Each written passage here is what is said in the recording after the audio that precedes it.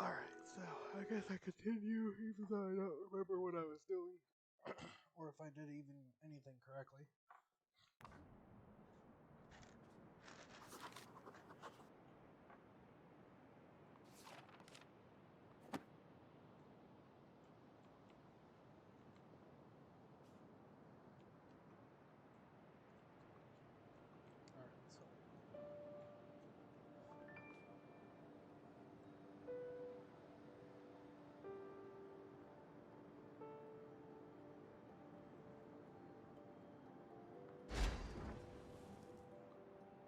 Alright, so I think what I need to do is start with these closer to areas I can put power.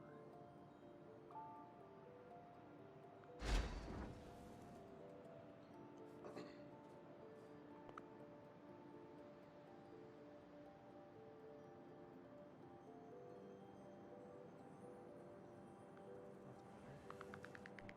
one I'm not using anything for. Sort of. No, I think the better idea. Alright, so we need to put power in areas that will distance. That covers that, so we can't put that there. Damn. Man, alright. I guess we put it here. Yeah, here is probably the better move. So, this is the idea. I have to use these before I fill in all of the water area so that I can get the most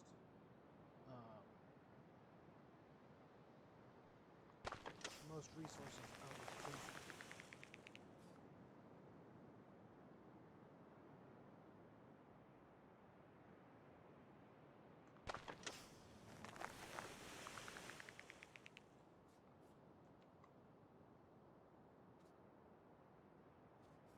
I want to see if doing this removes. It seems like it does. Damn. Okay. Bad plan then. Bad plan. Abandoning.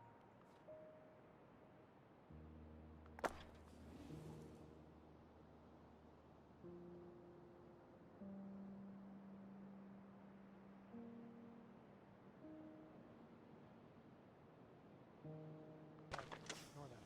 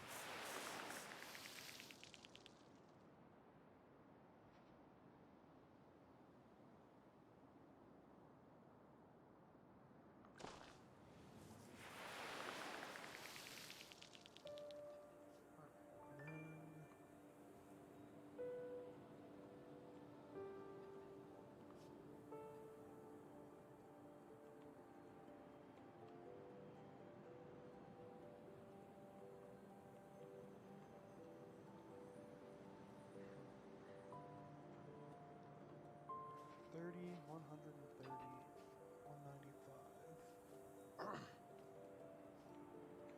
Versus, if I were to just use 65, will it finish it off? Alright, well I think that is probably a good point.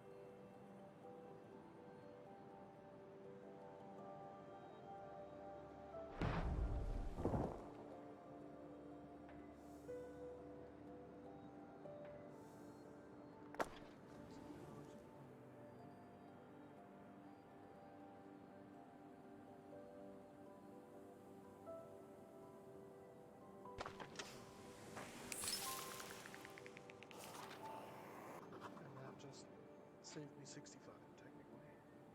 So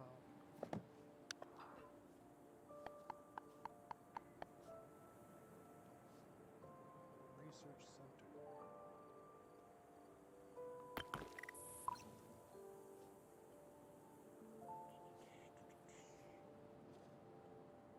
None of these can be made. My components, so things that work right now. And it's not even in ideal conditions. Let's see here. What's the ideal for it? 40? Okay, yeah. One cloud seeder.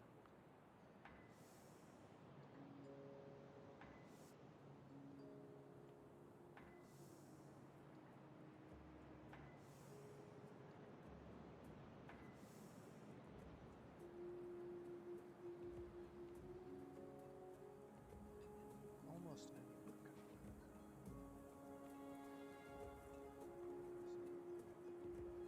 Best spot.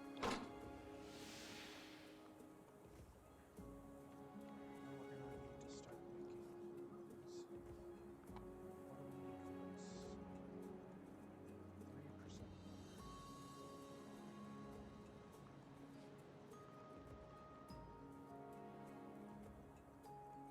3%. Since it's ideal, I might as well stop all of them possible.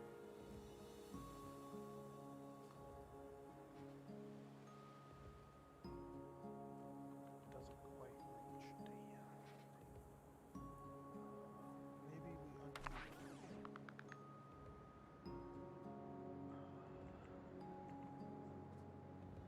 No, none of them really reach anything.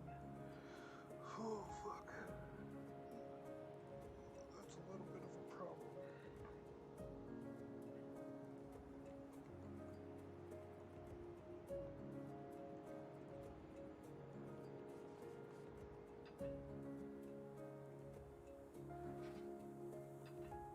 That's good.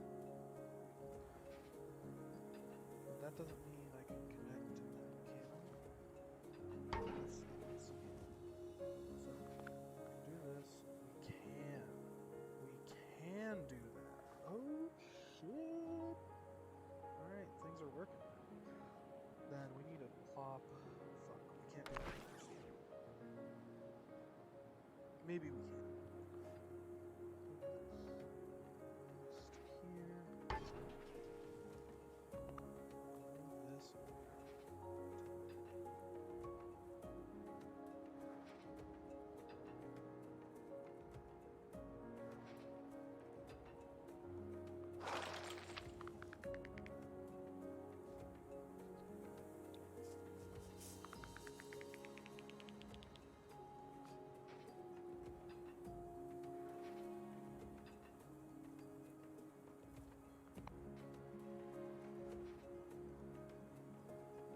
But they can't pick it up. However, if I use it, I can put one here.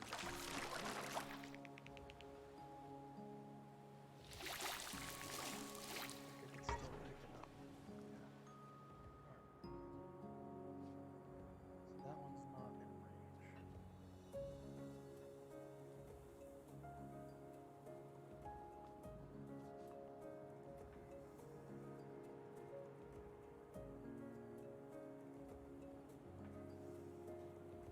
I would need 90. Bear with me. It's like 8 more.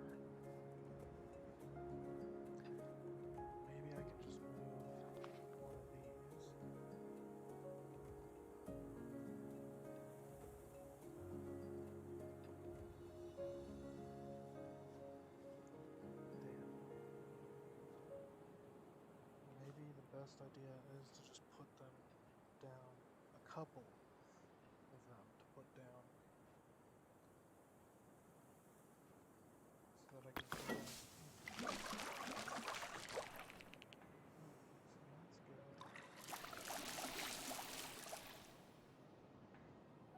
This goes over to that one, which is good. Alright then, that's probably the best idea.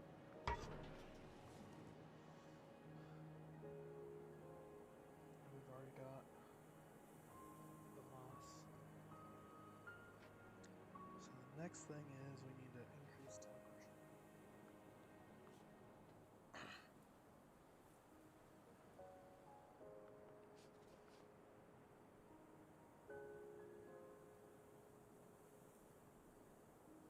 So throw down one of these.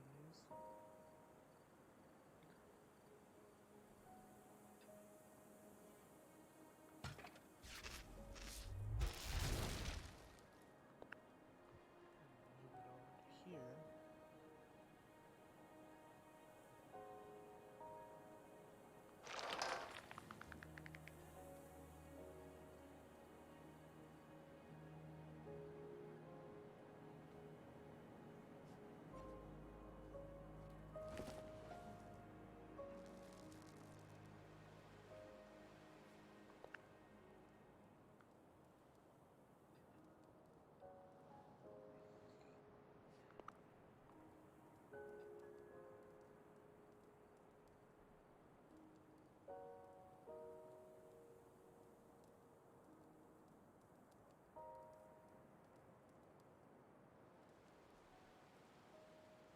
Probably do it like that.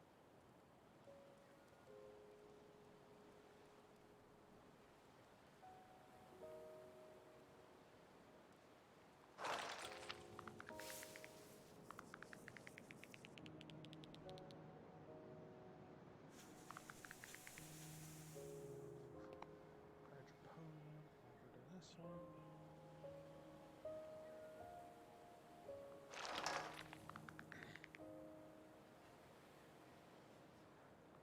Start throwing some more dirt everywhere.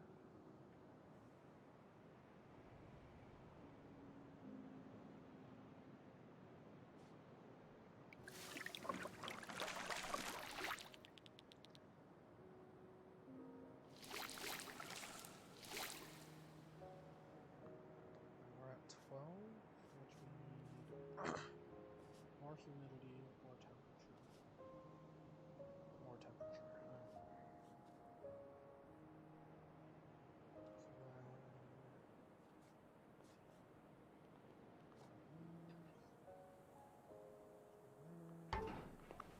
over to here. Try and fix this one up.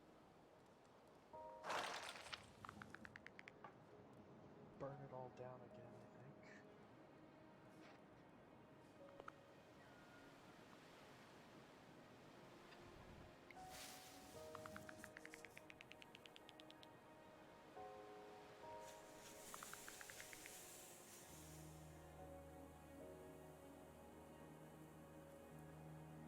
What's the lowest temperature now? Between 23 and 29, okay. And we can go up past anything we want. So I might as well drag it all to 23 then.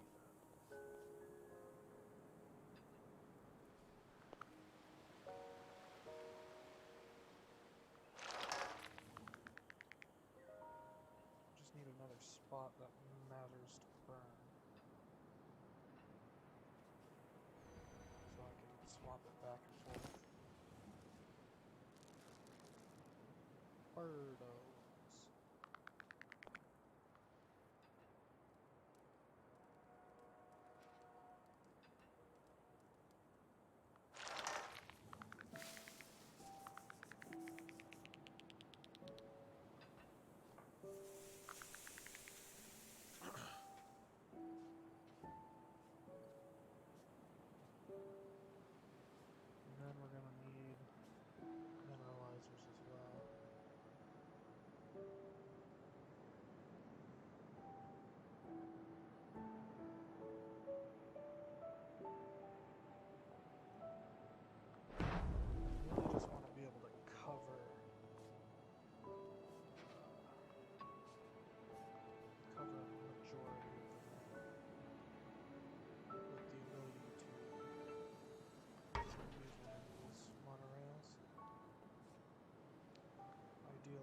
temperature conditions have arrived.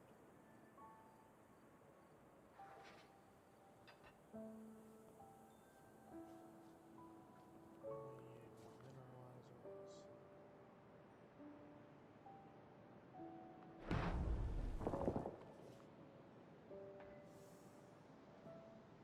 Huh, what happened? Did I click the wrong one? That's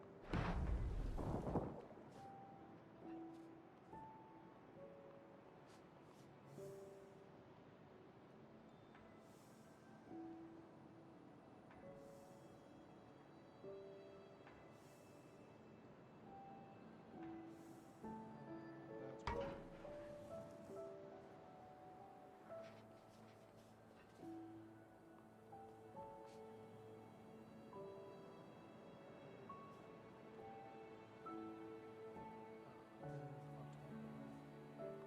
This doesn't connect, right? Oh, it does.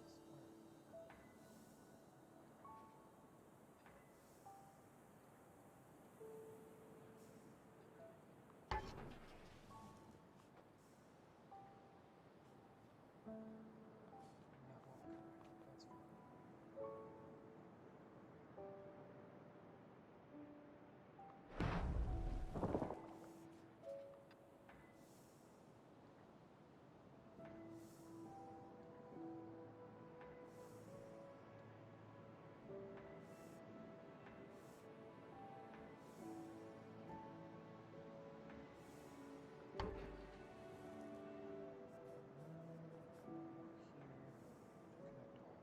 That's fine. Alright, so then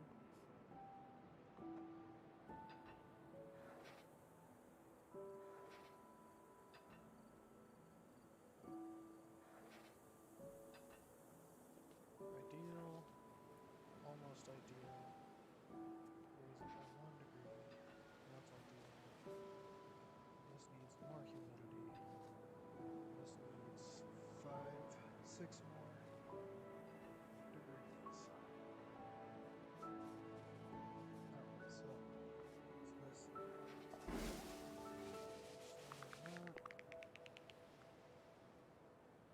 That didn't have the range for it. So we can throw it in.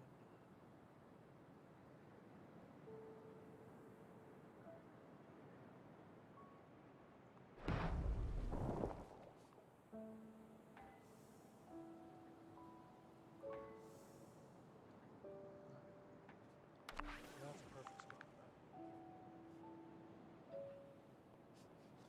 Salinator.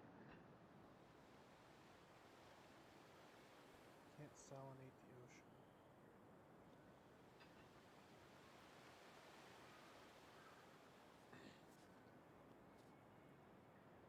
It's not even quite prime conditions either.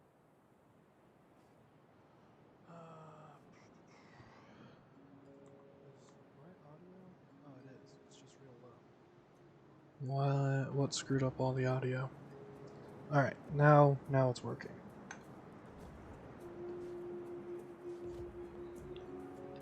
Alright, so then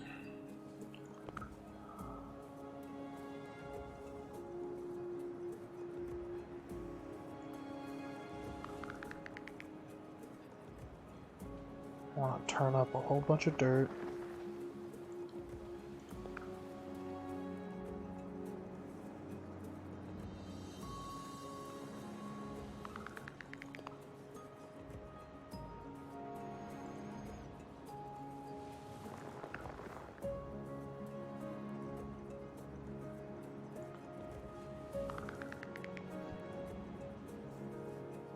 That one's finished. All 3 of those are finished.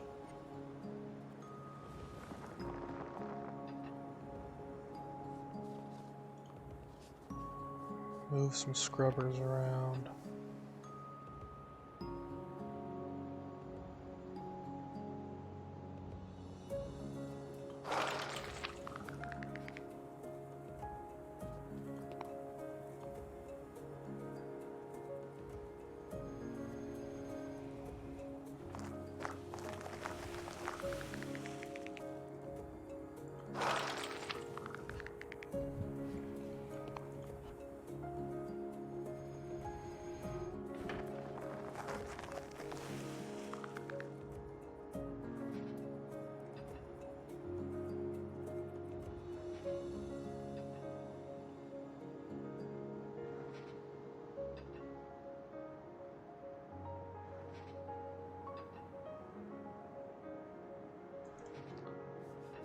If I can move another one up to here.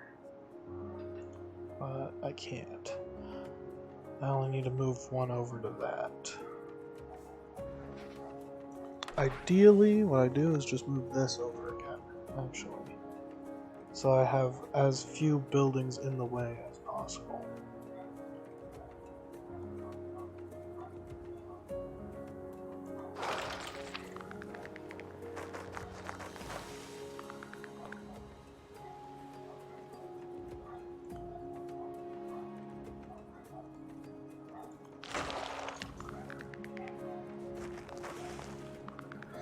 Alright, and then... Oh, I can't move it. Damn. What? Fuck you. Why? Why didn't it return it back? What the fuck?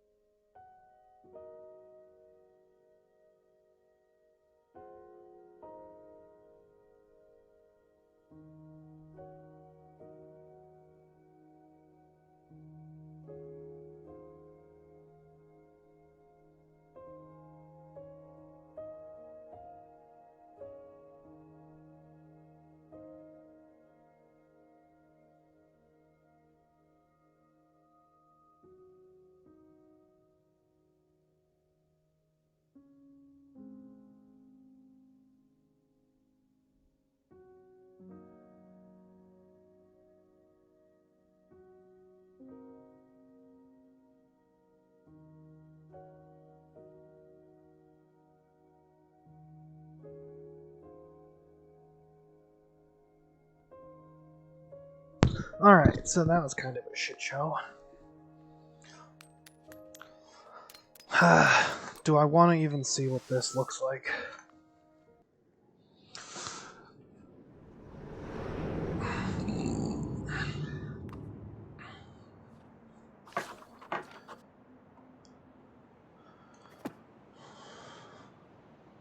Oh.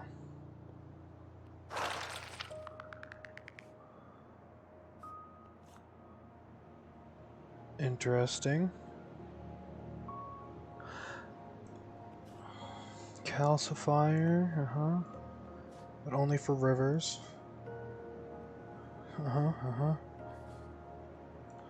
Can't put this anywhere. Man, this is fucked up.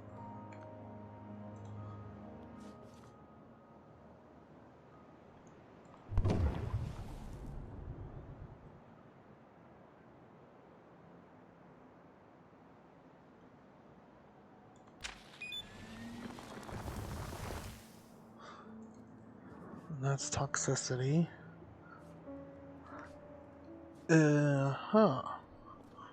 What's that mean then?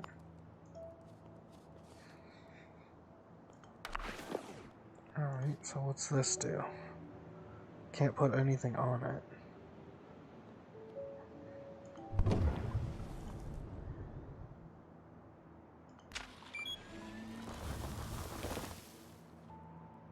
Rocks.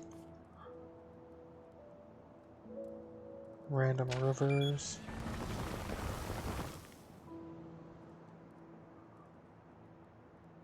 Huh.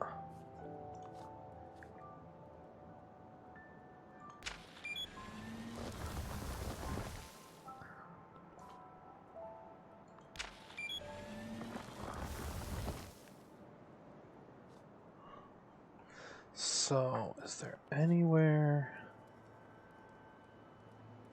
that has...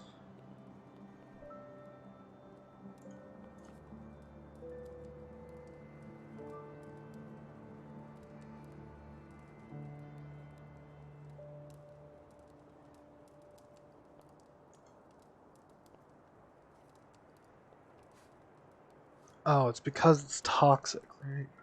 That these probably are how they are.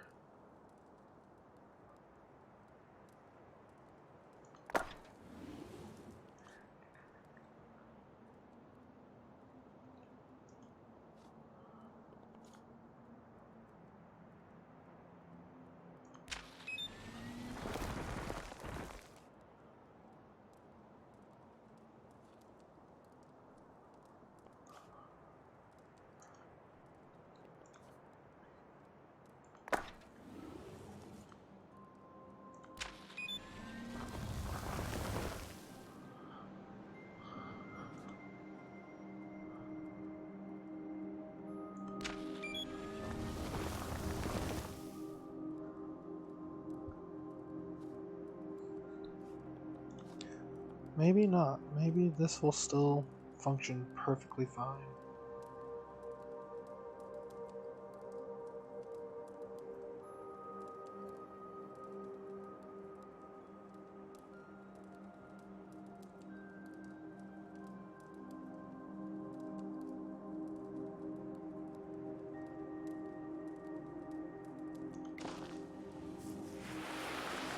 Looks like it does. Okay. So, temperature conditions is what we need.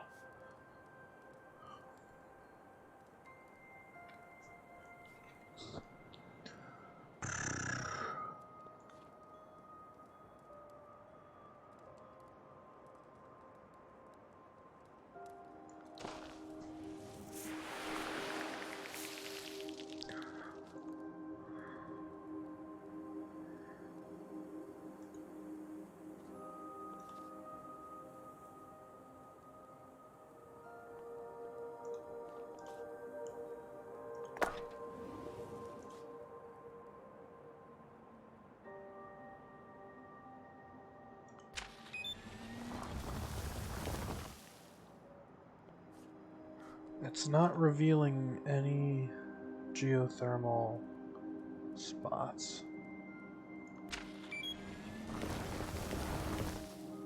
So I don't know if there's going to be any lava flow somewhere around here.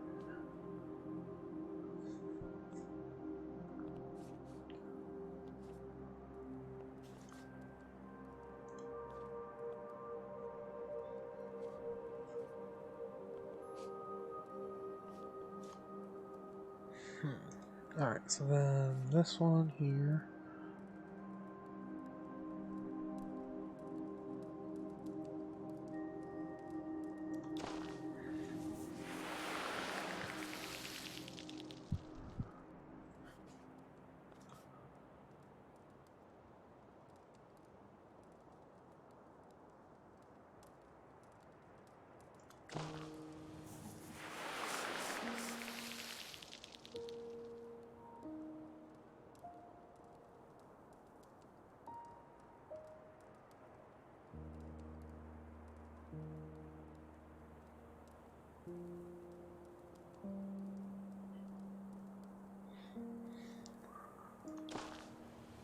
Alright, so I don't know how to get up into that area.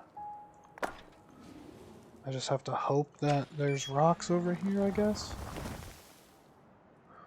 Or calcify my own rocks. I think that's a better plan. We put this here. Throw in a calcifier here.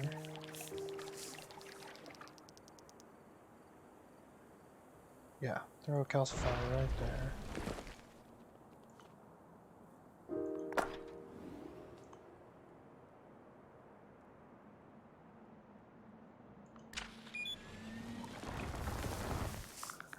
Water already, nice. Nice, alright. So that is how I would do it.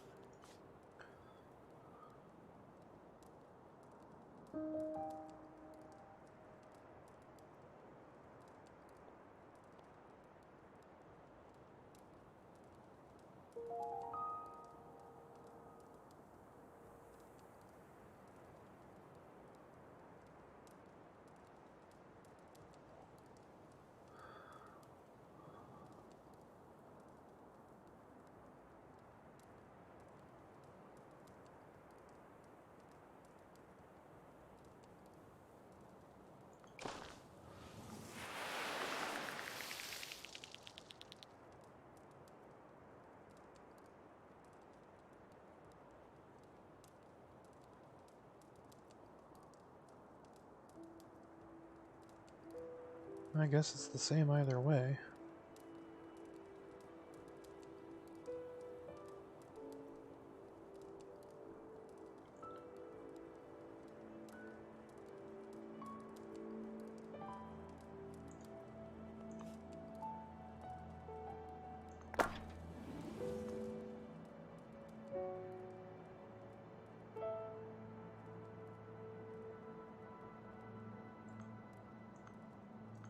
There we go.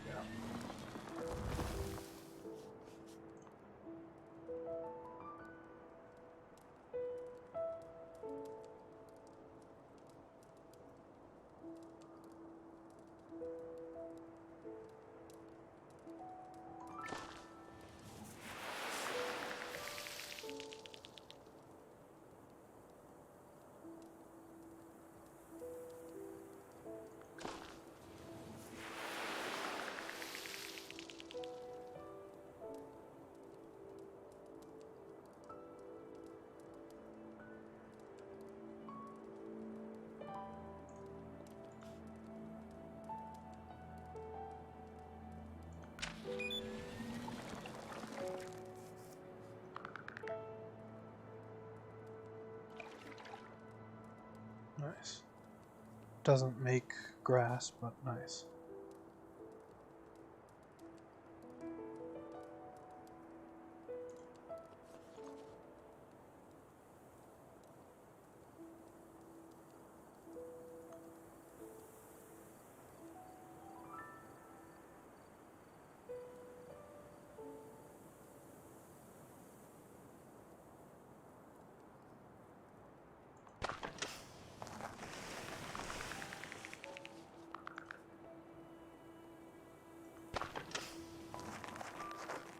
Not that.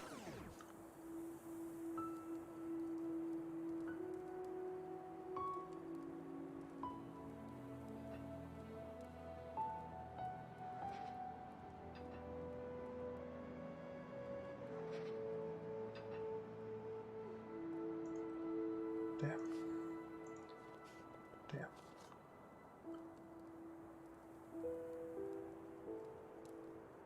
Maybe I just do it this way then.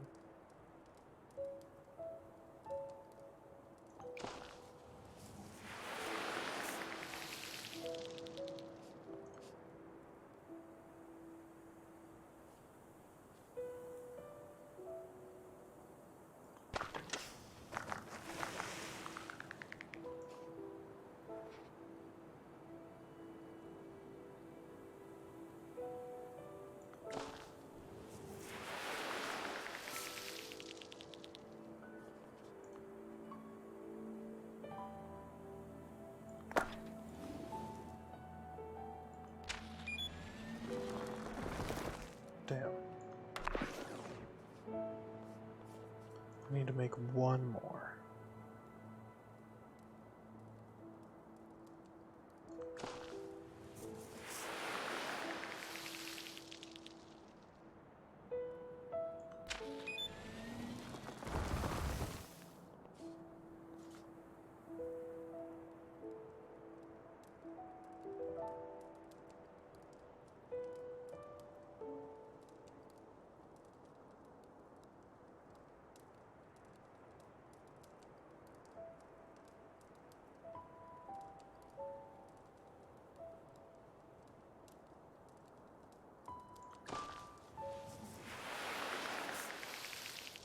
Yeah, so we're nowhere close to any of this shit here.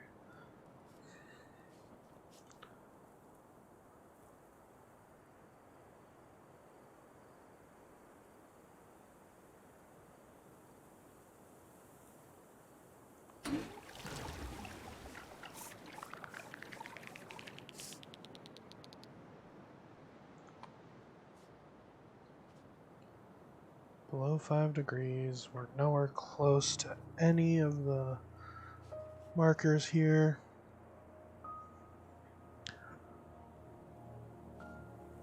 In theory, the best thing to do would be able to heat it up so that the snow melts, and if the snow melts, I can start putting scrubbers wherever without a problem.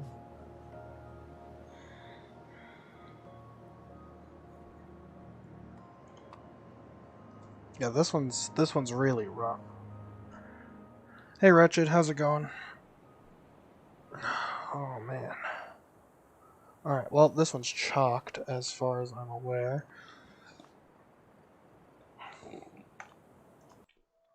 I didn't mean to quit game.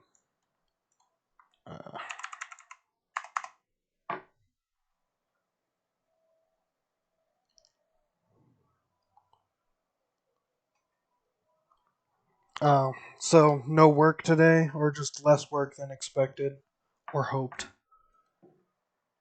Alright, can you... Thank you, game. Not Terraria, damn.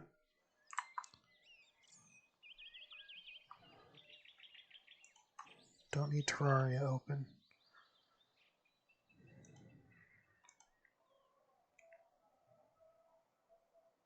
Oh, yeah, that makes sense.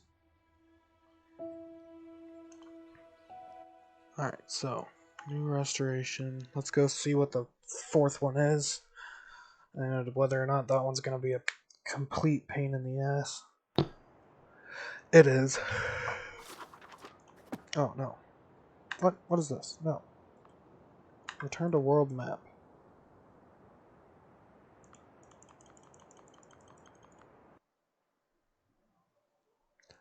Alright. Irradiated sprawl. This one's gonna be pretty terrible, I'm assuming.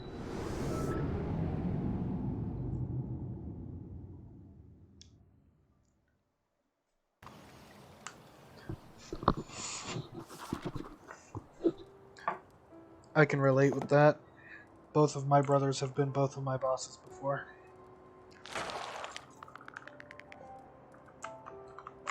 Why is nothing happening? Why can't I do anything? Alright, I broke the game. I can't move. Everything's locked. Escape button doesn't work.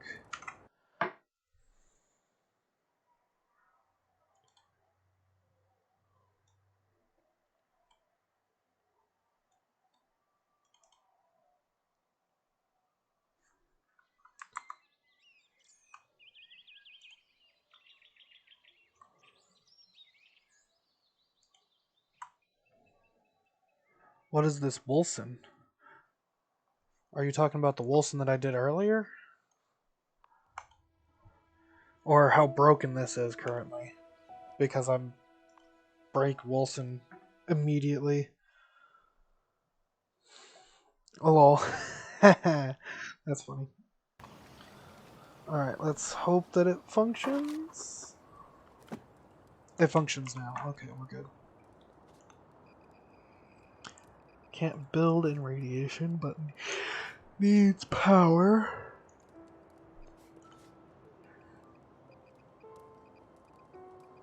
Okay, so this almost seems like it's going to be easier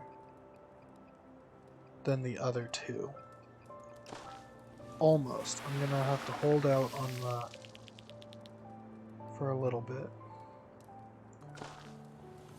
and realize the true horror of this one at some other time.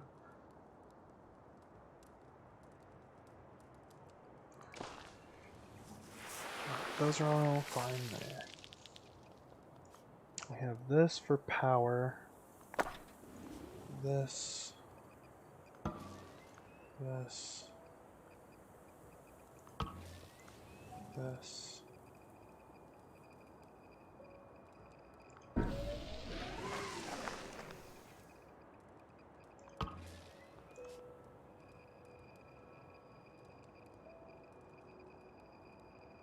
Can't build in radiation.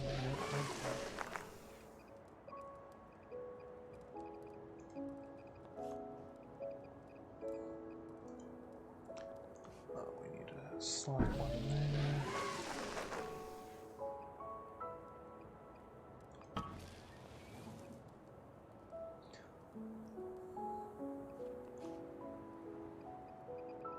So that's cleared out now. We can try and make our way over to here.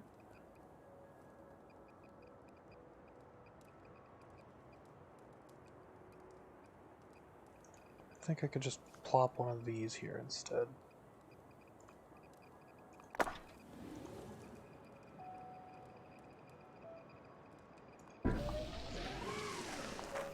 And then I'd have to make rock here somehow.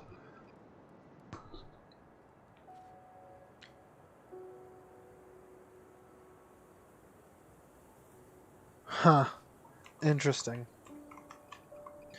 Yeah, my stint of Wolcen was I couldn't play it for the first 3 hours after opening it for 20 minutes because I couldn't get the settings to work.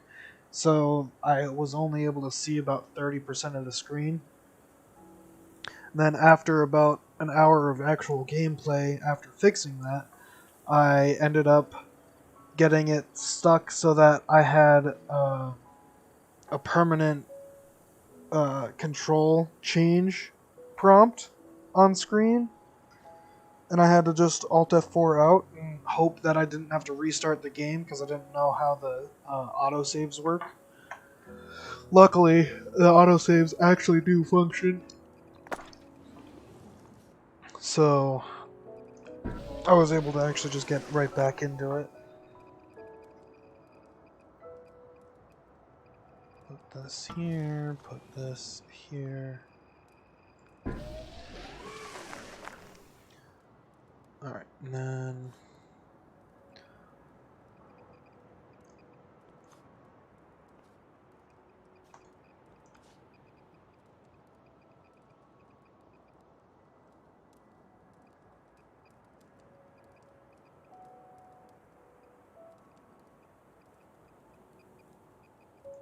we'll take that.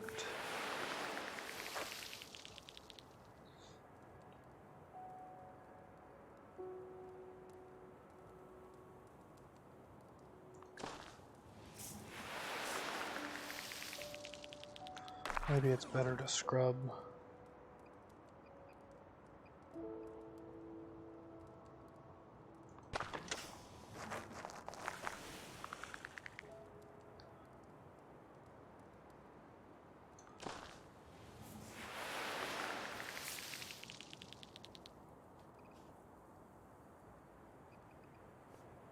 And then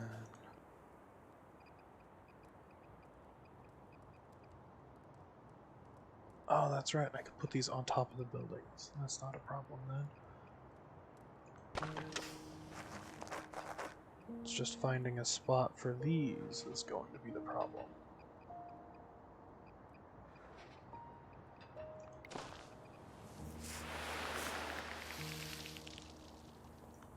Alright, fine.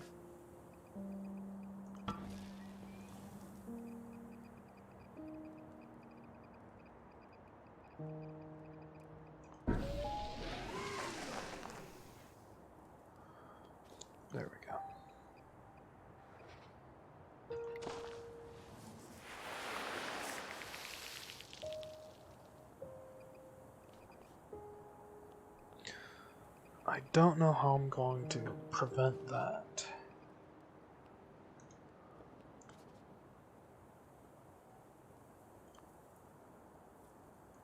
Slap that there, that there.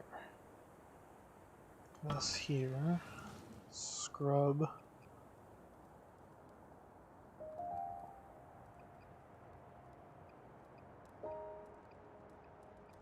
There we go.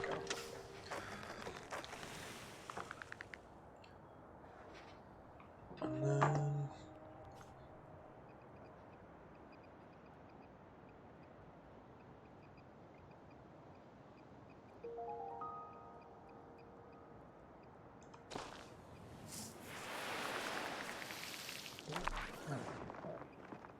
pull this down and then pull this out.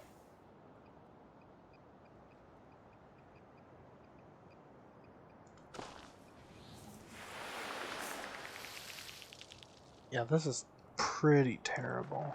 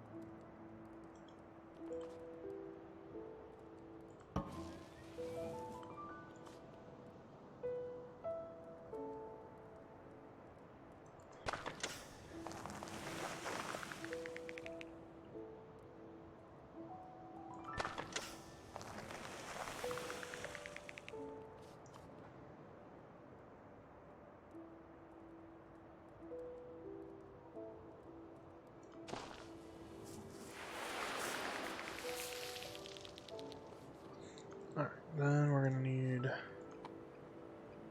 humidifiers.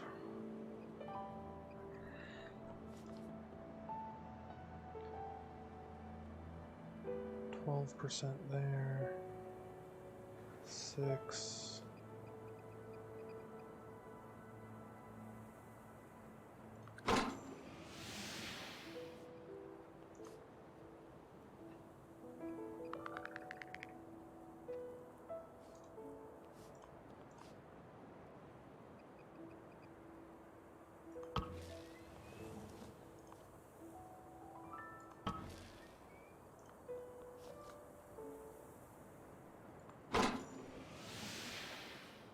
There we go with the humidity.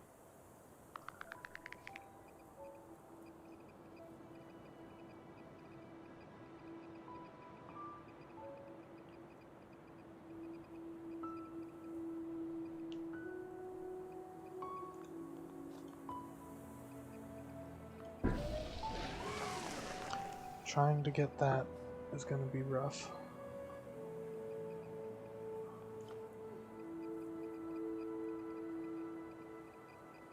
Because as a matter of fact, I don't know how I'm supposed to get it at all. I don't have any way to make a rock right now.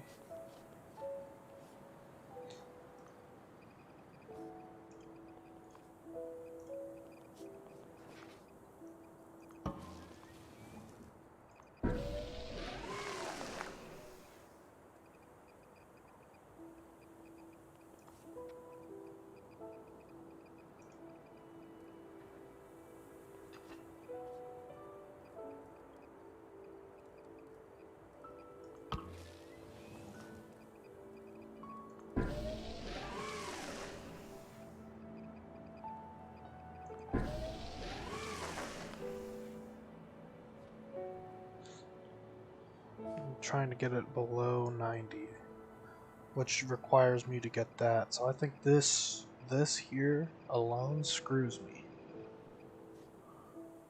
because I can't get to it until probably second phase.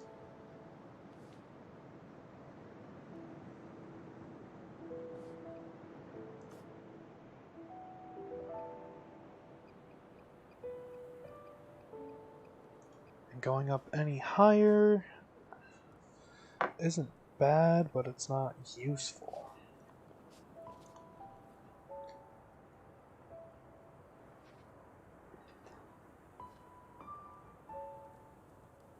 Yeah, fuck it. We'll need this. Drop this up here.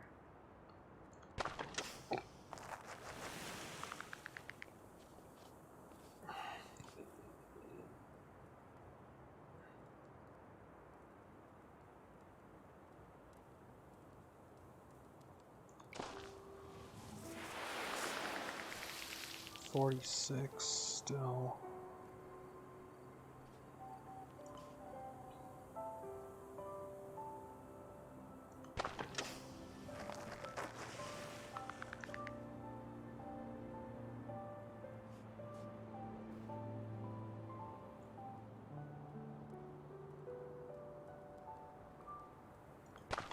There we go.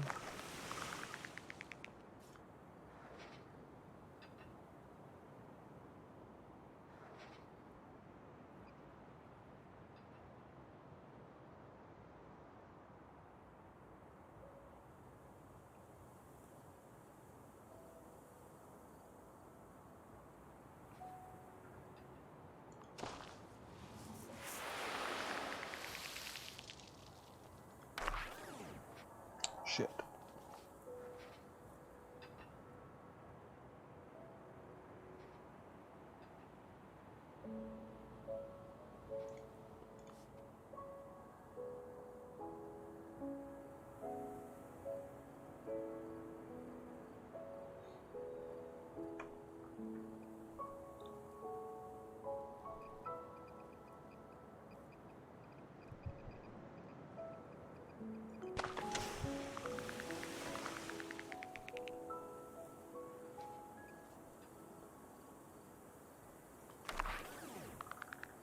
It does nothing for me.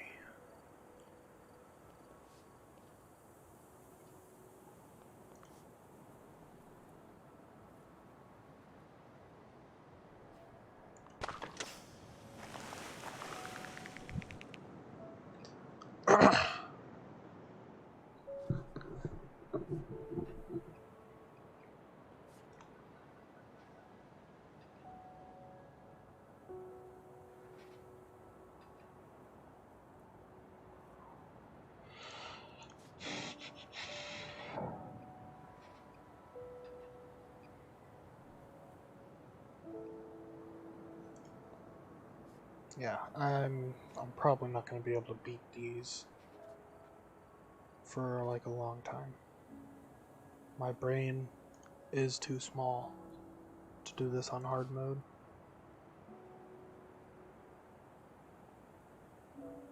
Especially when the game decides to say fuck you and doesn't give me back resources for hitting the back button.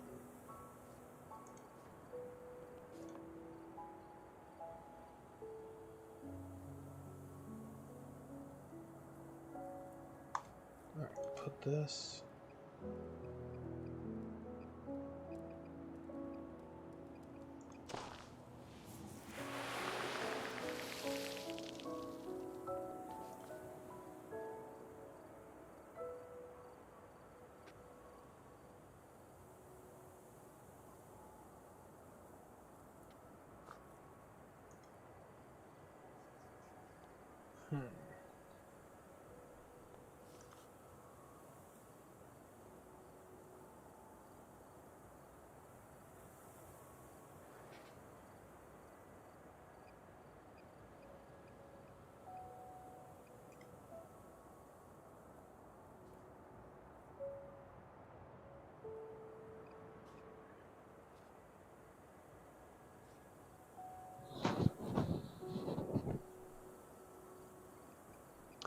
That alone fucks me. Such a pain in the ass.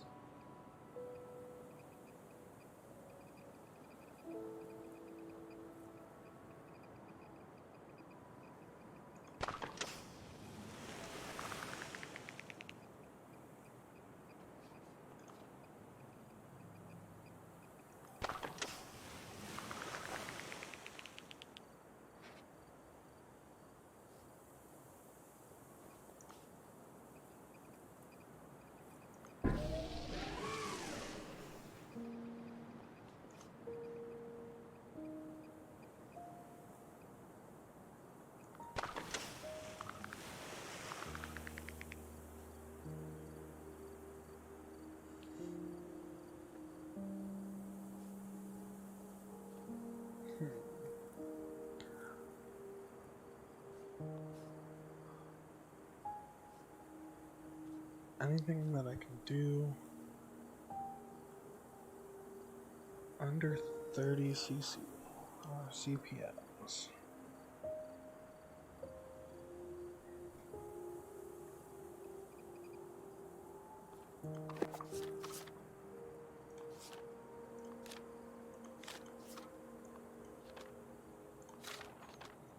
Not animals, this one. These are buildings. Regions. Continental. There's nothing in here to help me, I don't think. Alright, well, this one's also pretty chalked. I think I'm gonna have to reset multiple times, wait for a map that doesn't screw me over, I don't think.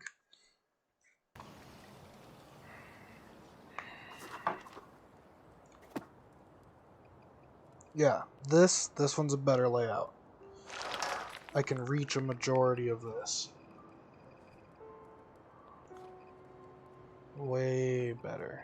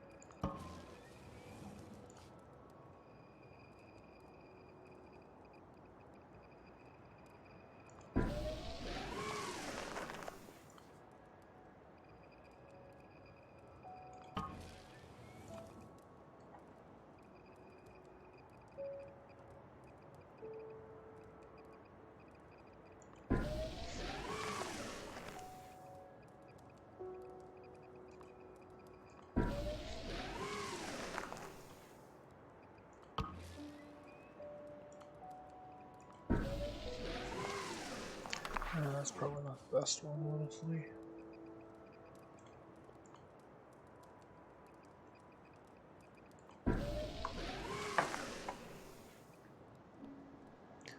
Alright, we got all that one down as far as we could, probably. Throw these around. Throw this down.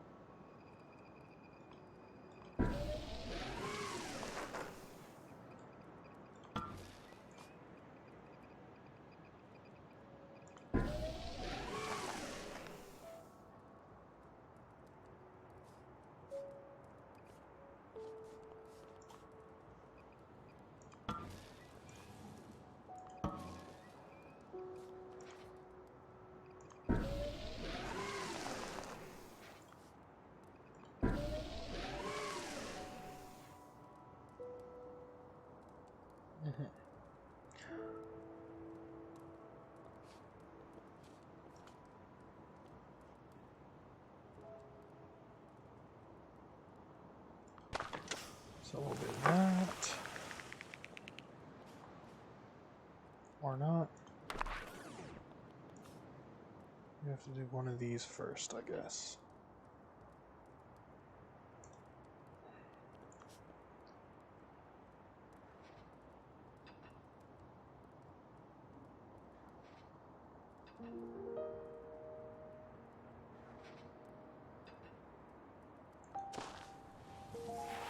Then we can do one of those right here.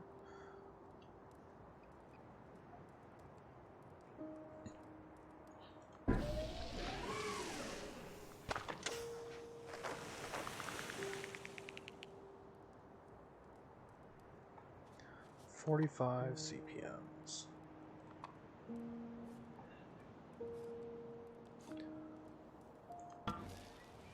Or we can throw this here.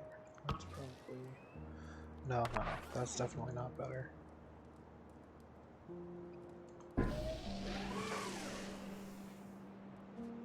40.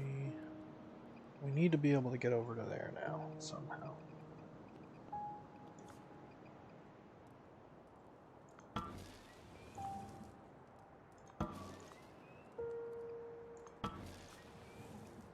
And it looks like we can't. Because we need to be able to pull under 30.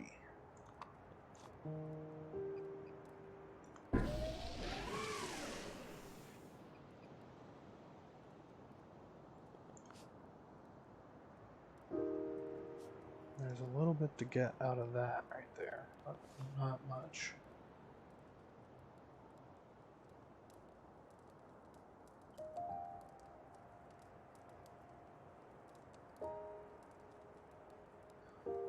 Oh, hydrate. Oh no. At least I do still have water though. How's it going, Tudo?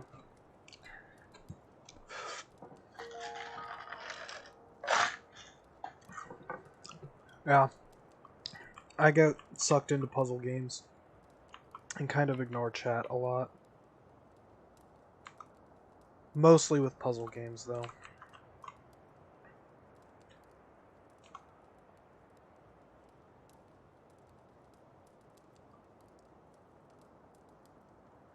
That's probably a good spot for that.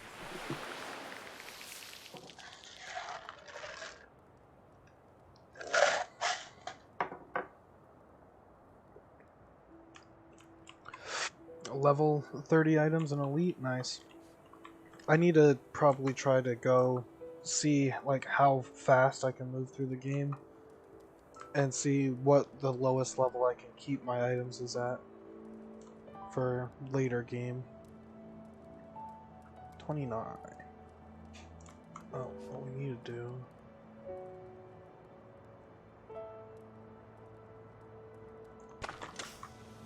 Throw that there.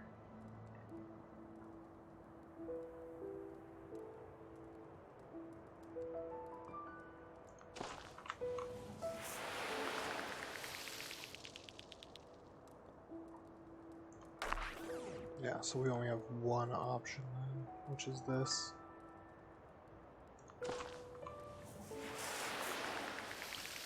And I can't even do multiple things in a row. Suck.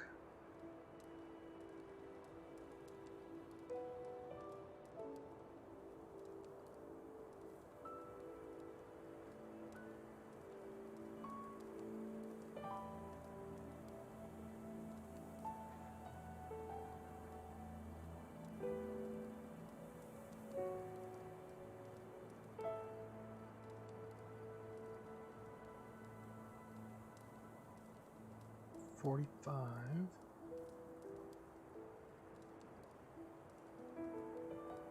Nice.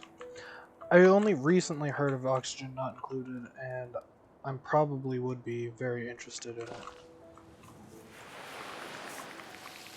I still don't know what it's about, though. Alright, so then... Can put one of these here, maybe?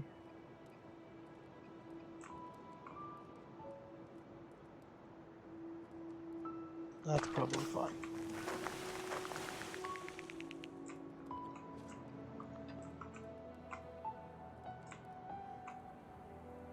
As long as I can generate resource off of those, I think I can be fine placing them.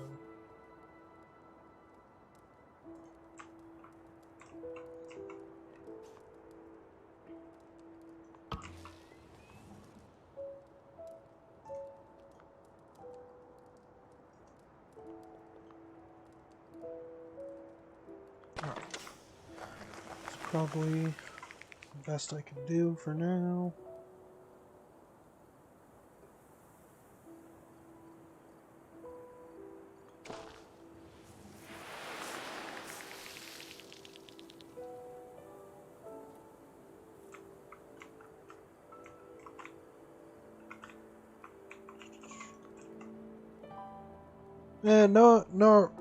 No reason to, honestly. I still don't have a job to even get it, if I even actually wanted it. So I still have to wait until I can get a job before I start making poor decisions on buying games. One of the reasons why I haven't gotten D2R, even though it's already on sale, is because I still don't have a job, and I was like, I'll get it if I have a job, regardless of the price, if I actually really want it. And now, I think within this past week, I'm like, I don't really want it anymore. Like I wanted it a little earlier this week.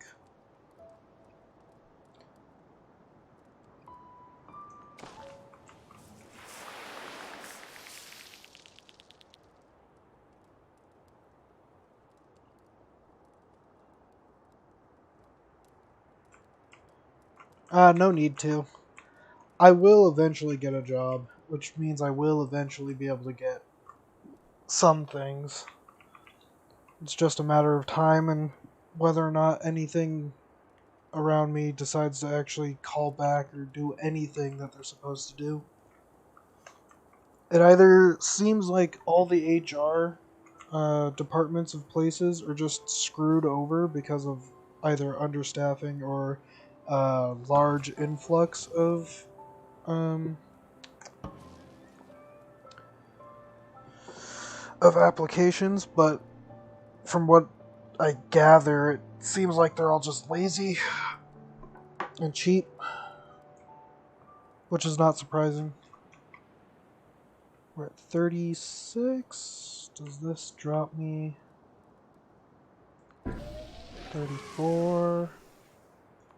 33. Both of them were only one S. Alright, and there's basically nothing I can do over there now. Shit. Alright.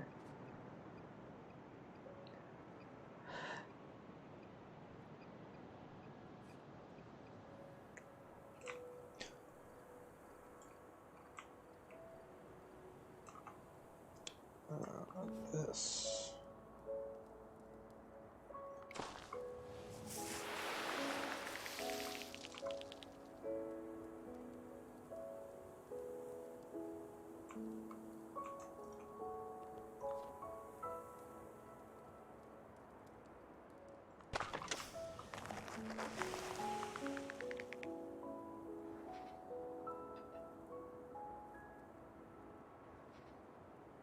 Yeah, screw it. Goes there. Alright, so how am I supposed to actually get enough greenery?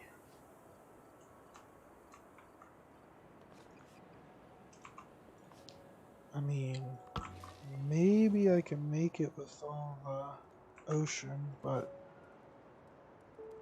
there's certainly not enough space to be able to put scrubbers down for it.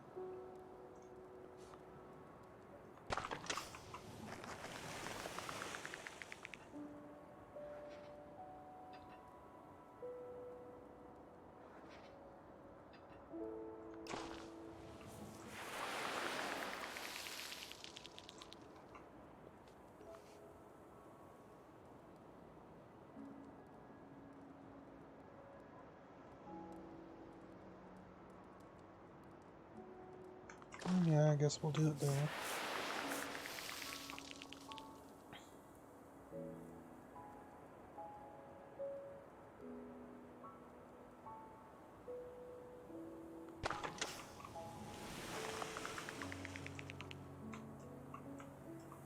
Alright, so I still need 30%.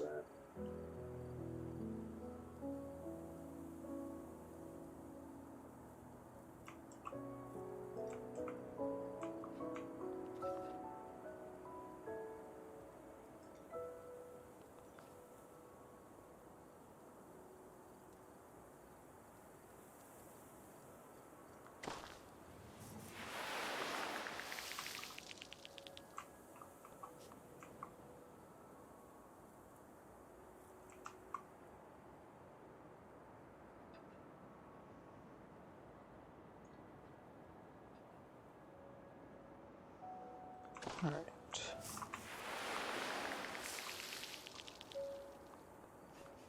Then a humidifier.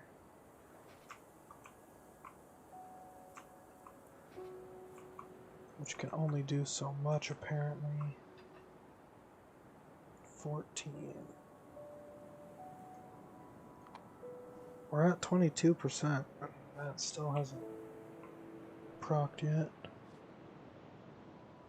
So I'd be at 36. We're at 35. We need to raise the temperature just a little bit.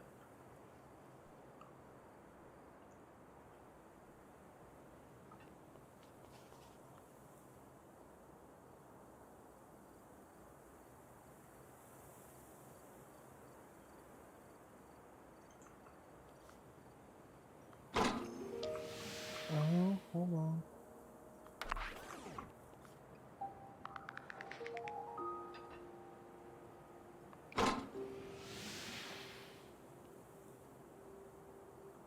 Yeah, no, that doesn't do enough of anything. Alright, 165, 165.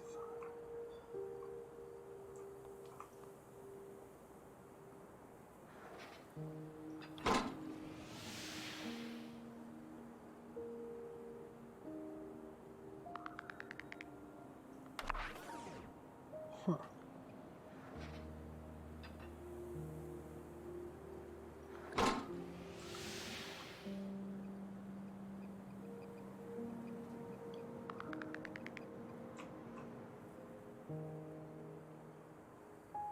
I mean, I guess that is necessary then.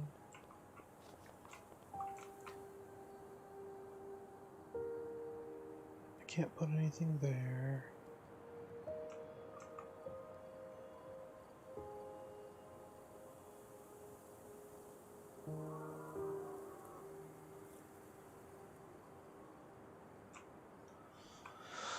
Oh, this is all rough.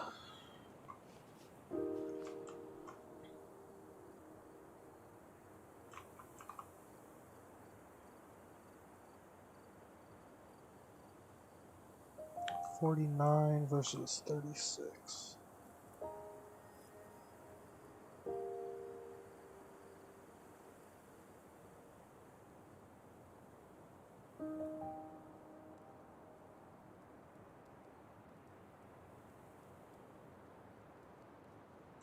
I'd still be 10 short.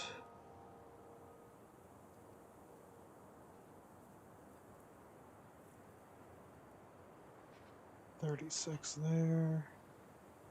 Same problem.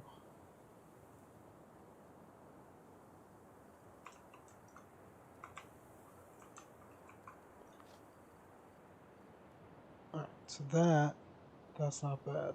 That's probably a good idea then.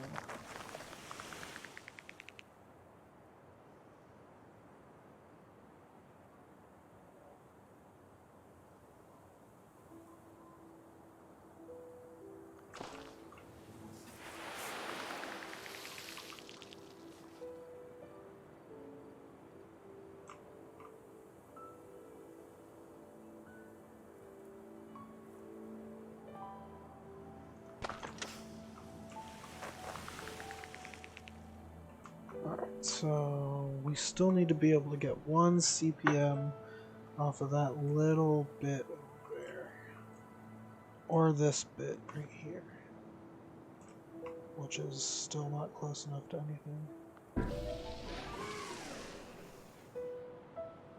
Not under 30.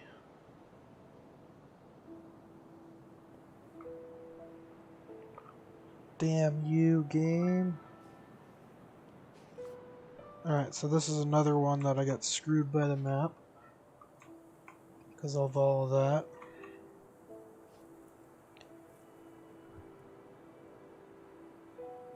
Because kelp forest would be very good to have starting.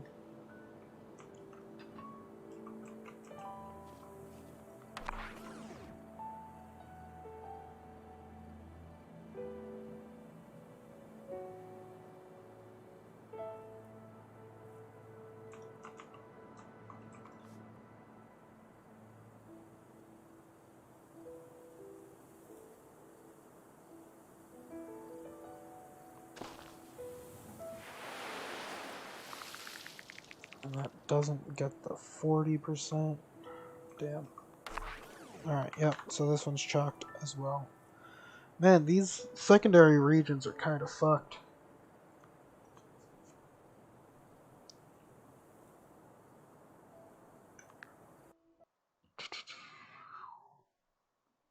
I'm surprised I actually could finish this one, but I still didn't get the beaver. But you only need to get 3 of them to count for the 100%. And to count towards objective, optional objectives. You only have to just finish them. You don't even have to stay at the same. Ooh, they're seeded? Well, of course they're seeded, but I didn't realize that there would be interesting seeds. Okay, so that might make like seeded speed runs for this game would be pretty interesting. Just have to find a really good seed. Alright, let's try this one again. See if the change in map doesn't mean too much for this one. Because I assume this one, the only differences in the map are going to be this outer region and then what spawns underneath when heated.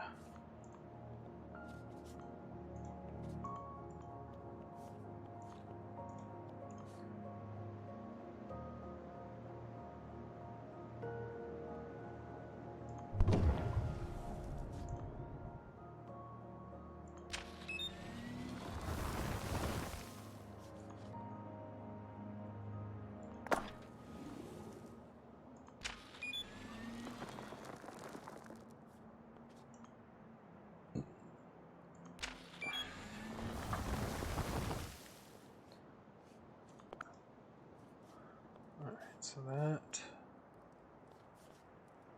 didn't net me much.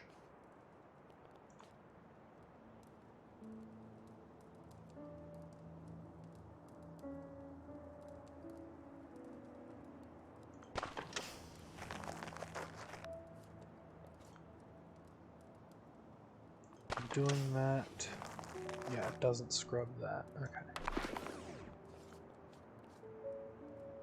Not that.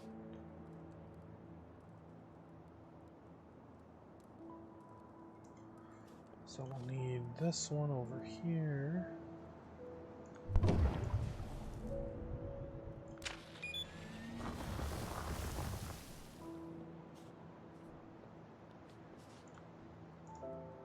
No rocks found, so that's fucked.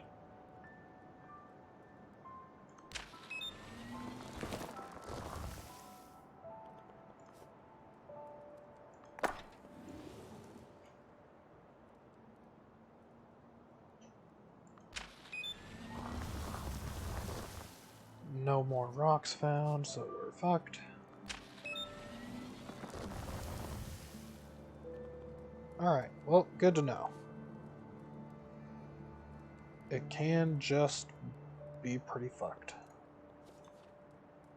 So You'd have to start doing early calcification and mineralizers if we ever had any. Man, yeah, these ones are brutal. Okay. And that's the seed. Okay, nice. Good to know. Alright, well, that's probably it for this game for now. Oh, God. And it's also probably time to hop off. Why is it already 1 o'clock? Jesus Christ. Spent 2 hours cleaning what my cats made a mess of. Donating 8% of profits from Steam sales to the EWT. Nice. Alright.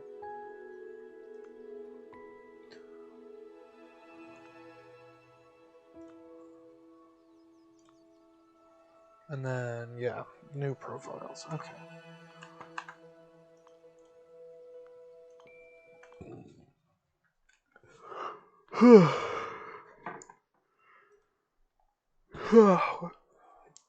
What to do now? Might as well do some Grim Dawn.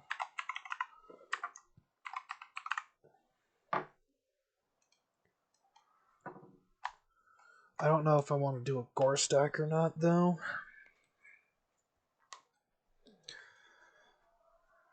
Might as well.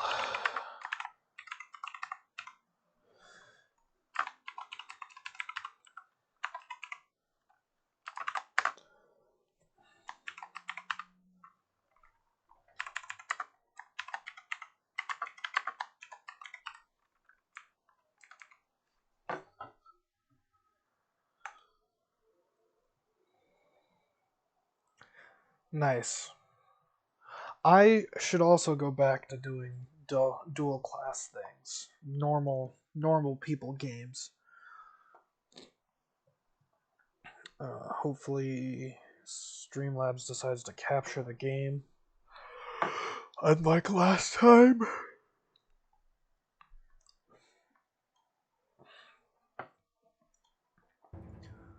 It does. Okay. We're good. We're good. Time to put the layout correctly.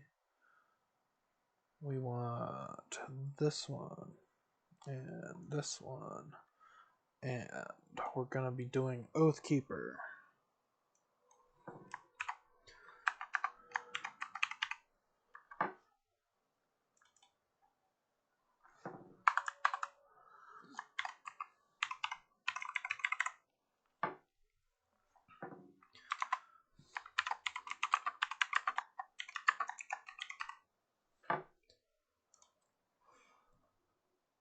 Alright. Main, custom, world. This is the previous Oathkeeper that I tried streaming, but ended up not because I didn't want to have to save quit the game to make sure that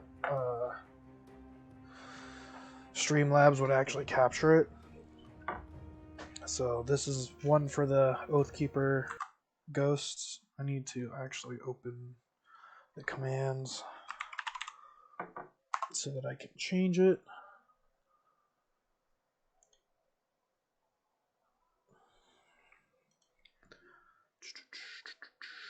We're at 3 dead Oathkeepers. This one was specifically for Judgment.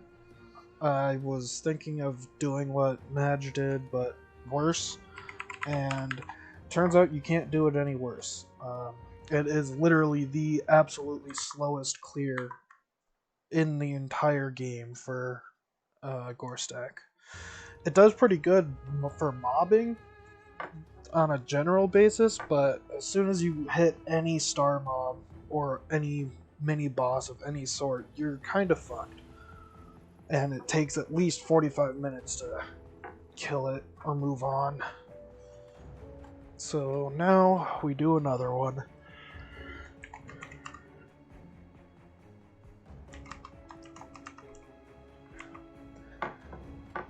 Pain in Panic. Alright. This one will theoretically have the stipulation of no respecs, but only theoretically. I'm not putting it up there right now because Oathkeeper's just terrible. Up the road, in the courtyard. Don't make. Alright, so we're gonna do some of the old school strats, but I don't have 6 hours to try and beat Krieg. You're not looking to, but the body you will need. Give me that.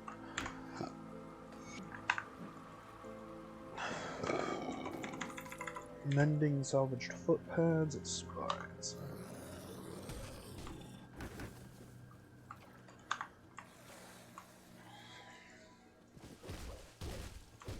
Yeah, no damage. Alright. I don't know if anyone will ever finish the Oathkeeper stack, in all honesty. If I had money and a job, I would actually put bounties on gore stacks.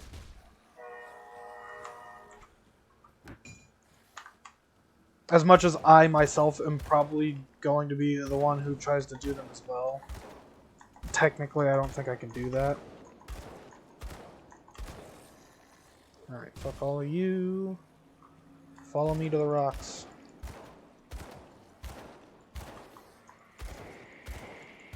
Anyone who doesn't know about this, when it's blocked, you could just walk right through anyways.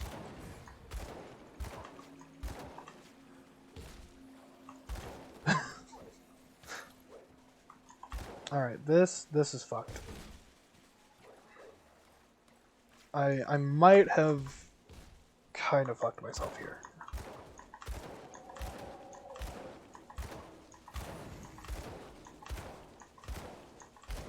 Nah, you know what? Fuck it. If we're going balls deep on this, might as well go all balls deep, right?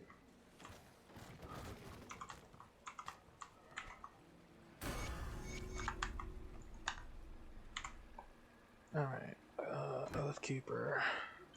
So from what I know, best start is Righteous Fervor, in all honesty. Resistant hide jacket, can't wear it.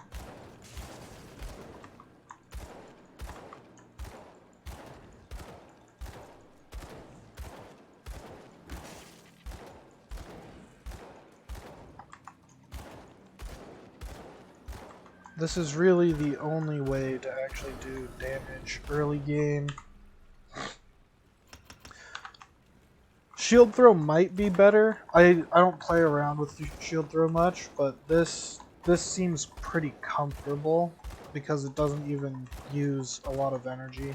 I don't know how bad the energy consumption is for shield throw, especially if you start to max it out early.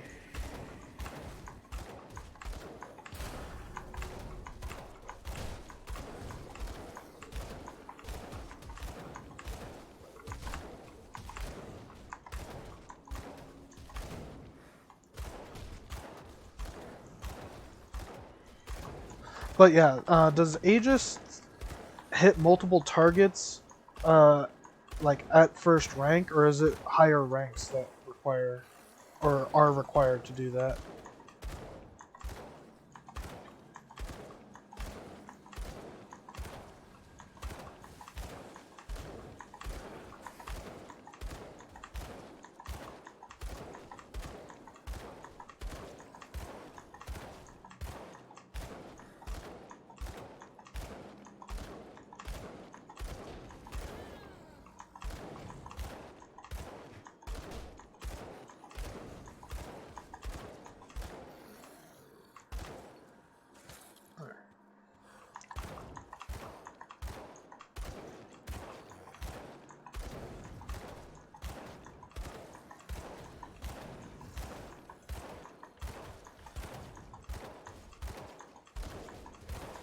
Yeah, with no respecs, it kind of makes it really weird how you have to play the early game. You either have to go with your suboptimal strat, that you'll end up using later in the game, or you end up just having to farm with the gun until X level before you can put anything into something that you're actually going to use permanently.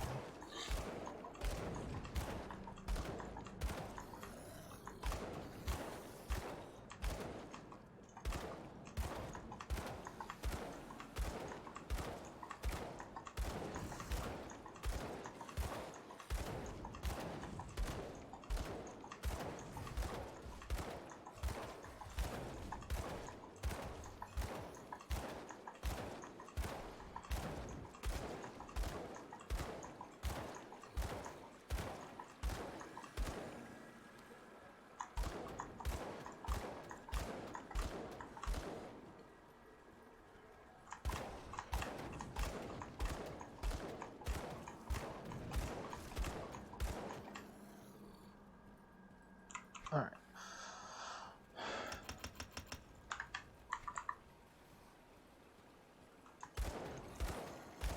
Might be the second node? Okay. Yeah, I might end up going into shield throw right after Righteous Fervor.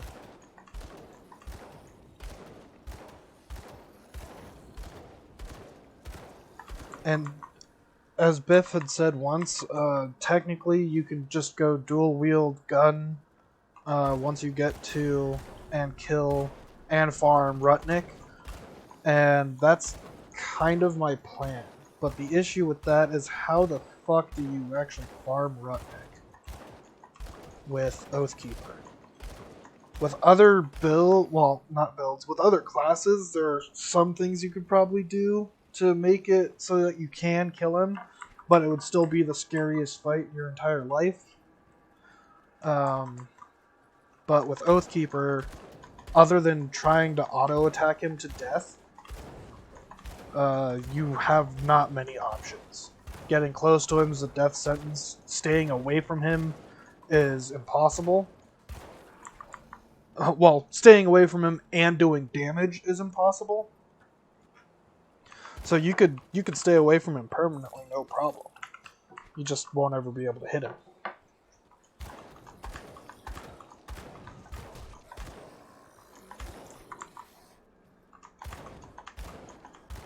I thought Eye of Reckoning was not a half bad idea, but the issue with that is it's terrible. You would need to be absolutely absurdly tanky to use Eye of Reckoning early game, and or mid game, and or late game. And only one of those options is plausible, which is late game. And if you're going to be building around Eye of Reckoning early game, you can't actually kill anything that's above trash.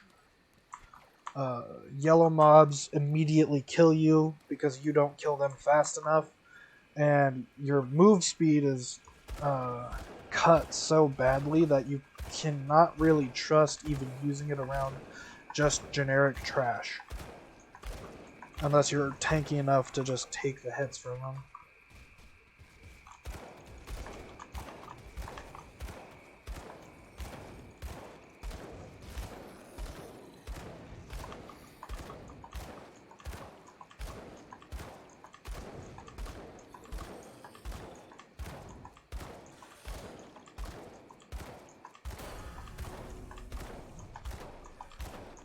We're 7 now.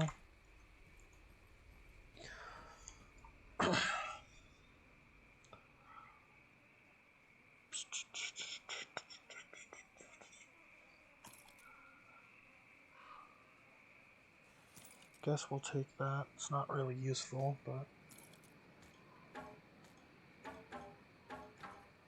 Is this better than what I have? Fire and cold.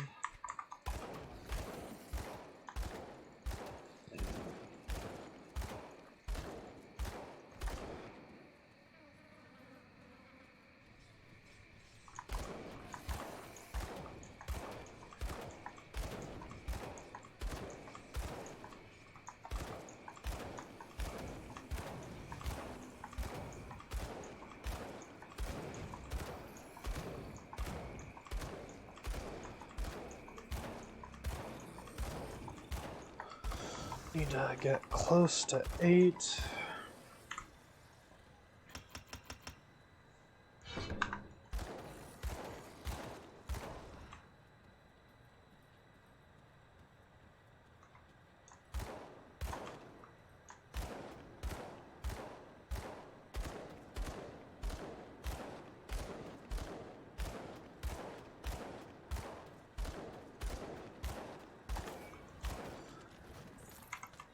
And this is about 70 times faster than doing it with Judgment. Not only do you get to level 7 faster because you're using Righteous Fervor, but you're also not taking forever to kill everything after you get to level 7. Because then you'd only have 3 points in Judgment instead.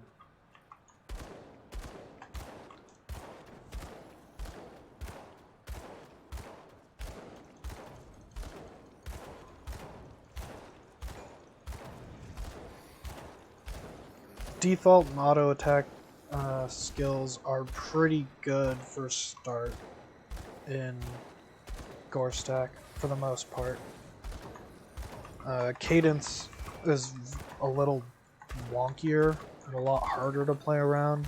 Blade Arc is also wonkier to play around because you actually have to play around the specific hitbox with melee weapons that you have to be like right here, shift, hit, and run away so that you're not right on their ass while you try to hit them. Because it's got the AoE, or the slight AoE on it. That doesn't need to be charged up. What does this node do? Dreeg's Reproach. Physical is converted to acid, fire to vitality. Yeah, so that's probably the best idea, because things resist fire.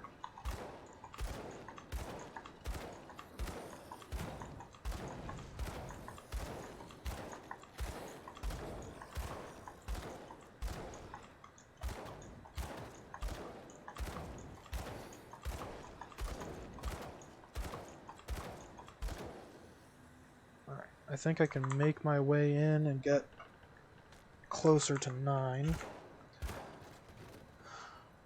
Nothing spawned here. Oh wait, nope. Things did spawn.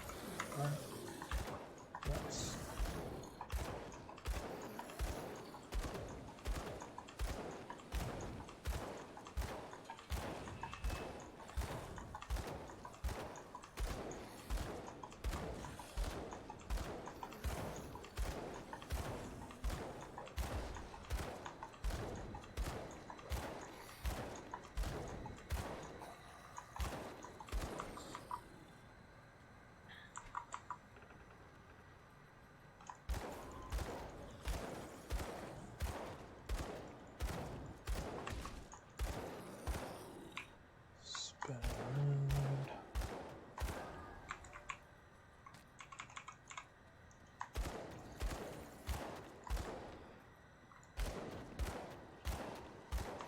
There is no spawn here.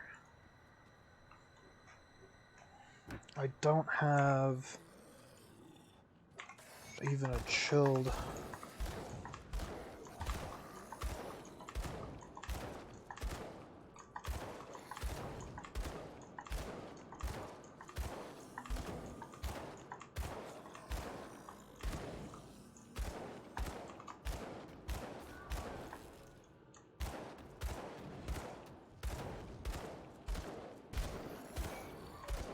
Killing these two with Judgment only took literally an hour. Because Judgment can't even hit this one, so I just stood here and did auto attacks for like an hour.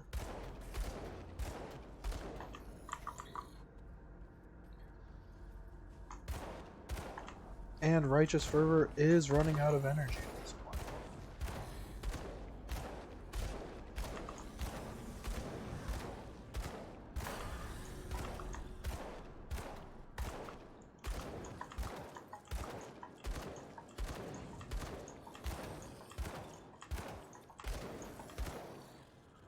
So now we just run around, taking pot shots over and over again. I might as well use this, honestly.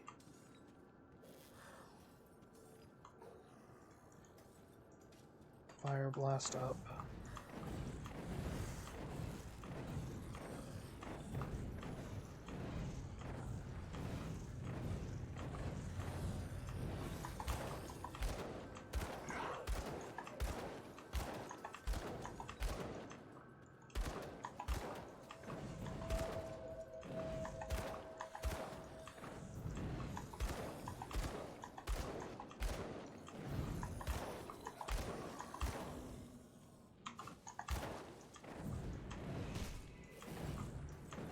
If I had mutagenic ichor, this would be so much better.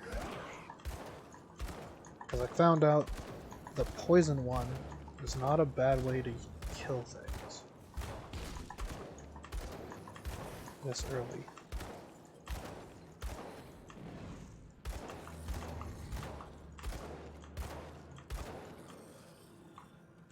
Grab that.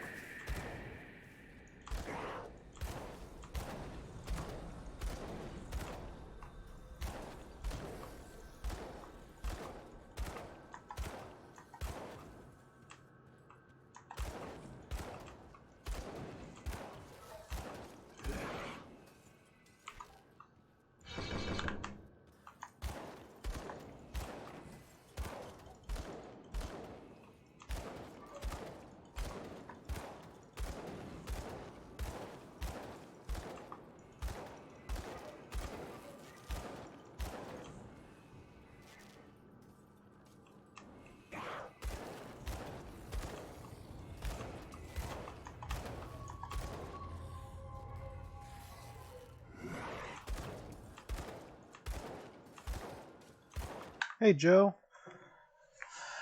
And Mortal Kombat, how's it going? Yeah, started from scratch. I died on the Inquisitor because I went and fought Ramzul because I didn't know he was an entirely skippable boss.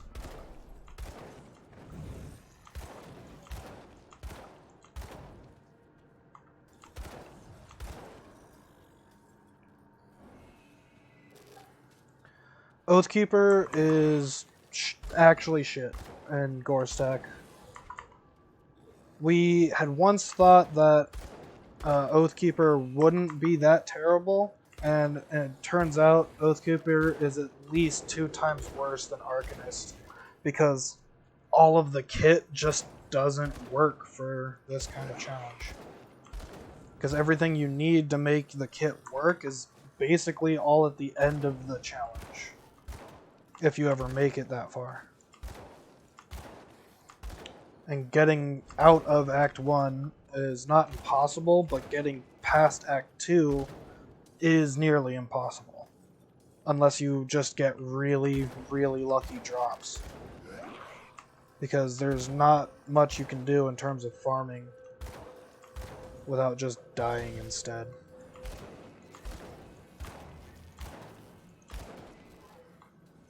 Kaizog, move your ass.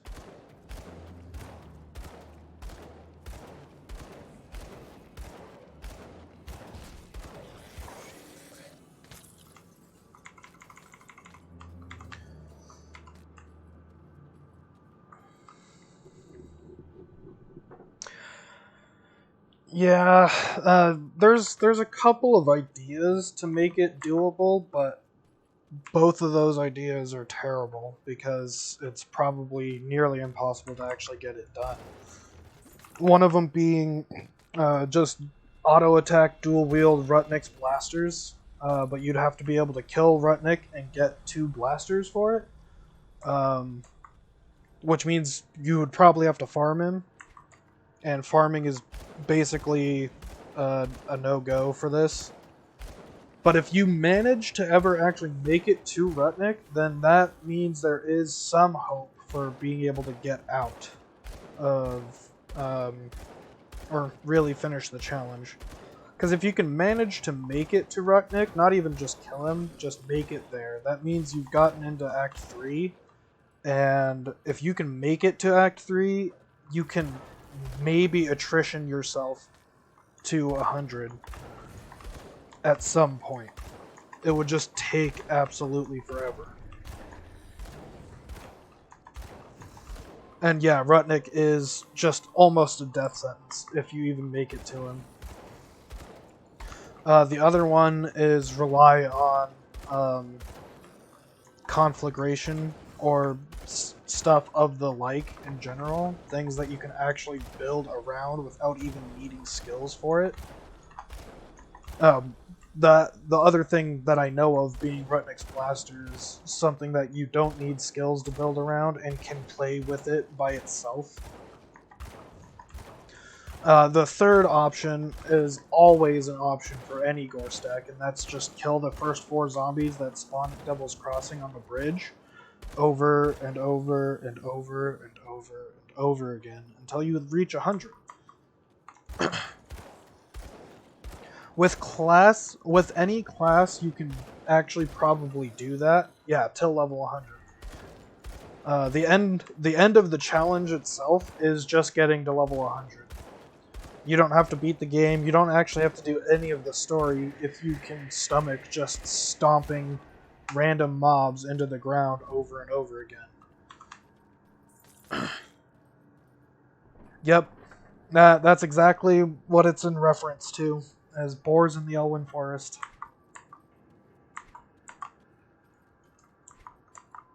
But that would take who knows how long.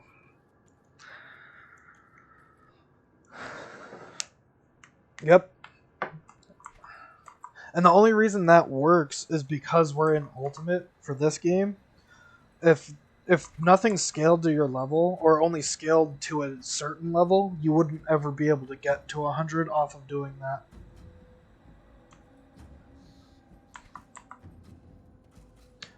Yeah, because they made certain enemies. Well, not certain enemies. They made all enemies scale to certain levels, so that once you hit a certain point of progression, it forces you to look at some portion of the game that isn't what you've already been looking at.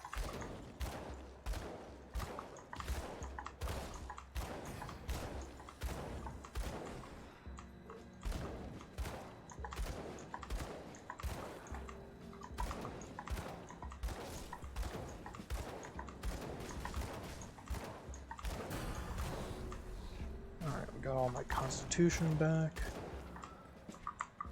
Stun lock him a little bit. Do I have poison res? Nope. No, I don't.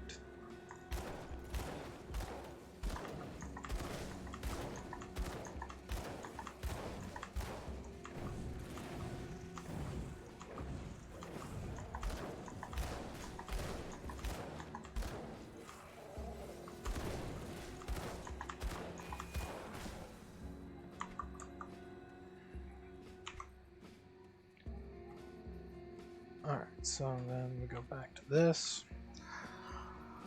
Aegis of Menhir.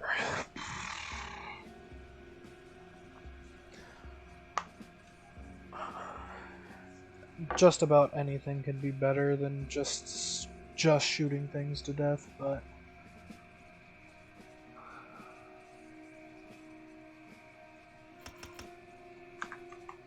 alright. Fire Blast, just in case.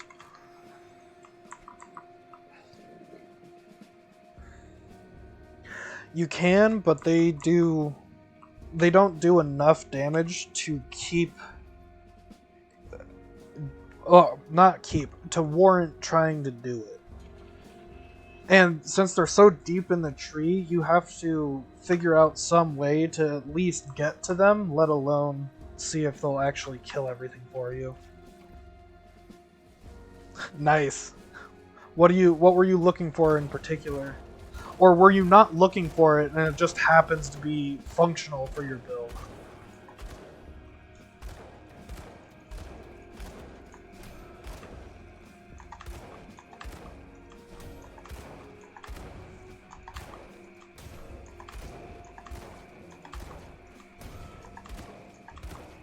Because I assume if you were looking for it, it wouldn't have dropped you. Alright, so Aegis, single target. Actually, no, the fact that it stuns makes it useful.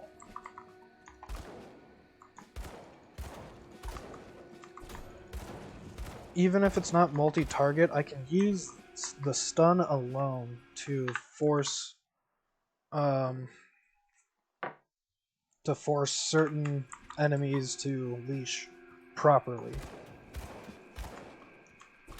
At least ones that can be stunned.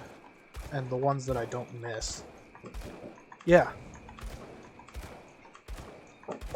Yeah. I did not.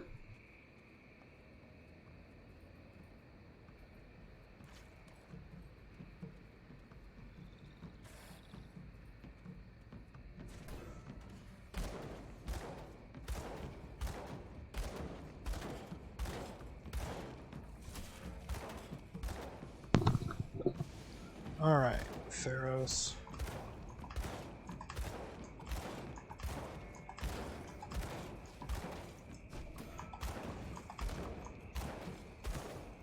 So he's healing. I don't get to do damage to him.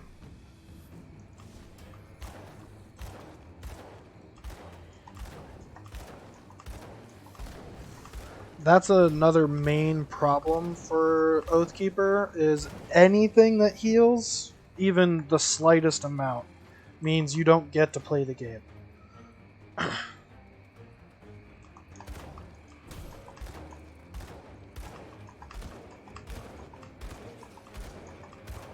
Regenerators are your enemy of all enemies.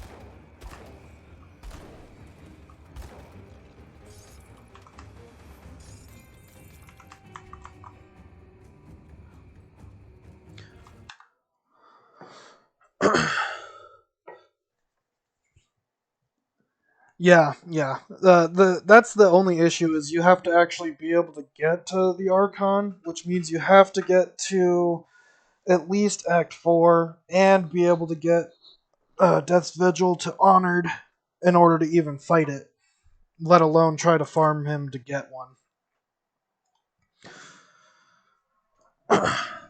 The main issue that usually comes up for Oathkeeper is that all of the gear that you would need to make any of the builds work are locked behind something that's either a um what's it called? Either behind reputation grinds or behind quest progression. Well, not necessarily quest progression. I mean, you can't go past Karaz without actually getting the quest to open the gates, which means you have to actually get Ulgrim to Homestead and be able to kill the amalgamation to open the other door on the other side. Which means, yeah, basically everything you ever need is actually locked behind quest progression and reputation grinds. Um, Biff had tried to go with the Righteous Fervor gun, I think, because Biff, I think, is maybe I'm wrong. Whoever watches Madge more than I do can probably tell me if he made it past Warden with his Oathkeeper on Gorstack. But from the only person I know that's done it is Biff so far, and he went into FG to try and get Righteous Fervor gun, and then was like, "Oh, I get stonewalled immediately by a single trash mob because you're not allowed to do anything." And he was like, "Well, I guess that's out of the question." And then he moved on to trying to figure out anything he could farm, and he ended up dying to a what was it called? Ancient Savage Totem, I think. Whichever one is the one that spawns in Vyloth's lair. And he got Yeti dicked.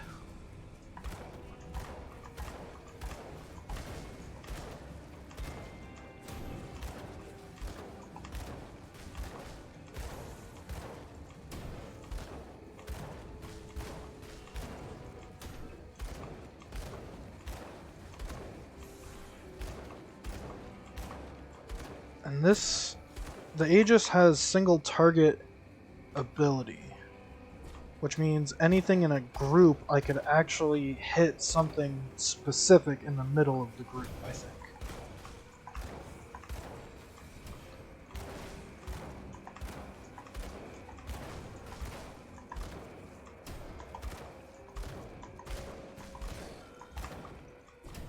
I could be wrong about that. Forsaken, okay, yeah.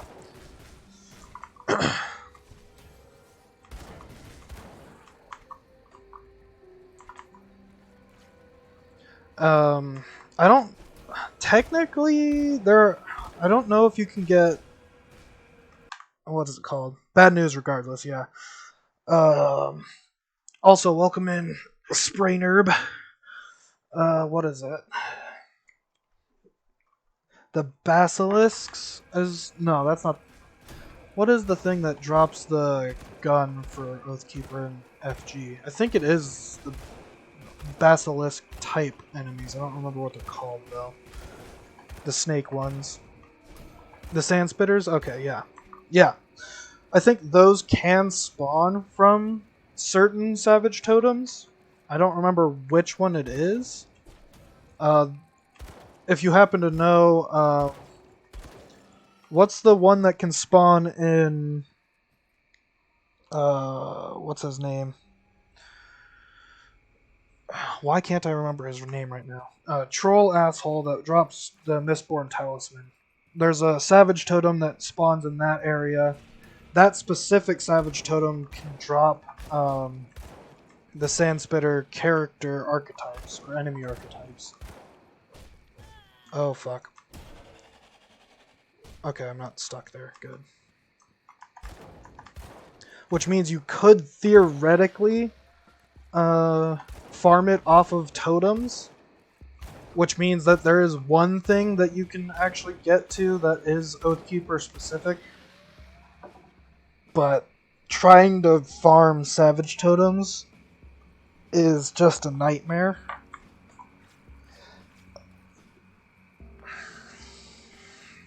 Yeah, Smuggler's Pass is ancient. Yeah, okay.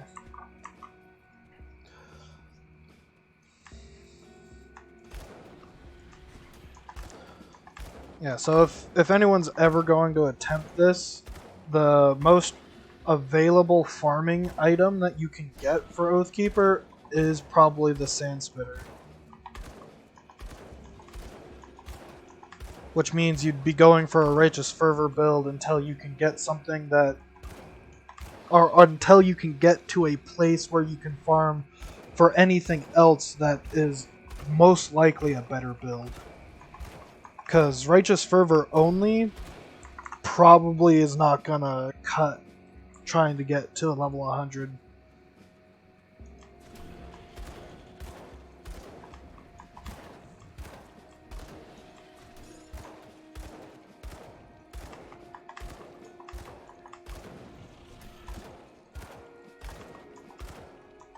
They're not good, but it's the only thing that you can actually have that even boosts any of your skills, other than just lucky drops.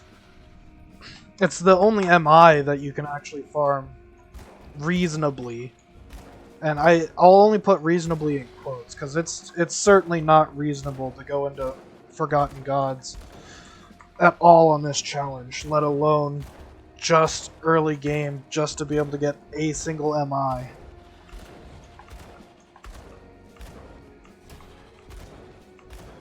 Now, this is all barring lucky drops, like if you were able to get any epic item, like the Fanatic's Overcoat. A Fanatic's Overcoat would be probably good enough to be able to push you a little bit further into farming something else, but it would still be a really rough ride to try and get any of that done. And in terms of survivability, I don't even think the Overcoat is worth all that much for toughness, but it would still be better to use that over any gear that you would possibly find early game.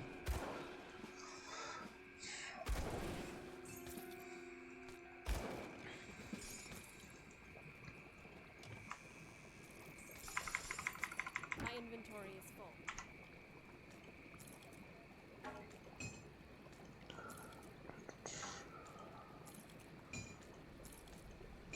I guess that can stay there.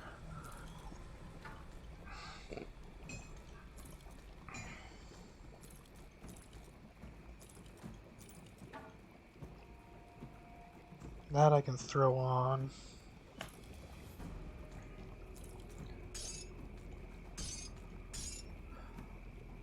This adds... Okay, I need 2 of those. I'll throw that point in there. We're gonna start with some Smite as well. Gonna probably end up using that.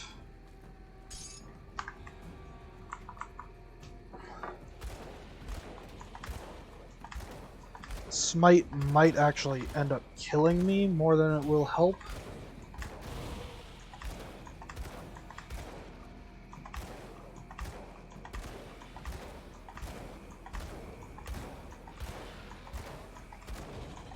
If it could actually proc at a decent time, it would be fine.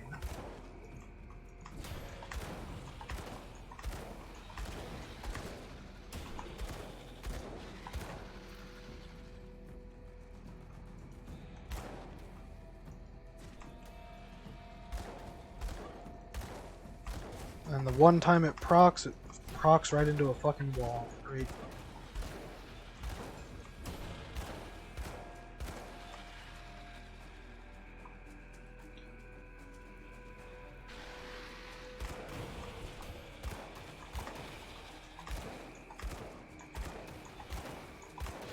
Yeah, that's one of the big downsides for this is since you have such a low opportunity for drops as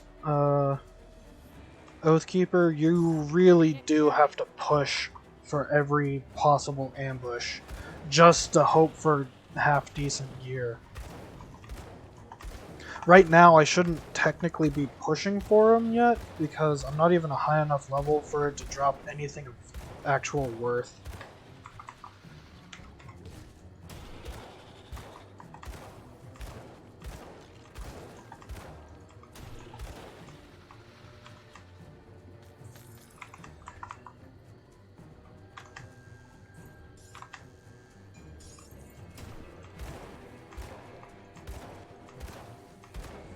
Alright, I might be able to handle Howlers so long as I can glitch them into never moving, as per usual. Alright, what do we got? We can take the Scrap Metal War Sword. No, that one's the two-hander.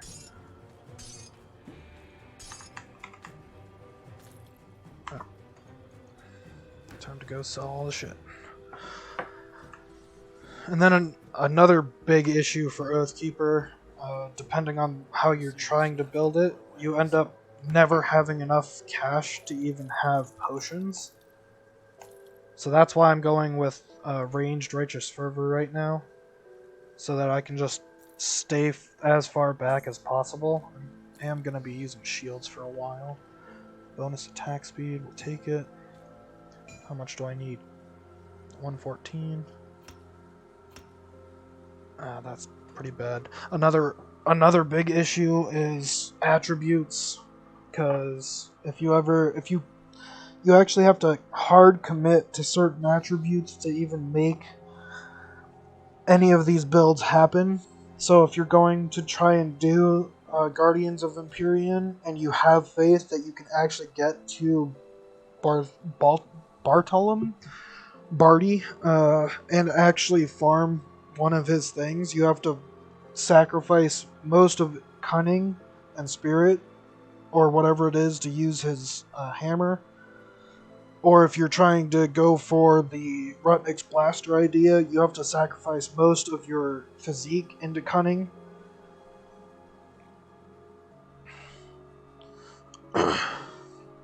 Yeah, and survivability on Oathkeeper is just kind of abysmal.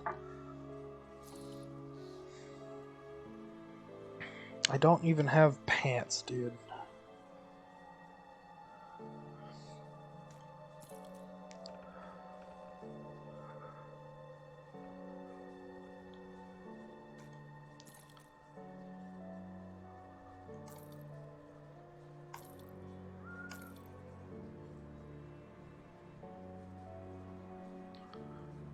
Don't need that, don't need that. I am going to be using that.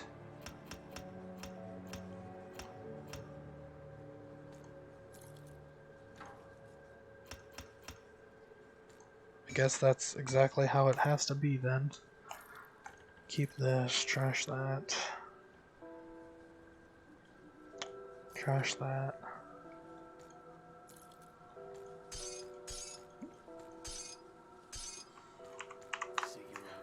The dead attacks have slowed down. Don't turn that in. Full zoom run. I tried doing that on Wilson. It hurt my head. It literally actually gave me a headache.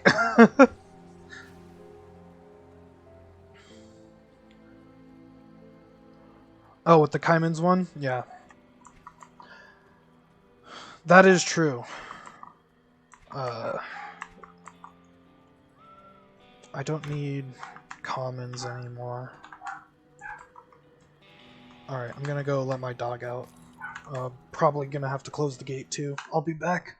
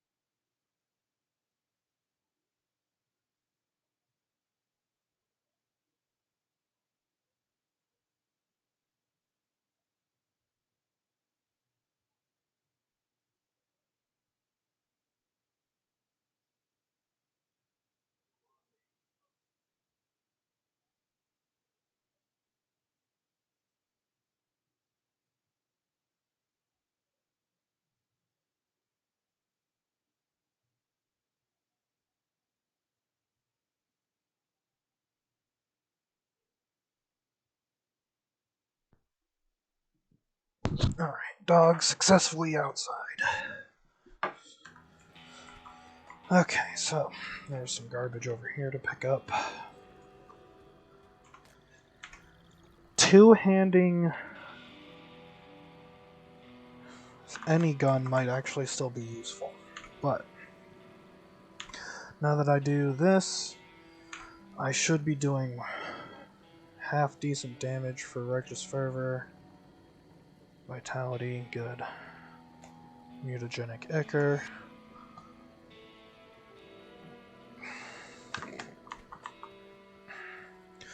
Smite may have been a huge mistake, honestly. At least this early.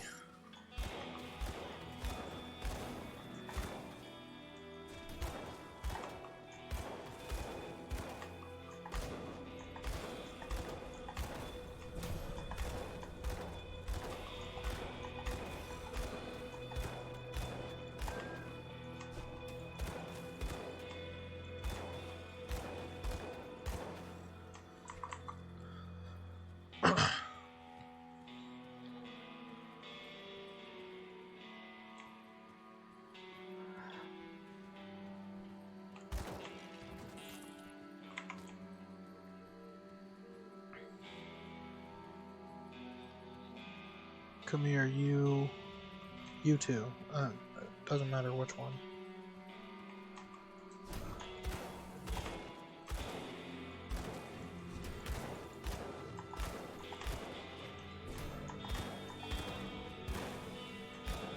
I can take them on one at a time by just stunning one Howler.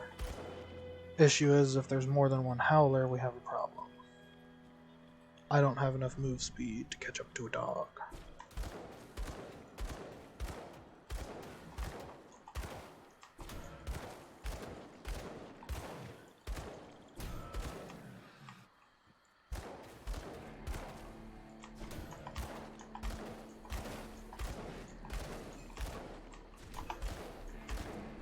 I don't have enough OA to fucking hit anything. Jesus Christ.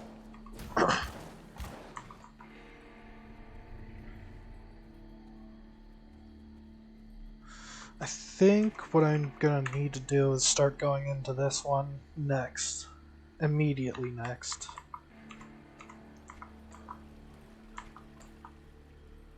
Oh, fuck you. God damn it.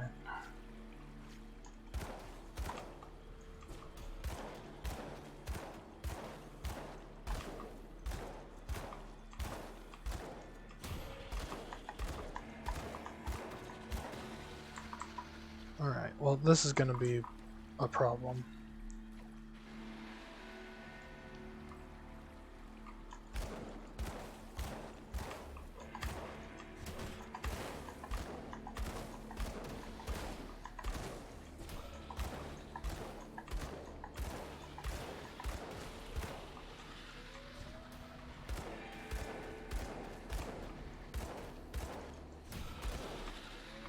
This got a lot faster cooldown than I thought it did.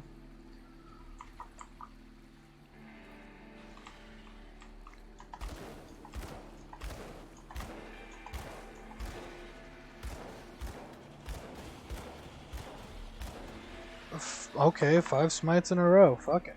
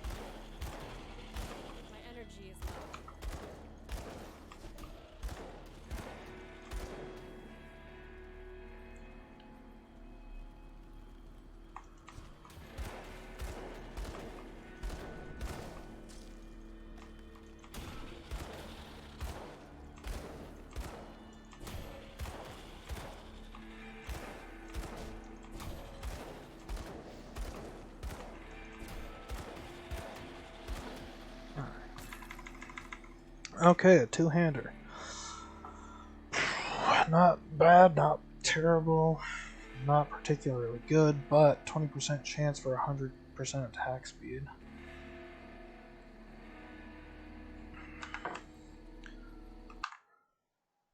Yeah, the fact that it pierces is the only reason why it's useful.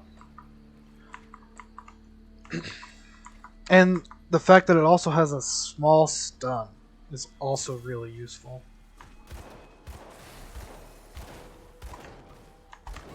The only reason why it's bad is because it's just shit proc. Because I have terrible luck with proc rates, basically on every game I ever play.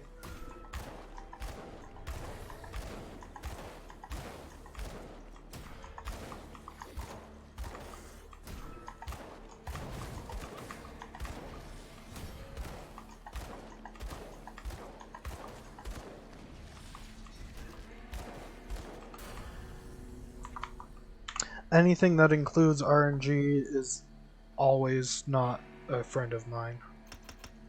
It always likes to screw me over. Alright, we have at least 2 targets now.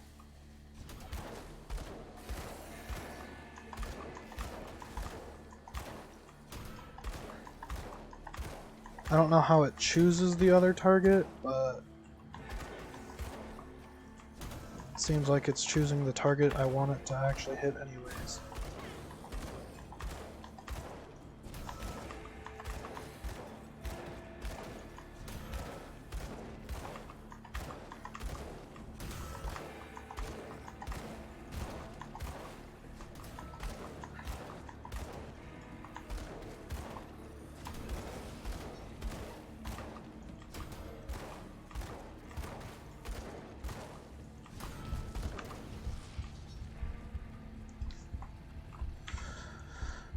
What the resistances are so bad. I'm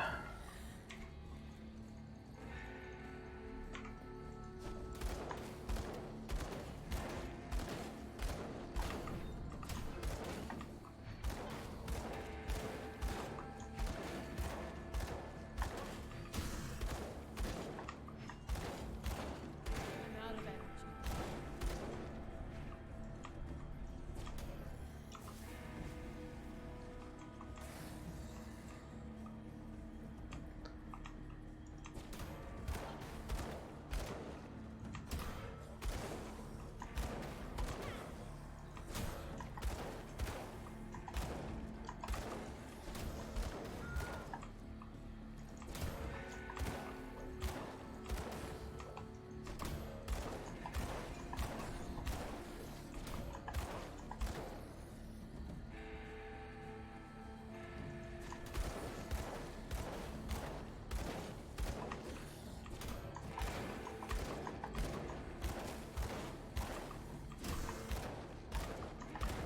If I remember correctly, Aegis does something. What is it? Physical and fire. Damn. Okay. I thought you can make Aegis do acid damage as well. I mean, there's probably a way to do it. I thought it did it naturally.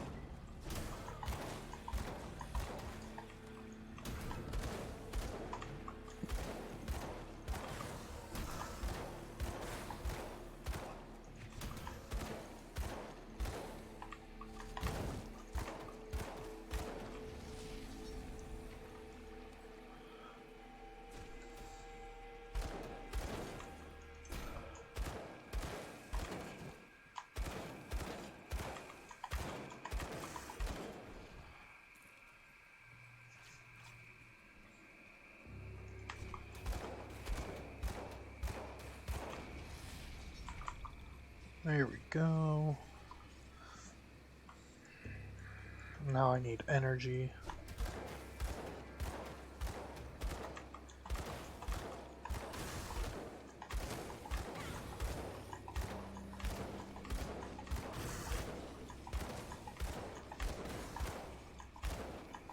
I don't Complete have whiff.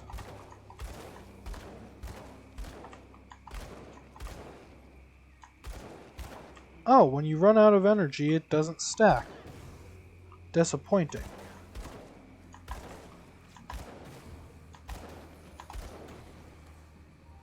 It just deletes all the stacks. Good to know. That's something I've never, ever known. Never had to run into that problem before.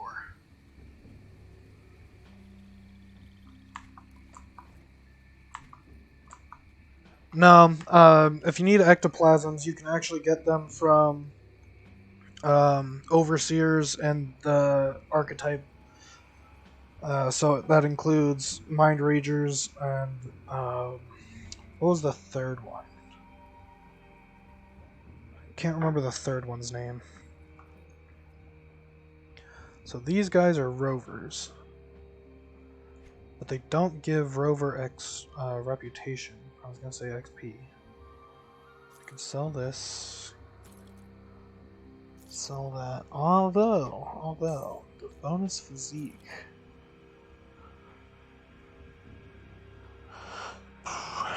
Energy regen will be good enough. I'll have to hold on to that for Pierce Res specifically.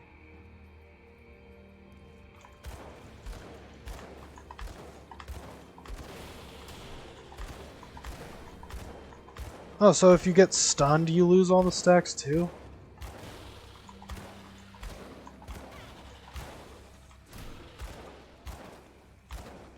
I don't think they give Rover Rep if you do that. I think the only Rover Rep in Act 1 is from the guy in the cave that you save. I could be wrong, but either way, I'll still need 2 more necklaces to find out. Yeah. Yeah, as long as you're not shooting, it decreases stacks at like half a second, I think.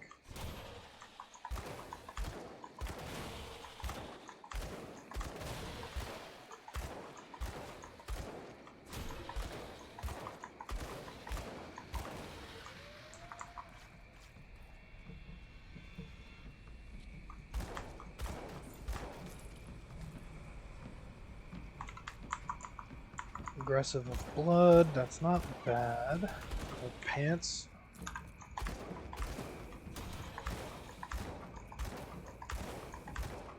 Pants are good.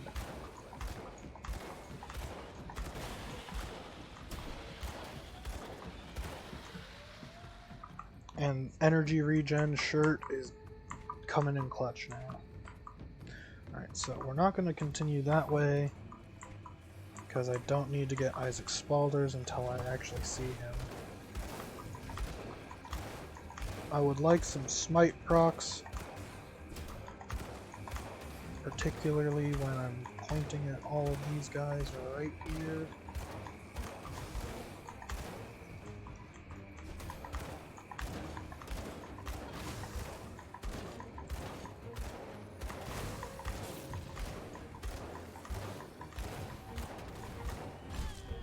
Fuck you.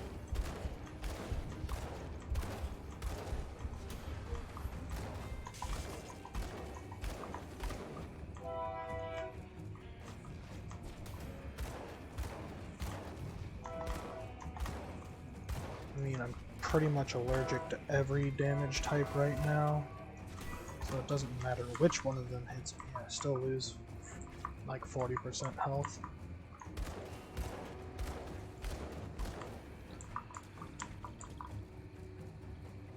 Is Milton here? Okay. Fuck me. Going the other way. I gotta remember that I didn't kill Pharos because I couldn't out-damage him just naturally healing.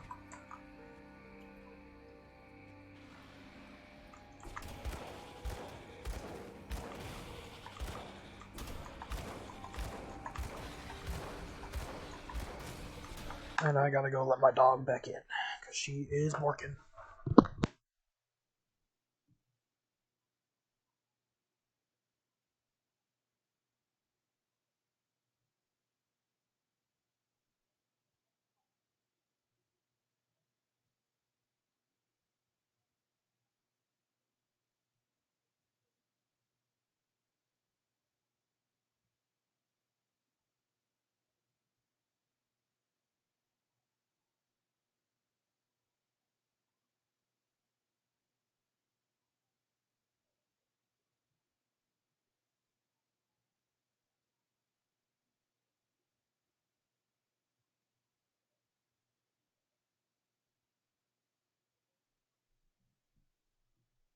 Okay.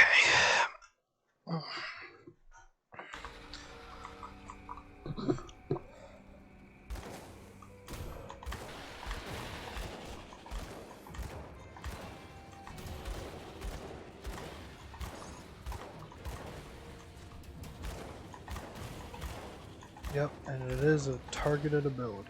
Great.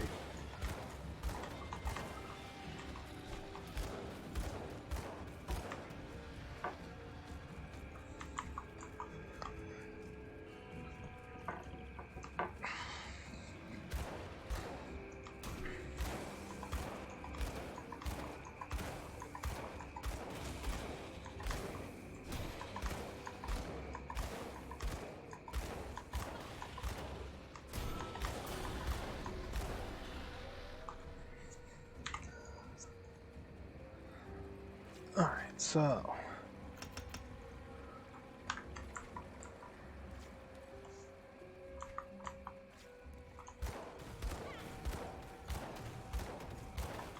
Now Smite won't screw me, and it will actively be helping me more often than not.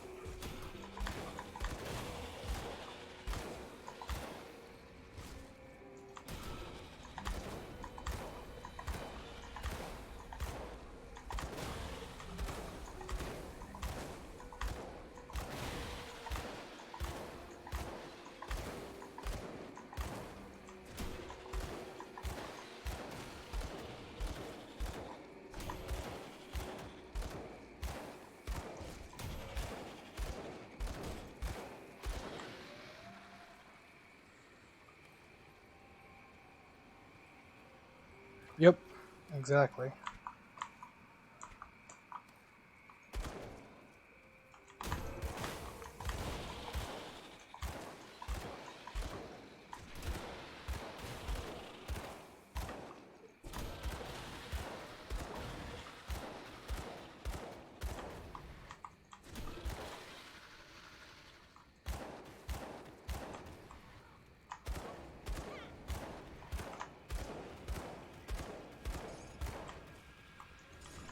There's one.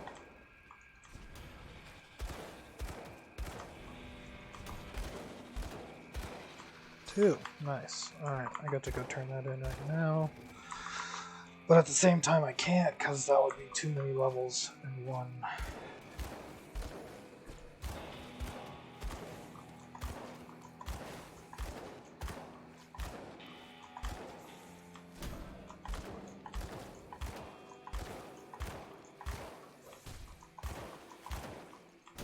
Alright, what the fuck actually hit me earlier?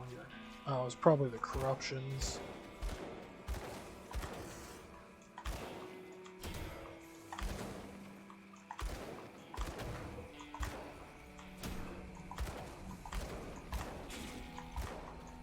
Yep, that hurts. Get that away from me.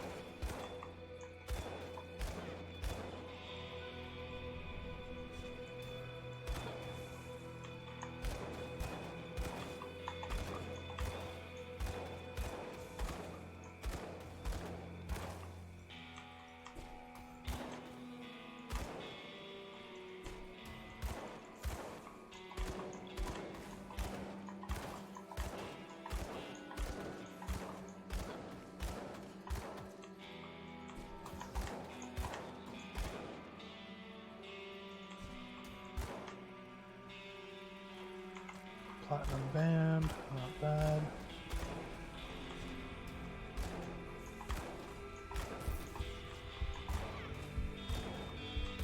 That is a time that Smite actually screwed me, but I can heal through it just fine.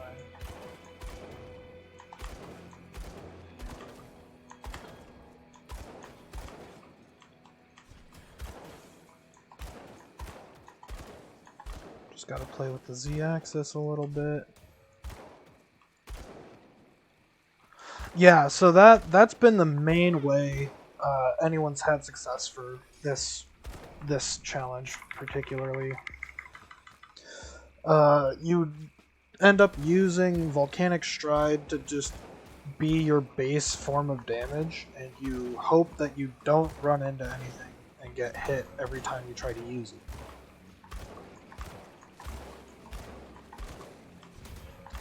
And it works out pretty well. I've done it, but then I just wanted to try other things like Eye of Reckoning and ended up dying because Eye of Reckoning just doesn't work very well.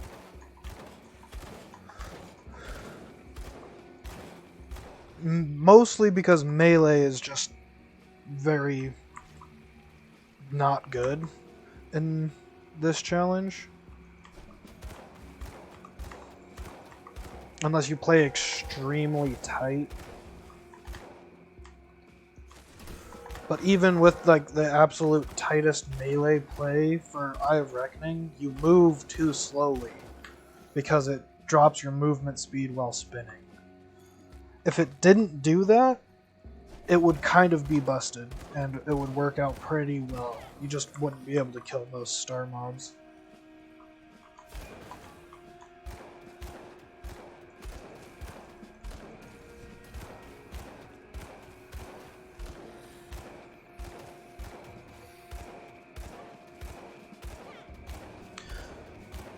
Judgment is terrible.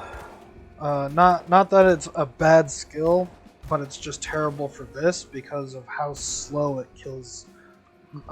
It's good for trash mobs.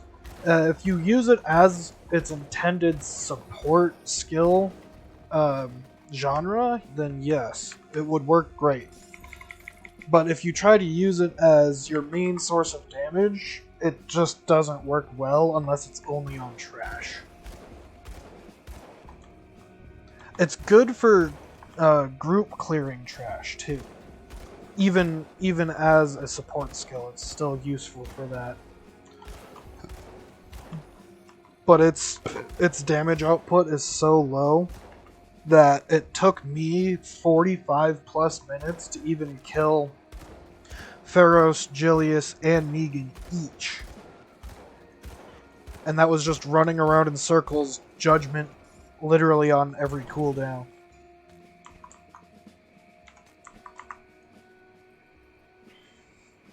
Dog bless.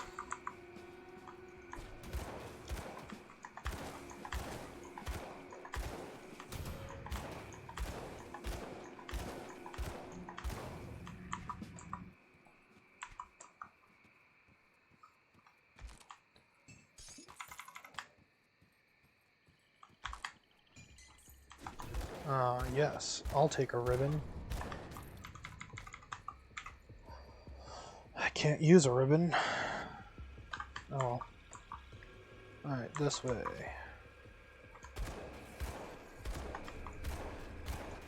That tree stump actually ate my smite proc, but it didn't eat regular bullets.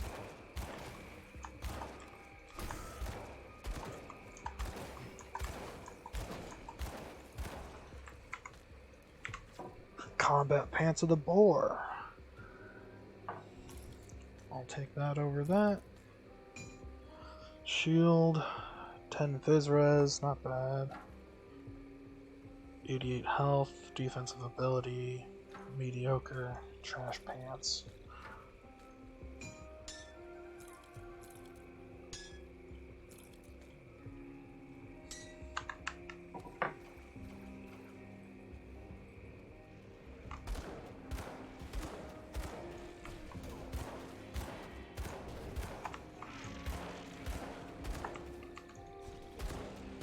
Chaos Resist. Some of the only resist I actually have.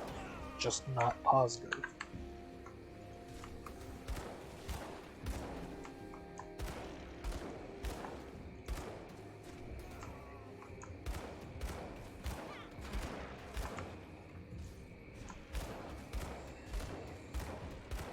I probably can't even go in here.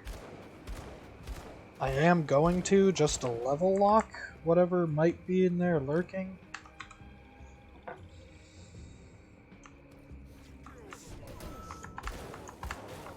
Okay, none of them are firing shit all the time, so we're good.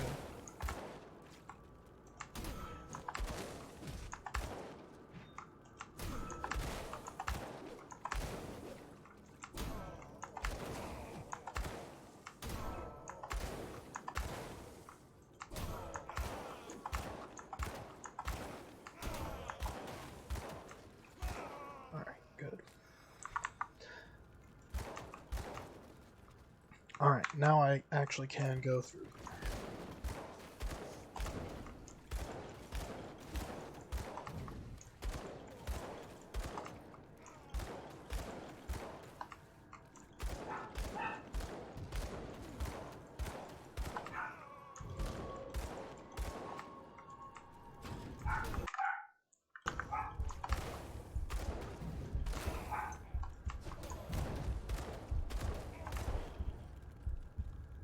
I didn't actually mean to hit escape there, but my fat fingers both won and escape. Whenever I panic potion.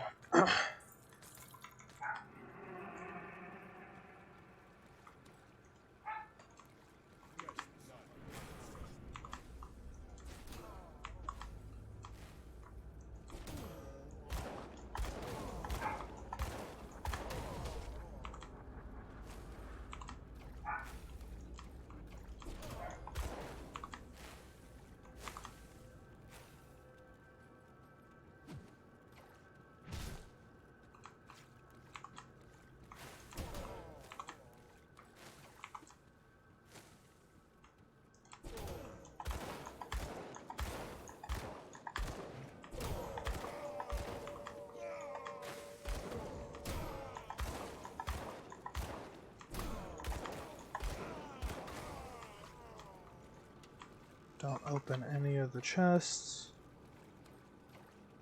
until after we talk to him. And that's why.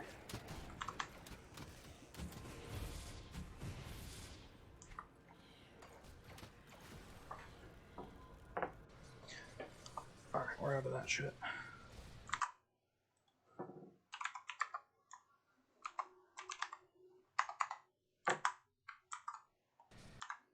Alright, so Whitemire Rift.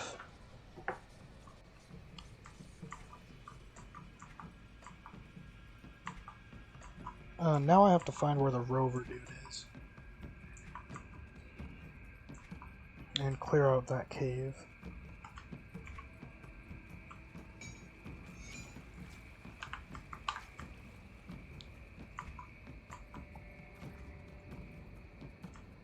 And now I can hit some more chests and stuff with a little less fear. Never touch that totem.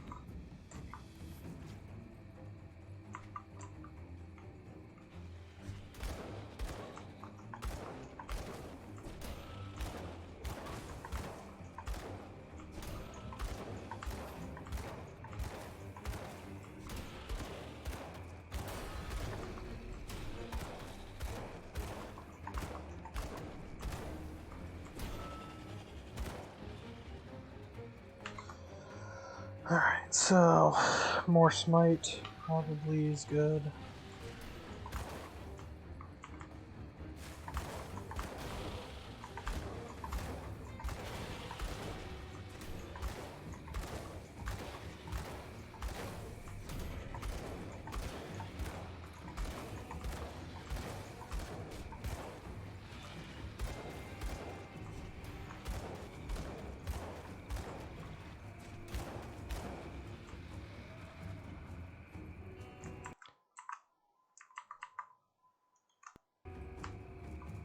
So,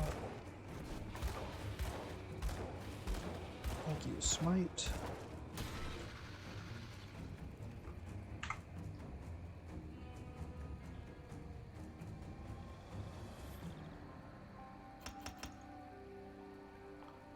I won't go into that for as long as I can hold off on doing so, basically.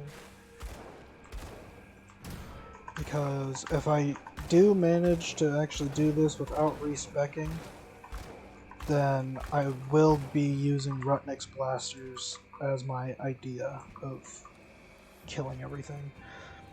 How to cheese Rutnik, though, I don't know.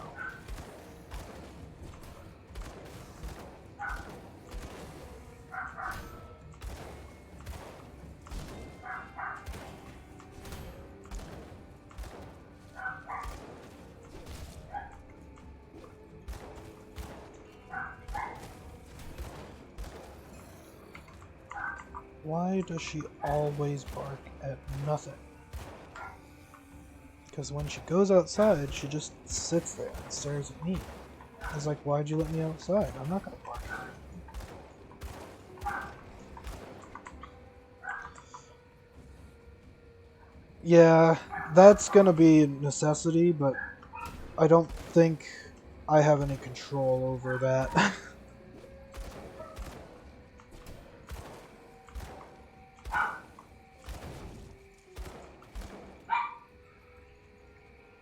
Alright, I'm gonna let my dog out again.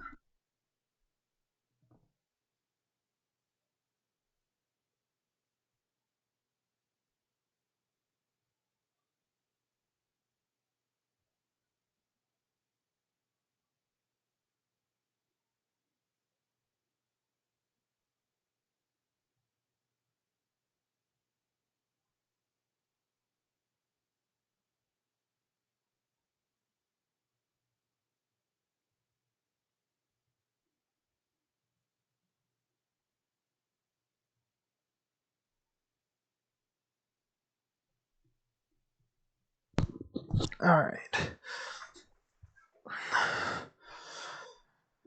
Yeah. Salts will be necessary. The only issue is I don't know how I'm actually going to be able to kill him, let alone if I can survive anything. I don't even have to survive a blast from him, necessarily. If I can just... By that point, I should have a movement skill of some sort, so if I can outmove him and shoot and run away, it should work out.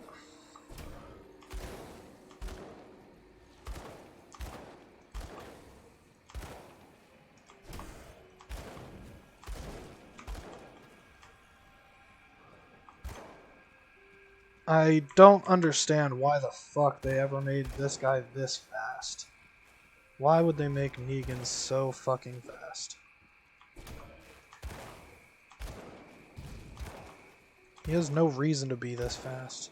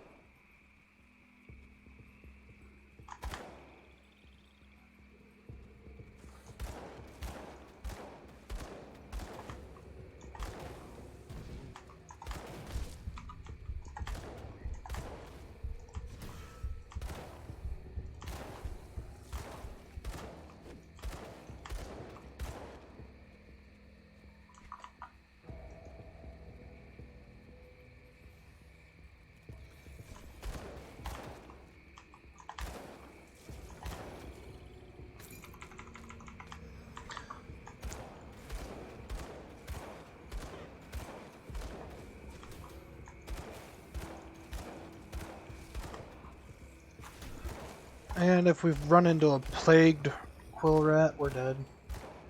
So there is that. I think all three of my... Well, okay, not the third one. Both of my Eye of Reckoning attempts died to just plague rat because I couldn't do anything about them. Couldn't do damage and I couldn't walk away.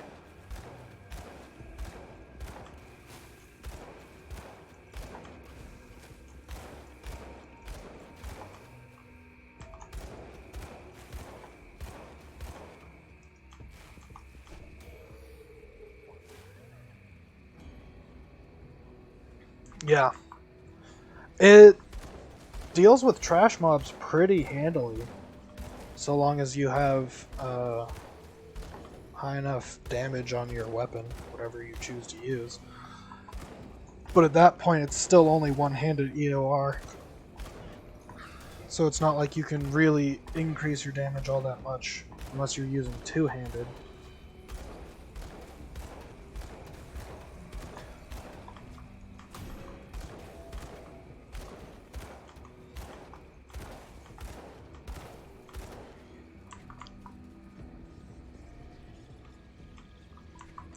True. And it doesn't even have any way to sustain a hit, let alone like sustain energy cost and movement speed and damage dealing. Like it might be able to work late game if you respec into it after getting like significantly decent drops, but it's not gonna be great. And as soon as you hit a different power spike, you're kind of fucked. Until you get enough gear to fix that problem again.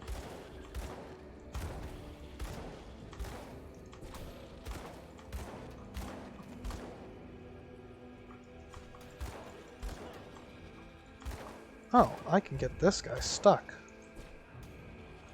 Just gotta wait for that to run out.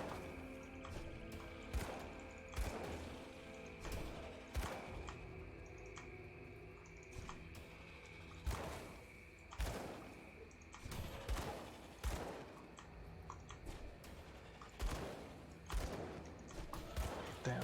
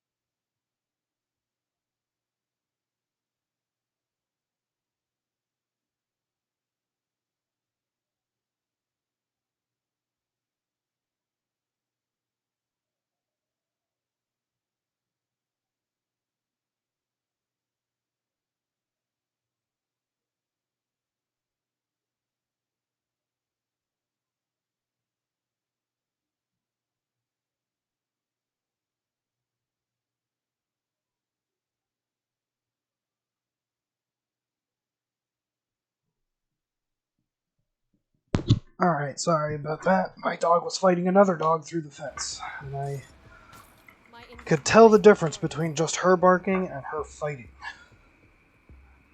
And I was like, no, no fighting dogs.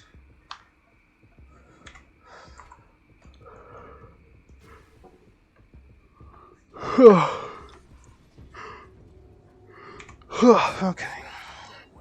Keep that for Pierce Raz.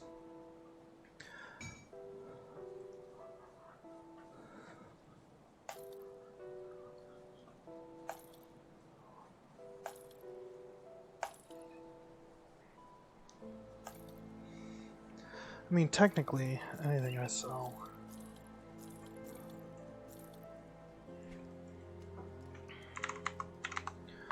So that one's Fizzraz, which I might actually use. Cold, Vitality, Pierce. That's nice. It's also pretty cheap. I'll put that on. And that's resistances, so we'll use that when I can.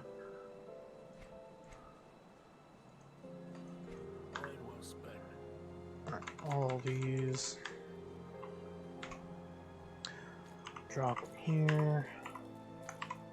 Keep that on me. I don't know if I'm going to use this, like, at this very moment.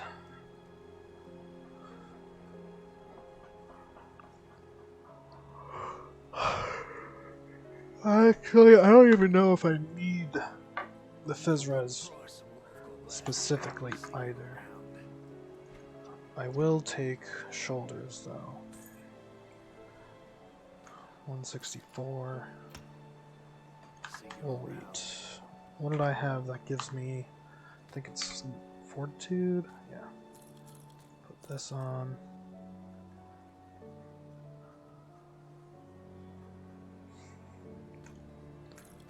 Right.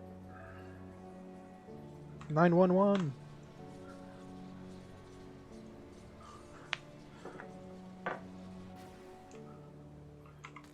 Alright, so then still have to find the other thing. Hey Vic, how's it going?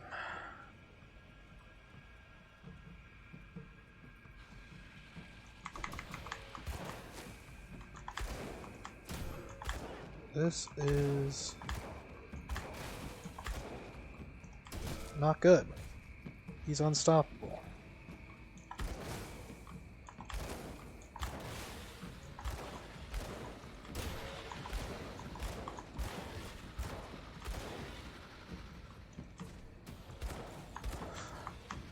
Yeah, it was very enjoyable. I look forward to eventually getting that game myself. And then probably finding some dumb idea to make it even harder than it already is.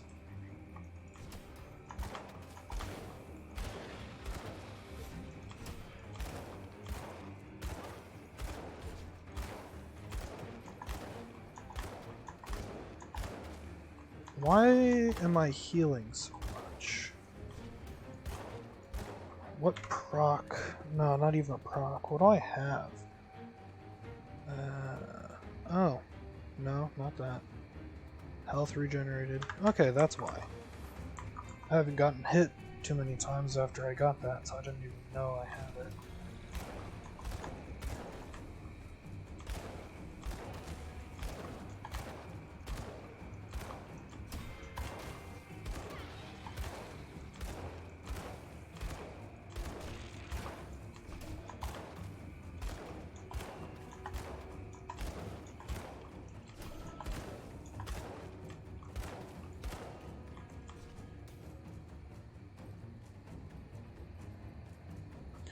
What I would give for some movement speed.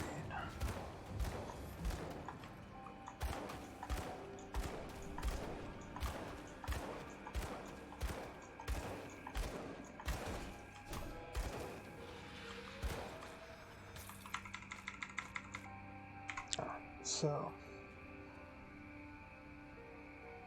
poison acid resist, nice.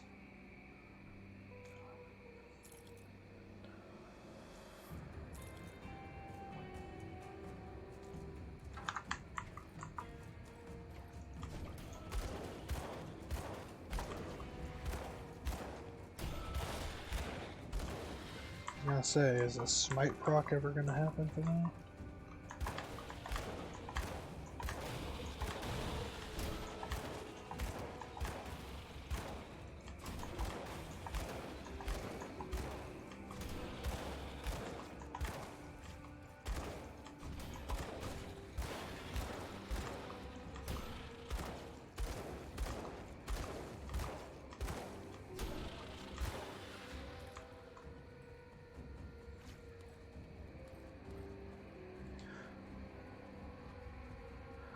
I have indeed changed classes. My last one ended up dying because I didn't know the boss that I was fighting was entirely skippable, and I ended up dying to it.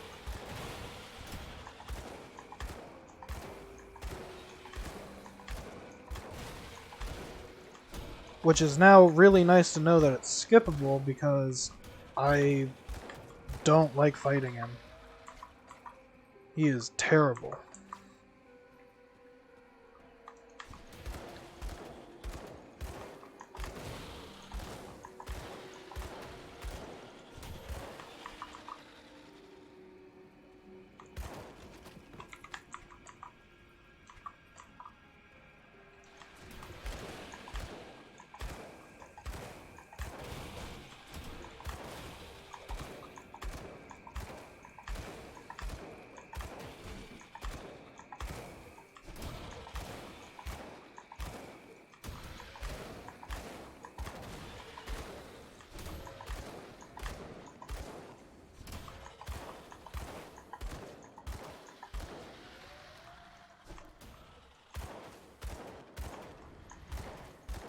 Smite.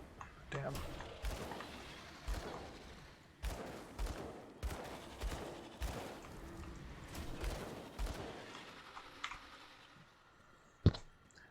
Yeah, and stacking mending will be useful. Alright.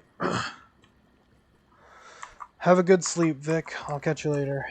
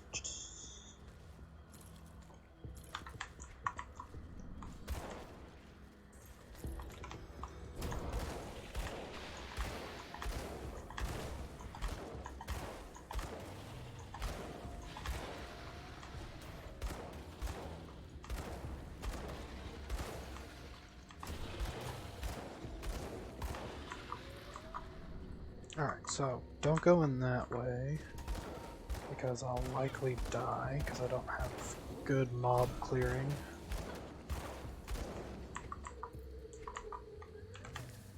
Fuck. Copper Band of Mending, nice. Fuck me. Good to know.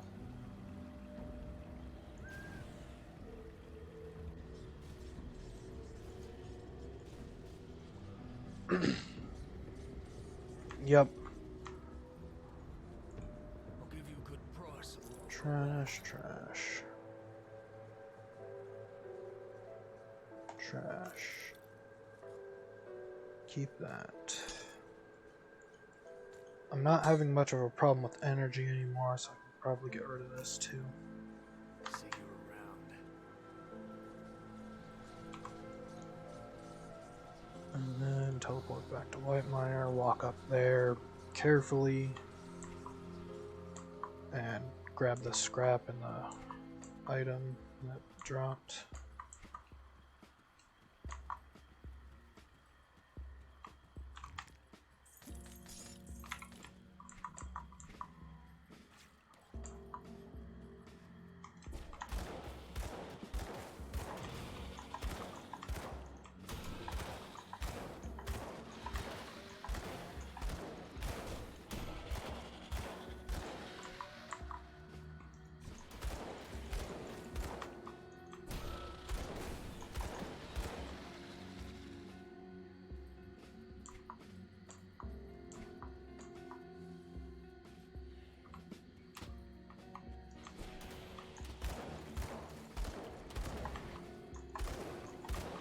I have to wait until the skeletons die off.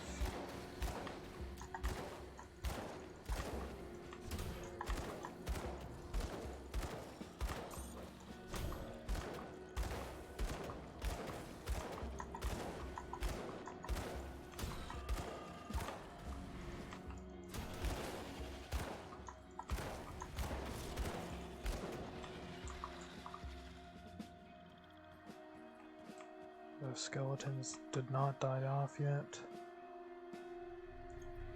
Will they ever die off? Is the main question. I will stand here and wait if I have to.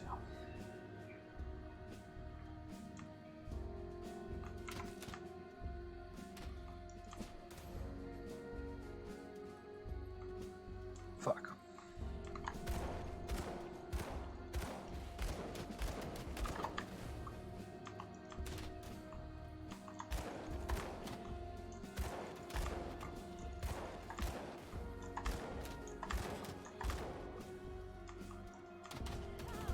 Yep, nope, there it is.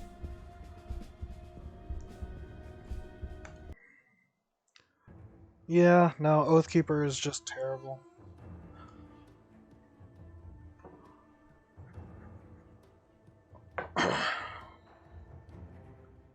Alright, add one more to the list.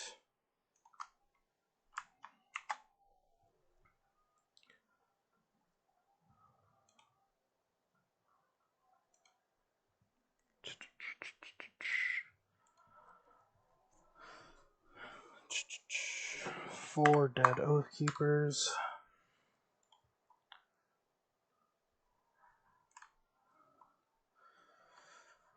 Oh no, I've already tried Necromancer. I'm not gonna give up on Necromancer yet. I'm just thinking of doing Oathkeeper for a little bit, trying to figure out if there's anything to even be able to do with it.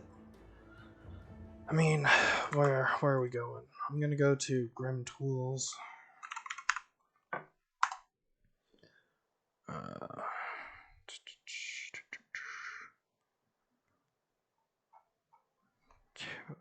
There, build calculator.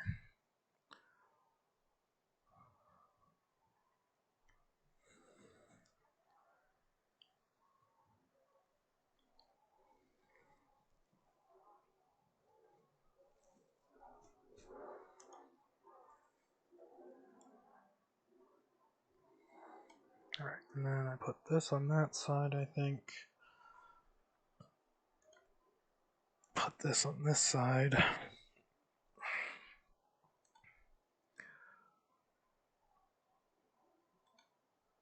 And then I have to add a new source, I guess. Window capture. Add.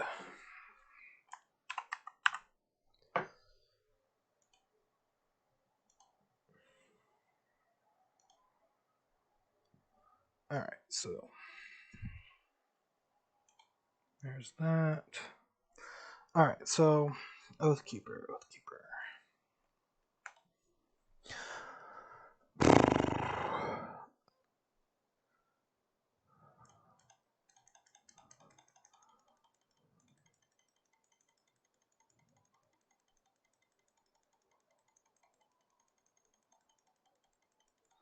Alright, so let's see what max bar does. Just 2375.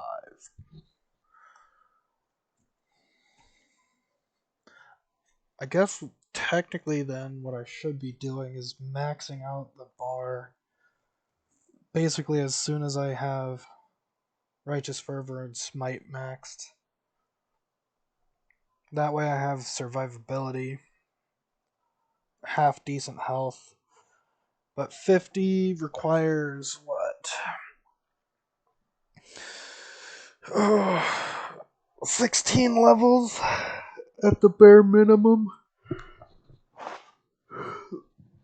of just pure leveling the bar without even putting in points to the other ones. So 16 plus 50 is 66, 66 to 76 is 25 levels. So I'd have to be level 26 in order to just max out Righteous Fervor, Smite, and the bar. So that's not bad. I guess. What? Well, okay, so. Fuck.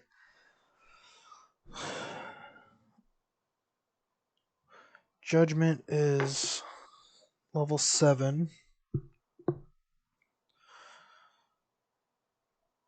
God, terrible ideas. Terrible ideas for this, actually. So, I don't think Oathkeeper could be done without respecking.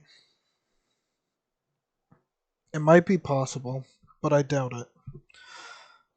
But I think the fastest way to do it would be to go into Righteous Fervor to kill Kaizog, use Judgment to rush into Krieg. You'll also need Righteous Fervor to be able to kill Shambler, because killing him with Judgment is just impossible. I mean, it's doable, but it takes way too damn long. You'd use Judgment as a way to move about without dying to just anything while you're trying to rush your way into Krieg to level lock him. Once you have him level locked, you go to town to turn in the Kaizog quest to get to level whatever it is. Because by the time you get to Krieg, you're probably at minimum level of 17 to 18. But if you're sprinting through using Vire's Might and Judgment, Vire's Might to move through things, Judgment to pull everyone around so that you don't have to fight anything, you could probably maybe make it there by 16, 17 if you're lucky. And you wouldn't have 50 in the bar because you wouldn't be even close enough level to do that. So getting to 20, maxing this out, just having one in that, and then maxing out Volcanic Stride to actually do damage to things,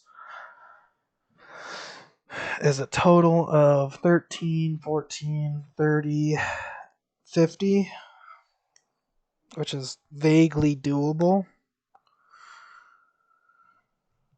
50 is only 16 levels, 17 levels, so you'd be level 18 in order to do that.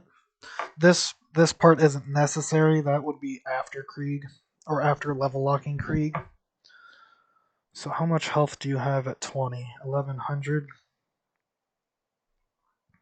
1100.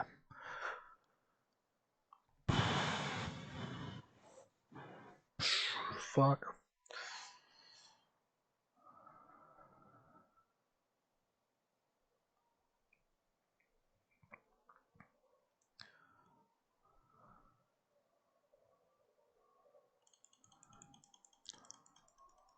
That just gives offensive ability outright.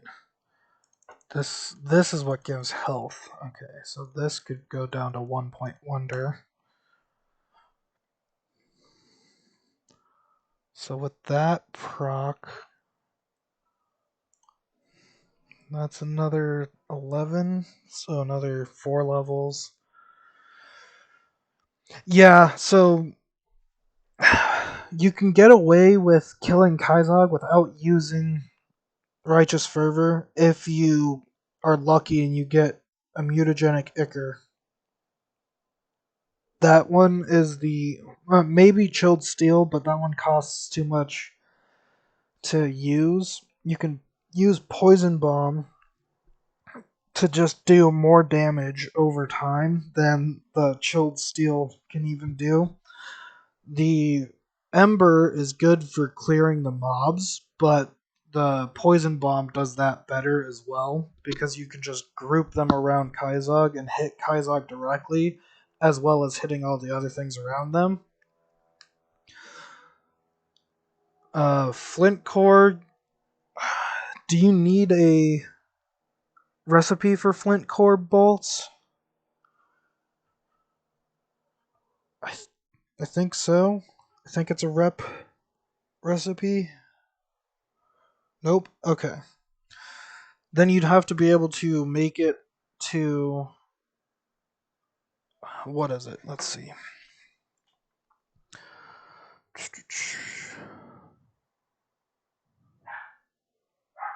item.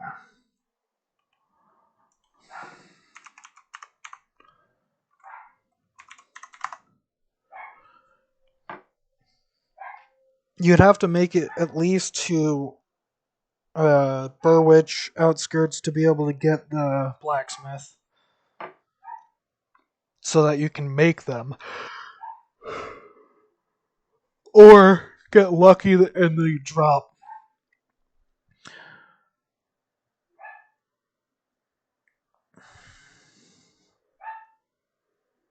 Yeah. This. Alright, so this is just the greater version, 32 energy cost compared to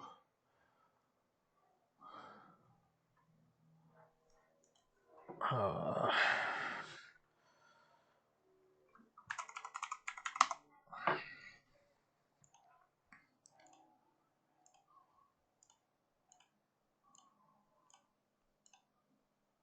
damn.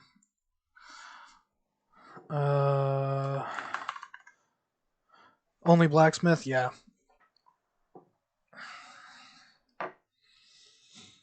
So yeah, you just have to be able to get there and then make them to be able to use it. Fire blast. Yeah, fine. Searing ember.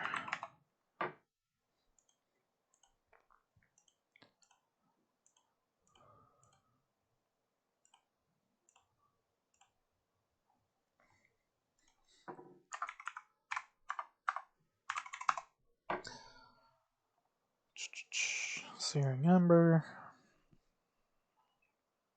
Oh, are these considered commons? No, they're in components though. No, whatever.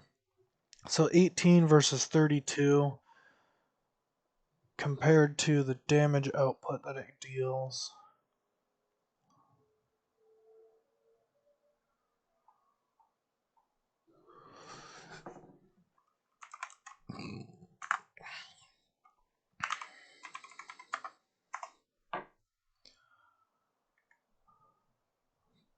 And that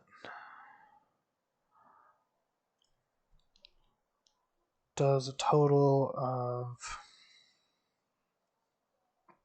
how much more damage?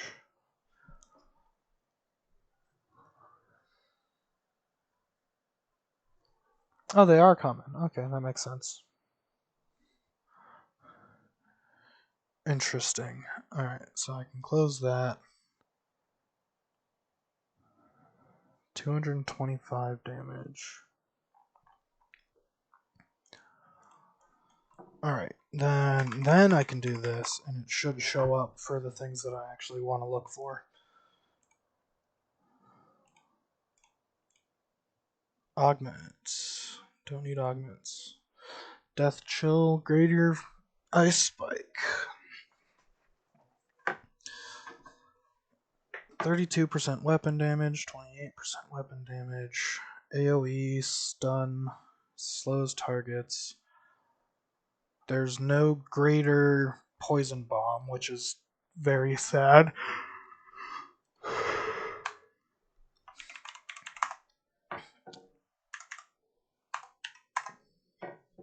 Man, I can't type anything.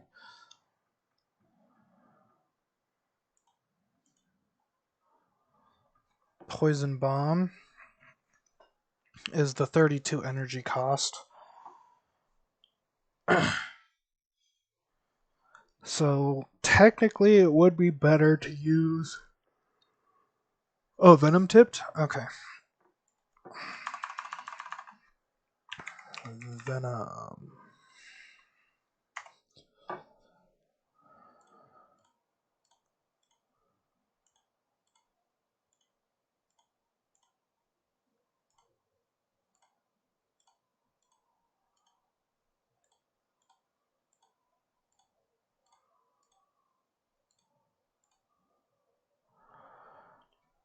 Oh, yep. That's why it's not called greater directly.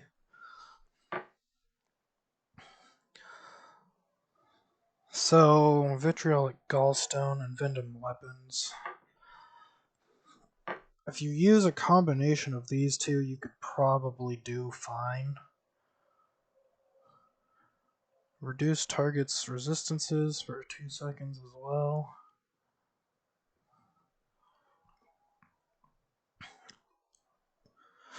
But the main problem with that is you'd have to get lucky enough to drop something to do it.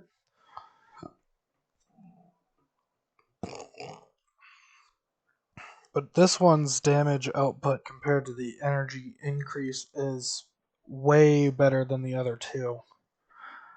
And certainly way better than the Ichor. I guess theoretically you would go for early game Righteous Fervor for a short while. Just till you can manage to get to Vire's Might for Volcanic Stride. And this would be including not doing what's it called? Not respecking. So let's do a couple of things. Alright, so you drop the 1 here, you get 2 for that. You want this to be at around 10 at minimum so you can kill Kaizog. 5, 6, 7, 8, 9. You go into Vire's Might.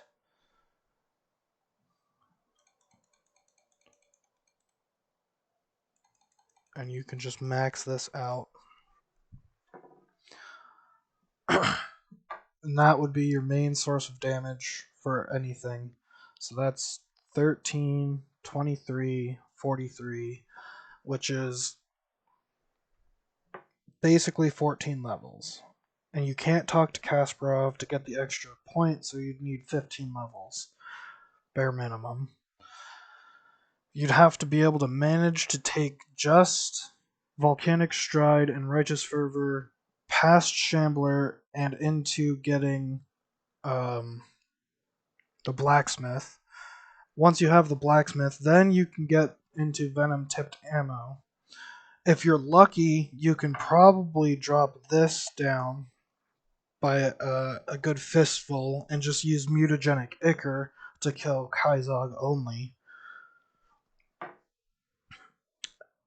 As a matter of fact, technically you could just go without Righteous Fervor at all. If you want to just grind the levels up until Vire's Might, and hopefully get Mutagenic Ichor. I'll be right back.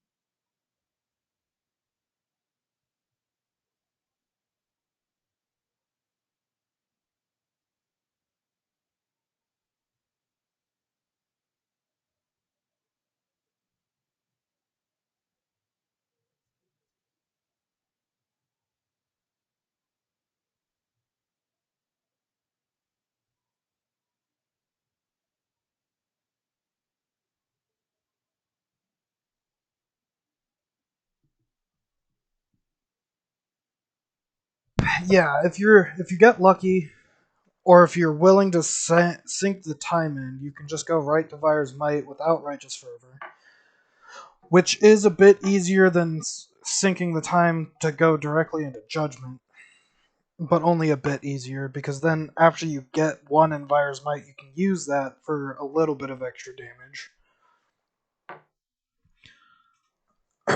And then if you do get Ichor, then you can just take out Kaizog without requiring even Volcanic Stride. You just use Vire's Might to run away if you need to, because it won't do much damage unless you actually have either Volcanic Stride or sink more into it.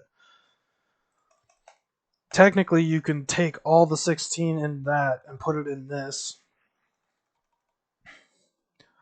and just have both of them capped.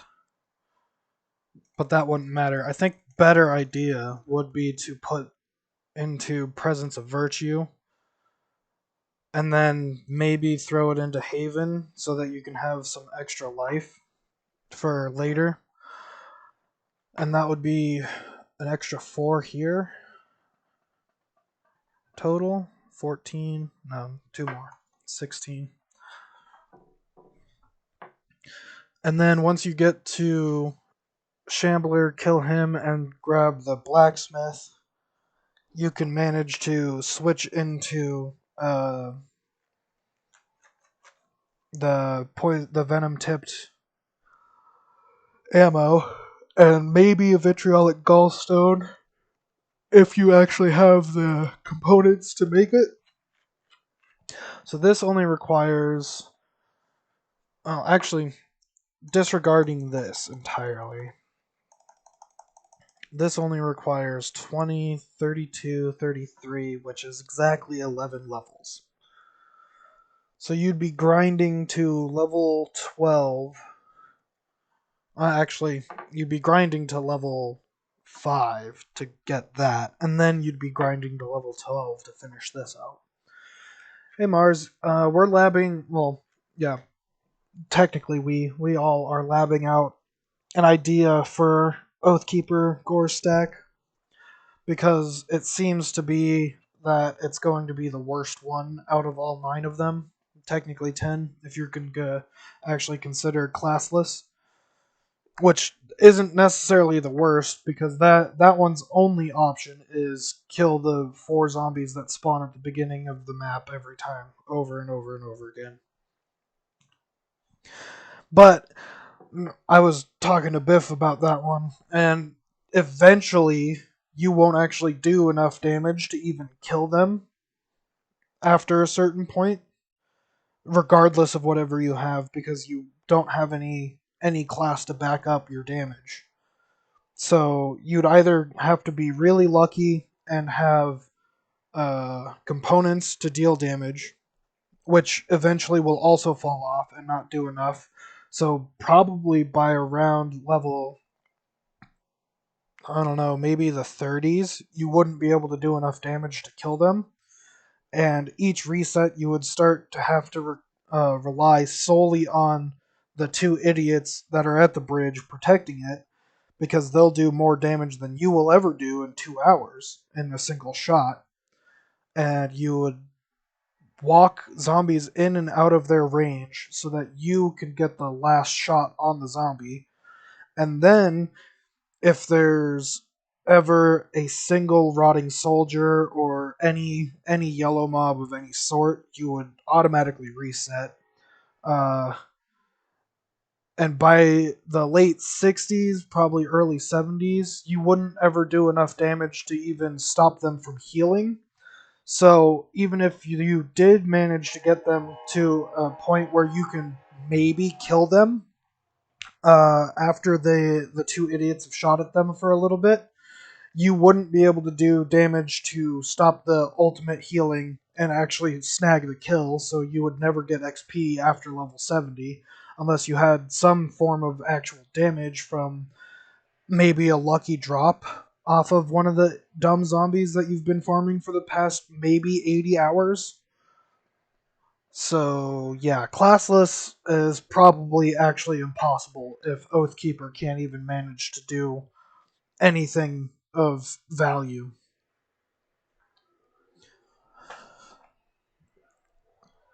In theory, Oathkeeper seems to be if you play tight enough and you get lucky enough, you can eventually beat it.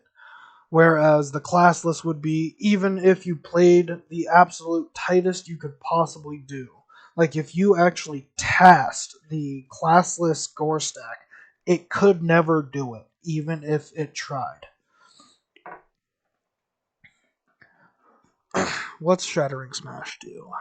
Internal trauma activates off of default weapon attacks. Okay. So that's another weapon pool. maxed out goes to 26. This one maxed out goes to also 26. What does this even actually do for you? It's just flat physical damage bonus, which converts into acid, and that's if you're using Righteous Fervor for it. But that requires a shield, so eventually if you're actually going for a Retnix, that won't work. So if you manage to get all the way through Shambler, you get the blacksmith, and you manage to make venom tipped ammo or any of the greater empowered item skills. What can you do with that? What is like feasibly possible with just using greater weapon skills? You can make your way to Krieg with just using the greater item weapon skills. Or component skills, not weapons. So if you use the greater components to just farm your way through most, if not all, of Warden to get to Warden by... Let's say the lowest you can actually get to Warden is like 25, 26. He would end up being level 32. And by 25, with just these points in, this is what, level 12? 25 is 13 more levels, so get 39. So you'd be able to max this out by the time you get to him at the lowest you could possibly do, without trying to do any dumb ideas like using judgment to just pull everyone in and then never even kill anything, which would save you 12 full points of sinking into judgment, so you wouldn't have to do it. That does suck. Damn. Well, good thing Shattering Smash is never in it, then. So, you could manage to maybe get to him. You go back, you talk to all the stuff to send in all the quests and get more XP just to be able to throw points into things. If you're at 26, you probably only make it to around 33 or 34. So that's another 24 skills. So you'd have 36 total. Presence of Virtue is where you would want to go for next immediately. That would be the 9 from the 39, plus the extra 2 from 1 from Kasparov, and then 1 from your extra level that you've just gotten. Then, theoretically, you could probably do Guardians of Empyrean with Volcanic Stride and just run around and only do that. As a matter of fact, they wouldn't be your main source of damage, they'd just be there only to strip.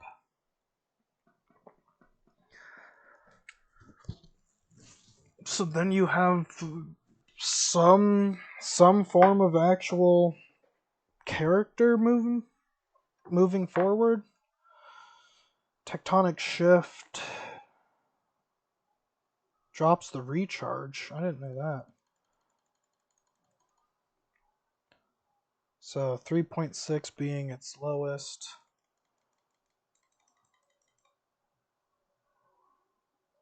Oh, that doesn't actually change anything. So what's Tectonic Shift's minus second recharge supposed to do? Oh, for this? No, not that. Path of 3, Divine Mandate. Yeah, that's true. So 13 from here. 9, 10, 11. It's 24. You have exactly 12 left to be able to put into that. And then the extra 1 goes into Empyrean here from Kasparov. So, making it to Krieg and level locking him, you can get all of this done in probably 9 hours, or however long it would take. Oh, it's just not showing in the calculator? That makes sense. Okay. So you'd end up getting Tectonic Shift after doing this, because this is probably the only way you'd be able to kill Krieg, which is absolutely terrible and horrifying, because there's no way I would be able to. Well, with him being maybe 6 levels lower than you are, it might be possible. I know that Biff managed to do it, but I don't know. I think his Oathkeeper one was the one where he actually broke him out of the fighting arena and then just ran around permanently and never had to deal with getting hit because he just didn't have the range anymore to deal with anything. So, Rebuke probably is never necessary ever. So you'd end up probably maxing out Presence of Virtue. If anything, the only reason you'd be using it is so that you'd have energy regeneration. Since they'll never really be doing a majority of your damage, you don't ever have to put more than 1 in them. But even if you were to max them out, I don't think they would do anything for you.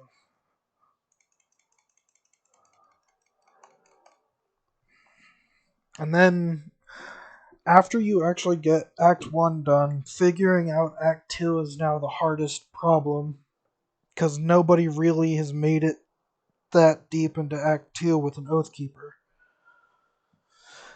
Which, at that point, I think it becomes you start putting points into Righteous Fervor, and you start gearing up for using Rutnik.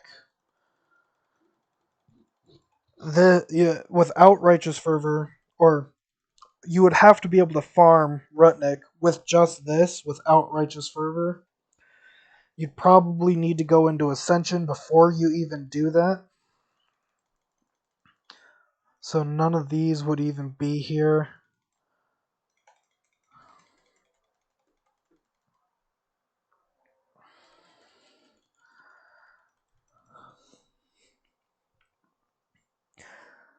How the fuck would you beat Rutnik with this build?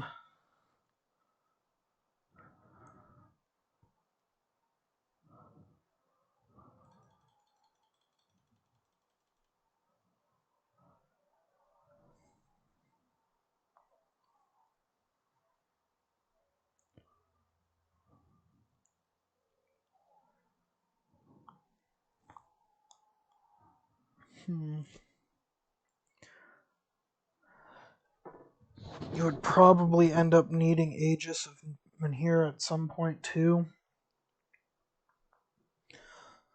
What's the third node do? Energy cost. And just resets. What's its cap? 20. 1 in 5 chance. This turns it into acid. Alright. And added Rata.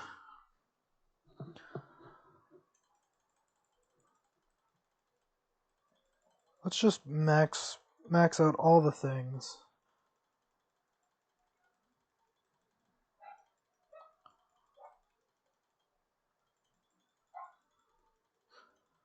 So maybe this.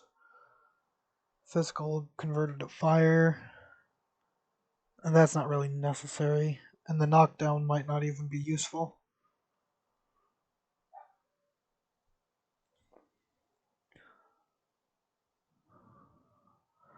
Alright, so you'd have 20 points left over.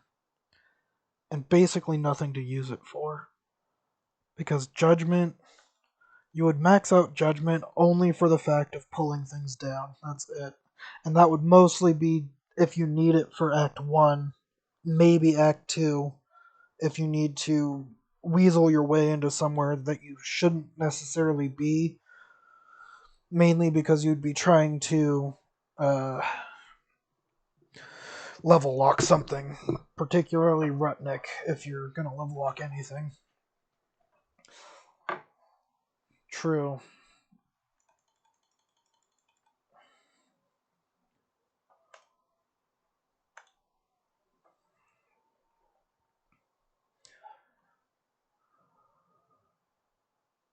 Which means you probably wouldn't need all 12 in that either.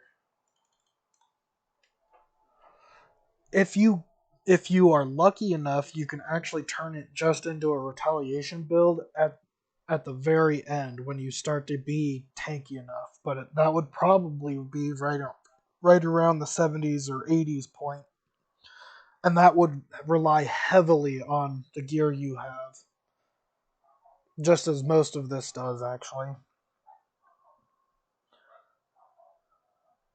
24 to 42%.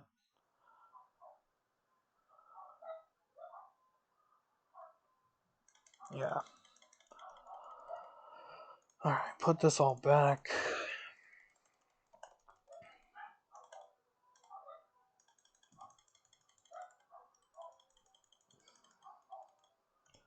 So the absolute core of Oathkeeper Gorestack builds will be specifically Volcanic Stride and Guardians of Empyrean. And if you're lucky enough to live past that point, where you go after that is kind of a mystery. Judgment, I think, by itself would have to be maxed out just for the radius that it gives. This probably also has to be maxed out to maximize the amount of damage you can get from Vire's Might. You probably don't even have to max Vire's Might, because the damage you're going to be dealing is coming almost exclusively from Volcanic Stride and kiting. Yeah. And then the Guardians of Empyrean are also kiting tool, so that you can actually strip and kite and deal Volcanic Stride damage. So this is actually going to be the hardest Gorestack in the game, because we thought that it would be Arcanist. So let's go Arcanist, and we'll show you why we thought it would be Arcanist. But now Arcanist has been done and almost done two different ways. First, Madge, he was the first one to actually finish one. Plasma Strike was really close to finishing one, and both of them did it in two different ways. So Madge went Kalidor's Tempest. I don't know what his exact build was, but it worked out perfectly fine. And he didn't Magifer it up and die at like 94. AAR is the one that I went with. I only got into the 70s, which is just proof of concept that it works, but it's not an almost getting it done. Almost getting it done is hitting it in the 90s, and then maybe dying either to stupidity or just lack of something. Lack of execution, maybe. I went AAR. Early game of AAR, you end up going directly to Kaizog. The start of Arcanist is almost always Iskandras. You go with Iskandra so that you can do auto attacks to kill everything. Panetti's is dog shit. Even after you max it out, it's still dog shit. So many people have tried that. You go with OFF so that you can kill trash mobs against Kaizog and eventually kill Kaizog using Iskandras so that you keep all of what's it called? You keep all the trash mobs dead so that you can just constantly shoot at them. Um, you end up maxing this out mostly for the resistance portion of it. I don't know if Plasma or Mage maxed this out because I don't. I remember Plasma. His was sort of about crits. He went TSS and a mosh pit build, so OFF, TSS, freeze, smash, and just stay in the fight for a long time. Yeah, it's super shit. Right from the beginning, even if you were to manage to get 4 or 5 levels before you even put skills in, and you put all of it into Panetti's, it doesn't kill shit. I think they probably went with this. I didn't even get into inner focus by the time I had ended up dying. It probably would have helped me a lot if I did. I didn't use arcane will. I didn't use nullification. But if you're going AAR, most of the early game is going straight for this. Um, Going right into maxed OFF, somewhat going into absolute zero, but only somewhat. Like I did it because I thought it would be useful, but it wasn't super helpful. So on my most successful Arcanist, I ended up not using absolute zero at all. Once you have Kaizog down, you go immediately turn it in and spec right into Albrecht's Aether Ray. And then you get Tainted Power because fire and Aether is resisted by basically everything in Act 1. So doing this changed the entire way of playing Act 1 for Arcanist as AAR. So you were able to just kind of smash things without much of an issue. The only problem was never having enough energy.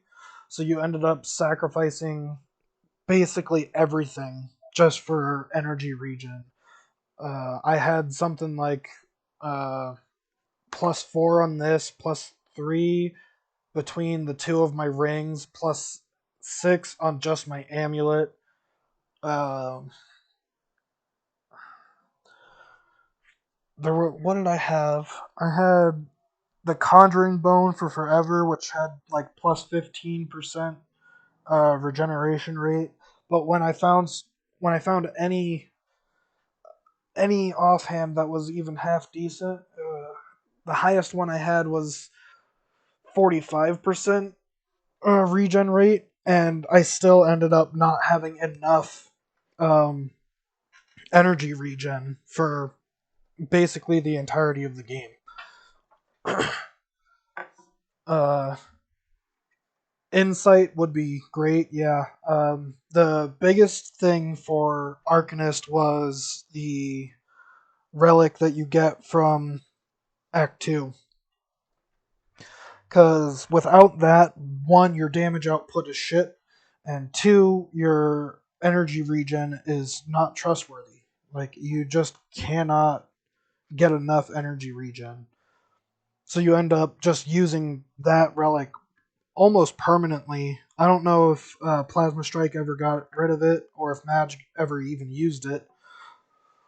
He probably did. But you end up maxing this out eventually, just to tack on some extra damage.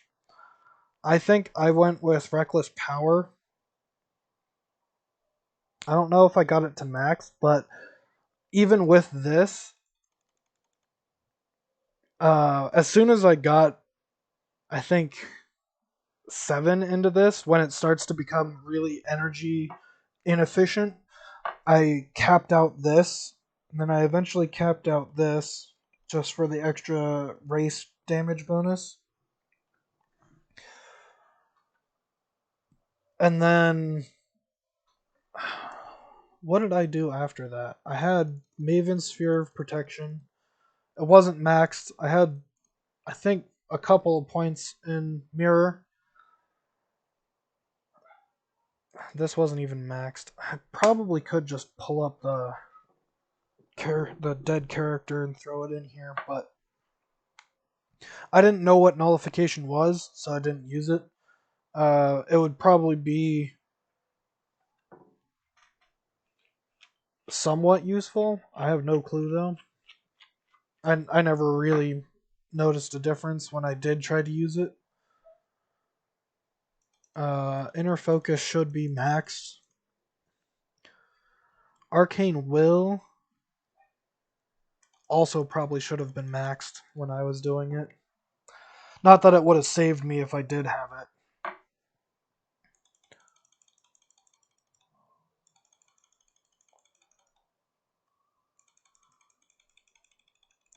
Yeah, so this is practically your build for AAR. It's a really rough ride to try and get through the gore stack with it because of how bad the early game is. But unlike Oathkeeper, after you get out of the early game, it's not terrible. You just gotta play tight and not make stupid decisions. Yeah, yeah. That was when I was fighting Cronley. They were like, "You should use nullification." And I was like, "I don't even know what nullification is." And I just brute forced Cronley anyways. You end up maxing this out.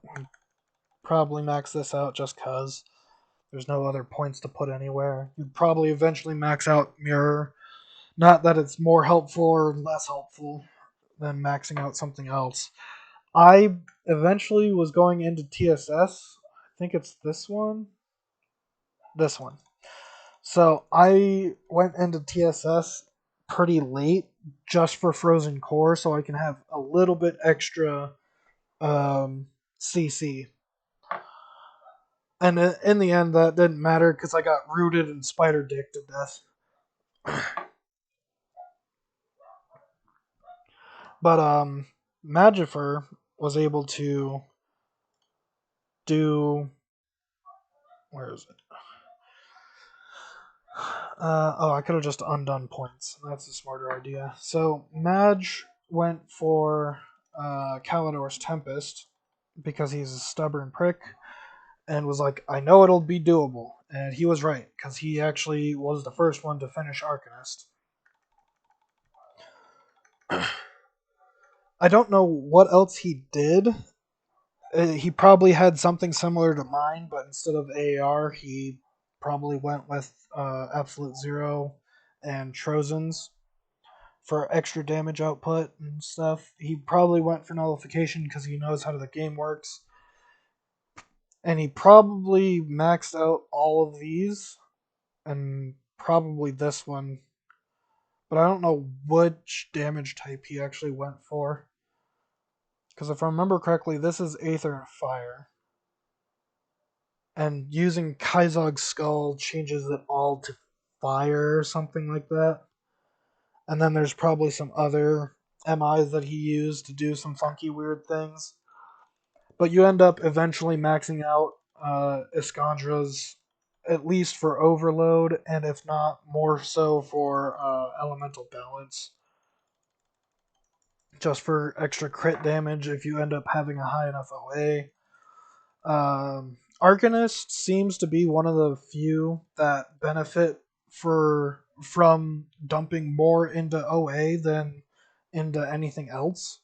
Because if you have enough OA and you have the skills to do enough damage to kill things, you don't have to worry so much about running away from everything all the time. And the fact that Maven's Sphere of Protection kind of smacks some pretty good ass, and Mirror is just broken.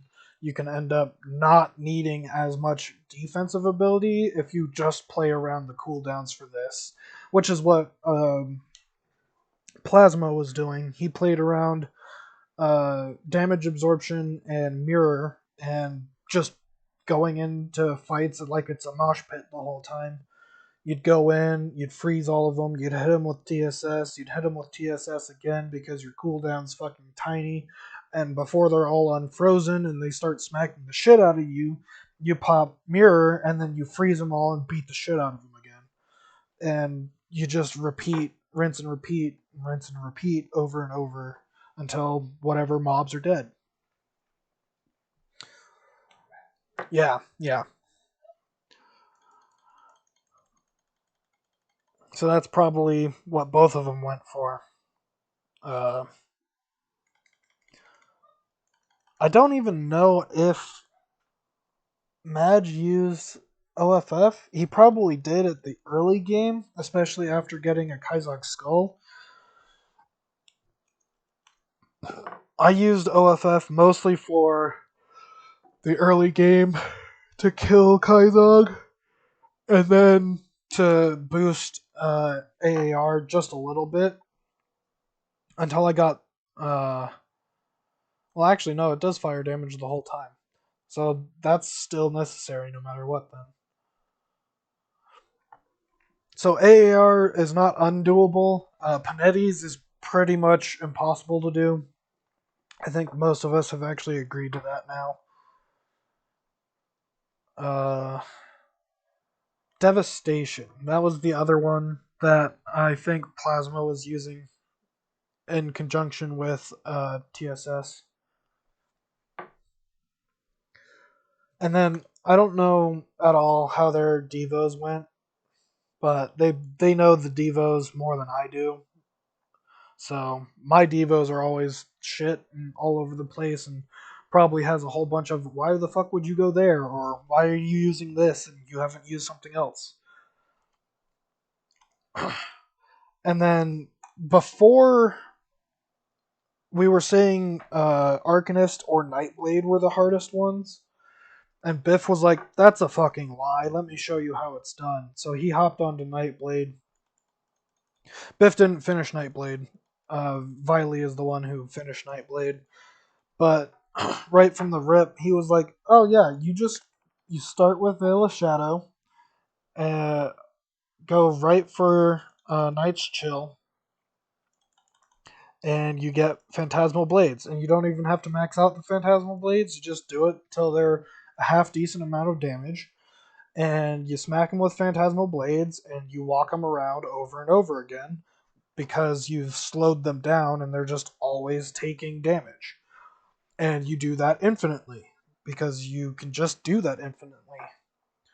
And then on top of that, you would use Blade Trap because it has some interesting qualities that make it a really good mob killing tool. But I have no clue about what it is that does that for you. I haven't actually even done Nightblade. I've attempted it once, but I was attempting to do the obvious stupid idea, which is dual wielding melee at all times. Yeah, undo points. The idea for the dual wielding part, it's not that it's impossible to do, it's just really stupid to try. Essentially,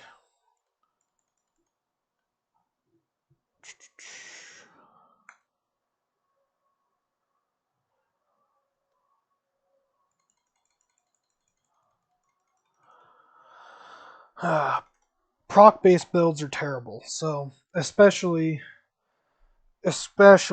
well, not so much for Nightblade because he has enough procs that it doesn't matter. You can proc 100% of the time once you get far enough into it. But especially in early game, procs are shit. And unless you can manage to kill Kaizog with just being melee, which is the only way to do that at that point is actually to use component skills to actually kill him. And somehow most of the not most, the mutagenic Ichor component skill makes it pretty easy to kill Kaizog with almost every class.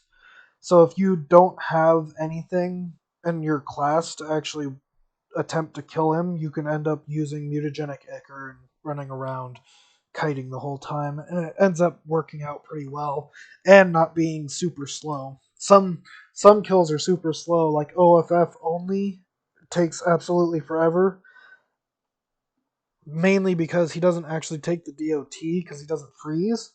So that's why you have to actually throw in Iskandro's Elemental Exchange so that you can actually do damage. While all the trash mobs are frozen and dying, you end up having to shoot Kaizog in order to kill him.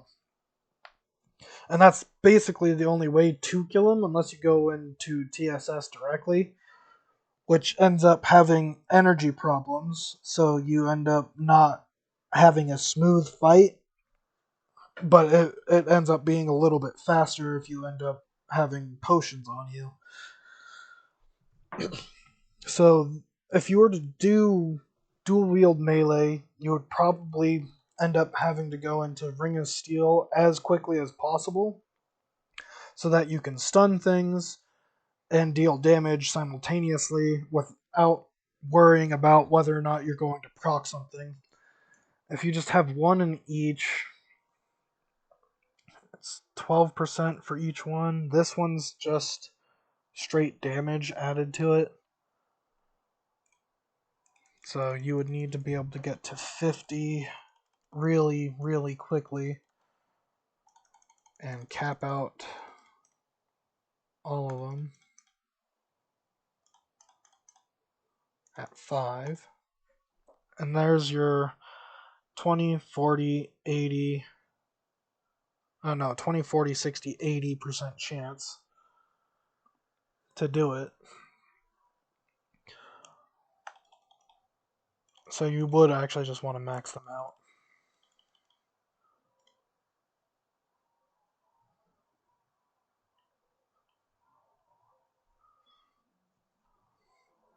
And I still don't know what Blade Trap does. I don't really know how to actually utilize it. Blade Barrier is not good. That's kind of the end of that statement. And I don't even think doing that matters. So Veil of Shadow and Night's Chill are basically your only form of strip and your only form of defense at the same time.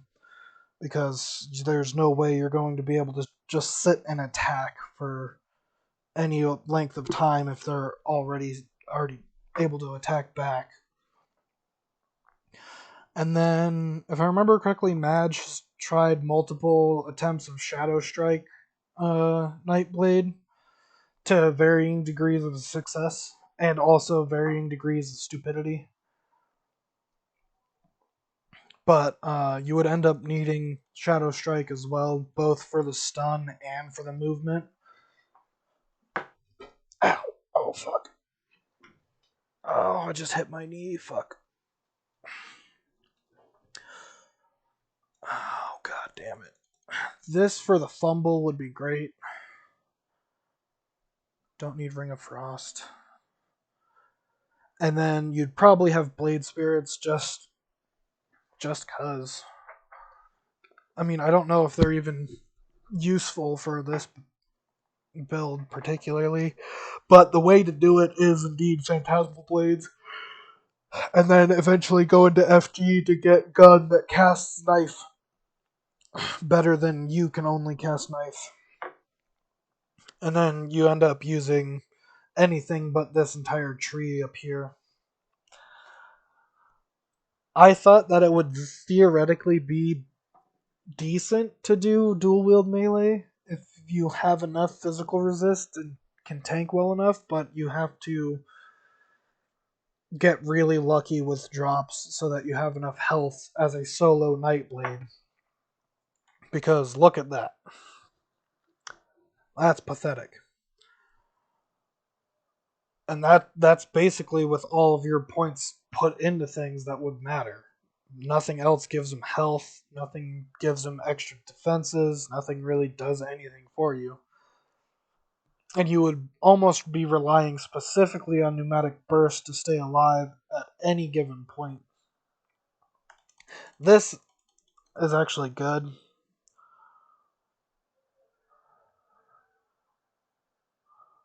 That I don't know about. Since you're not doing elemental damage, you would probably only take this for the resistances.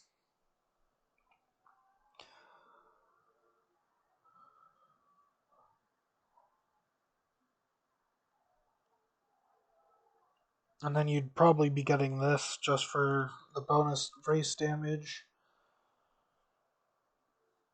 And since this is another thing for Pierce Res, you'd take that for resistances. It does give armor too, but armor is much less useful than just flat health bonus.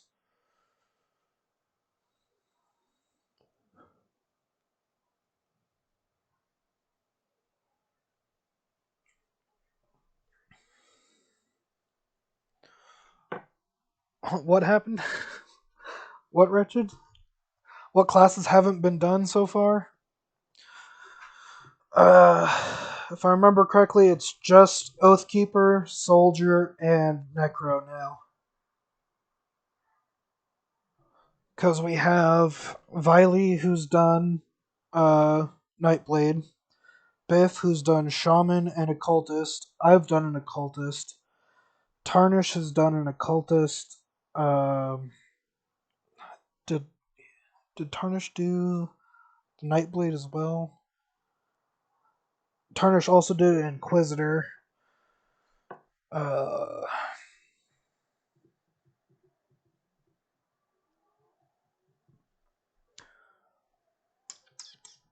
Madge did the Arcanist. So that does leave 3 left. It is. Force Wave is actually bad.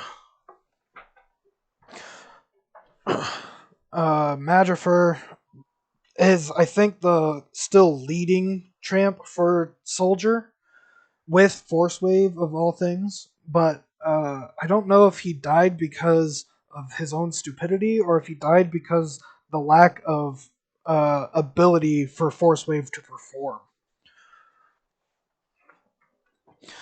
He did manage to make it somewhere into Act 2 or 3, though. So, it's, as usual, getting into Act 3 is just a proof of concept that it can work.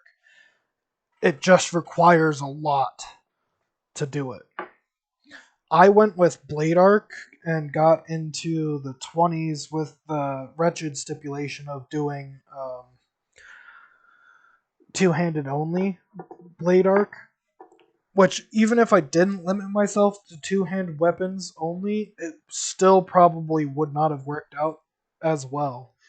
Because the two-handed weapons were actually doing way better damage output than I could ever do with the one-handed spammable. And two-handed and doing the non-spammable version of Blade Arc ended up doing better energy consumption and damage over time.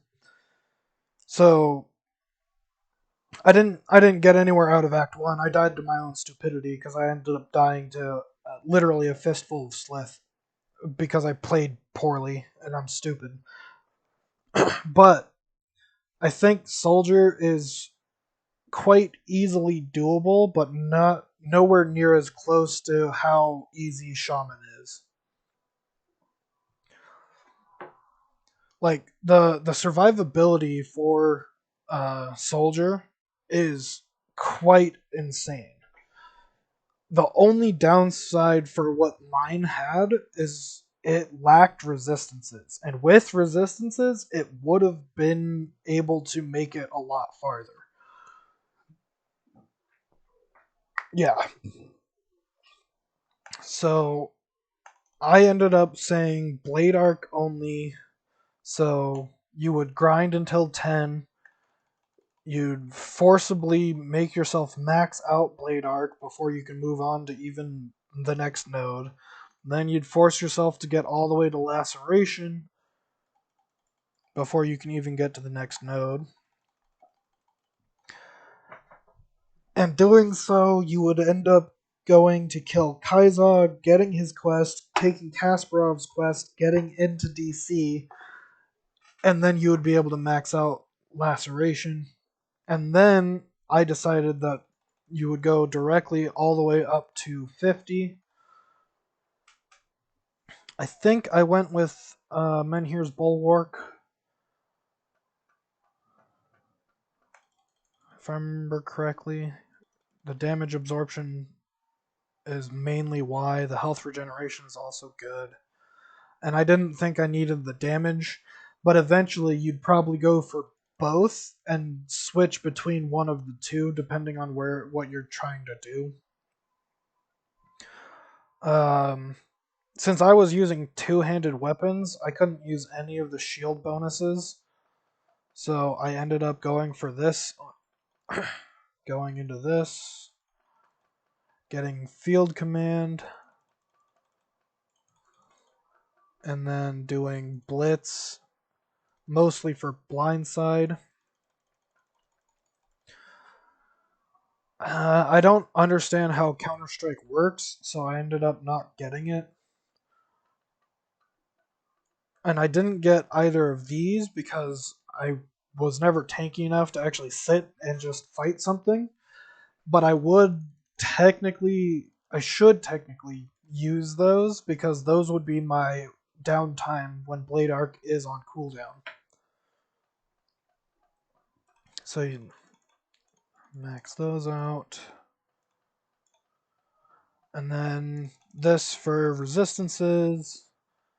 This for Constitution. That's mostly for early game. A late game Constitution is not as much of a necessity. And then Warcry and Break Morale is basically the entire character. And that's if you're only doing two-handed Blade Arc and you play tight and you just run away when you need to and don't do stupid things. Yeah. That, and on top of that, it's also just the strongest pet in the game. So if you use Briarthorn, if you play smart and you use pets, you're guaranteed to win a gore stack. Sort of. That's when the Necro comes in and says, fuck you, pets are not easy mode. You can't just win just because you have pets. Because the Necro's pets are a pain in the fucking ass to actually be able to beat this with. And same with, to an extent, the Occultist, because it takes an absolute metric fuckload of time to actually get just the dog to work. And you have to do all the absolute dumbest strats to be able to make it work early enough so that you don't feel like you just want to quit and give up on the game. And in doing so, it makes you want to give up on the game more because you have to end up fighting Forsaken Aetherwarp totems on repeat until you get the Book of Dog. Briarthorn, on the other hand, you can get Book of Briarthorn basically anywhere in the game. It just sucks that if you have to resort to going to Salazar early to get it.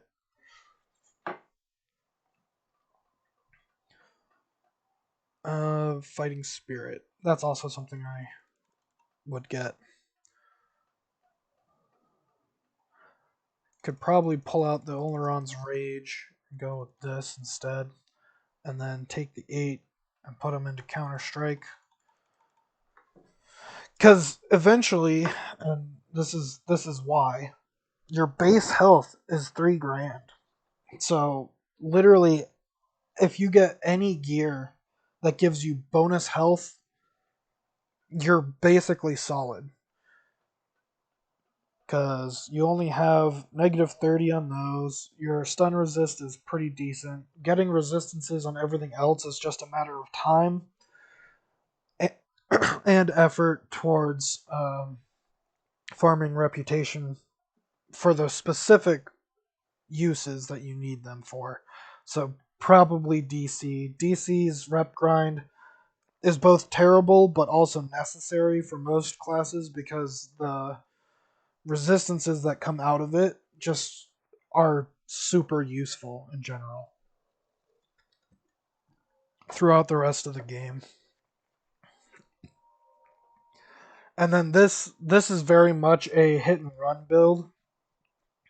Even though you could technically be tanky, if you hit and run only, you don't need these at all. And if you end up using a shield, you can end up putting them into the other things that would use those. So you could use Overguard to actually do something.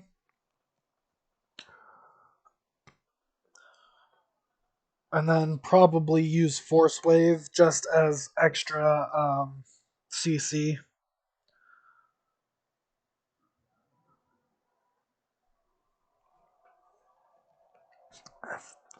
These don't have a strip, so that's the main problem for this one is you don't have any form of strip. This is the only thing that you can do for it is just reduce target's defensive ability.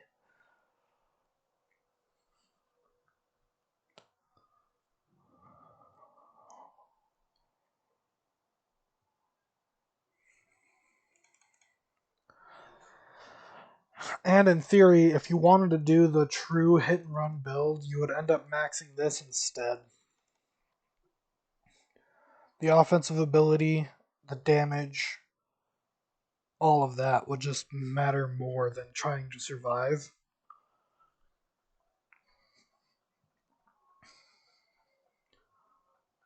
And then you use this as backup constitution, basically. If you have a shield.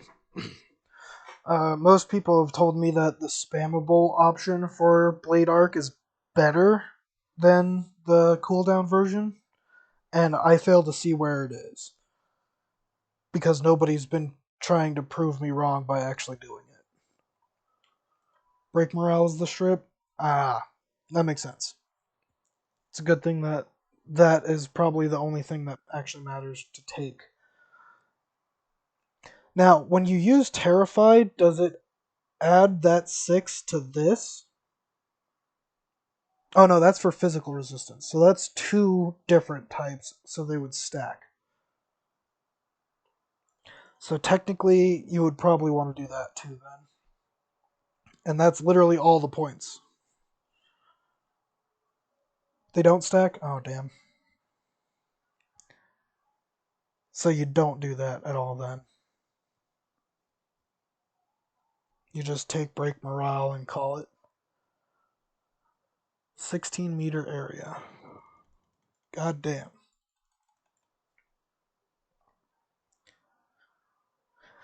Yeah, so it ends up being this pretty much if you're doing Blade Arc, regardless of the way you're doing it. If you end up doing it with just two-handed weapons, then you end up not having that and put it somewhere else.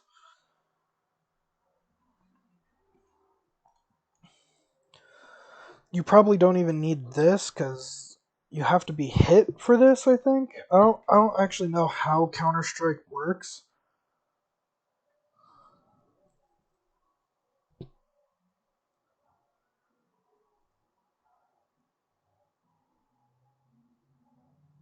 Yeah, true.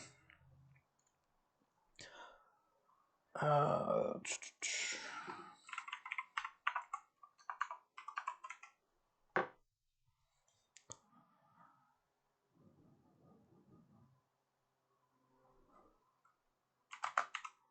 there we go.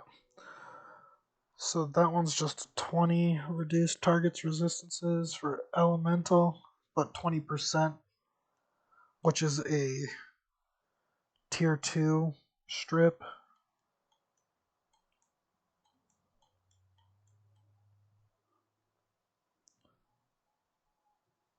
That's also another tier 2 strip.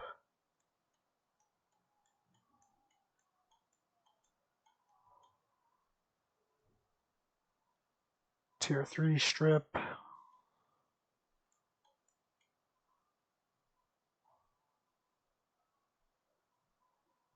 Reduce target's physical damage.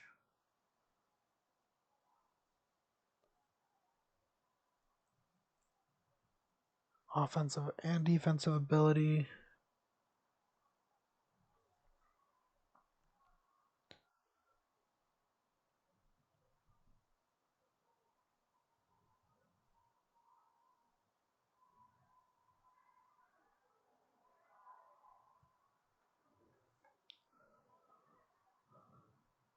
And then that's the tier 3 strip for elemental as well. Yeah, Manticore. But if it wouldn't stack, there wouldn't be much of a point in taking it.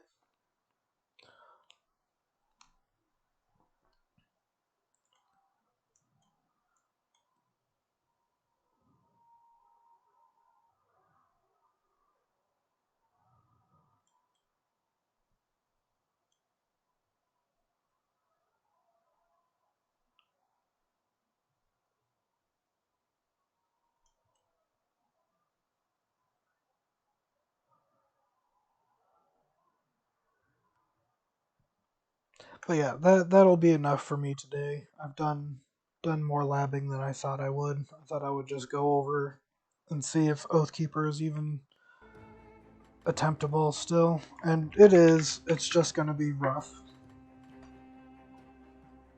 So I will raid Magifer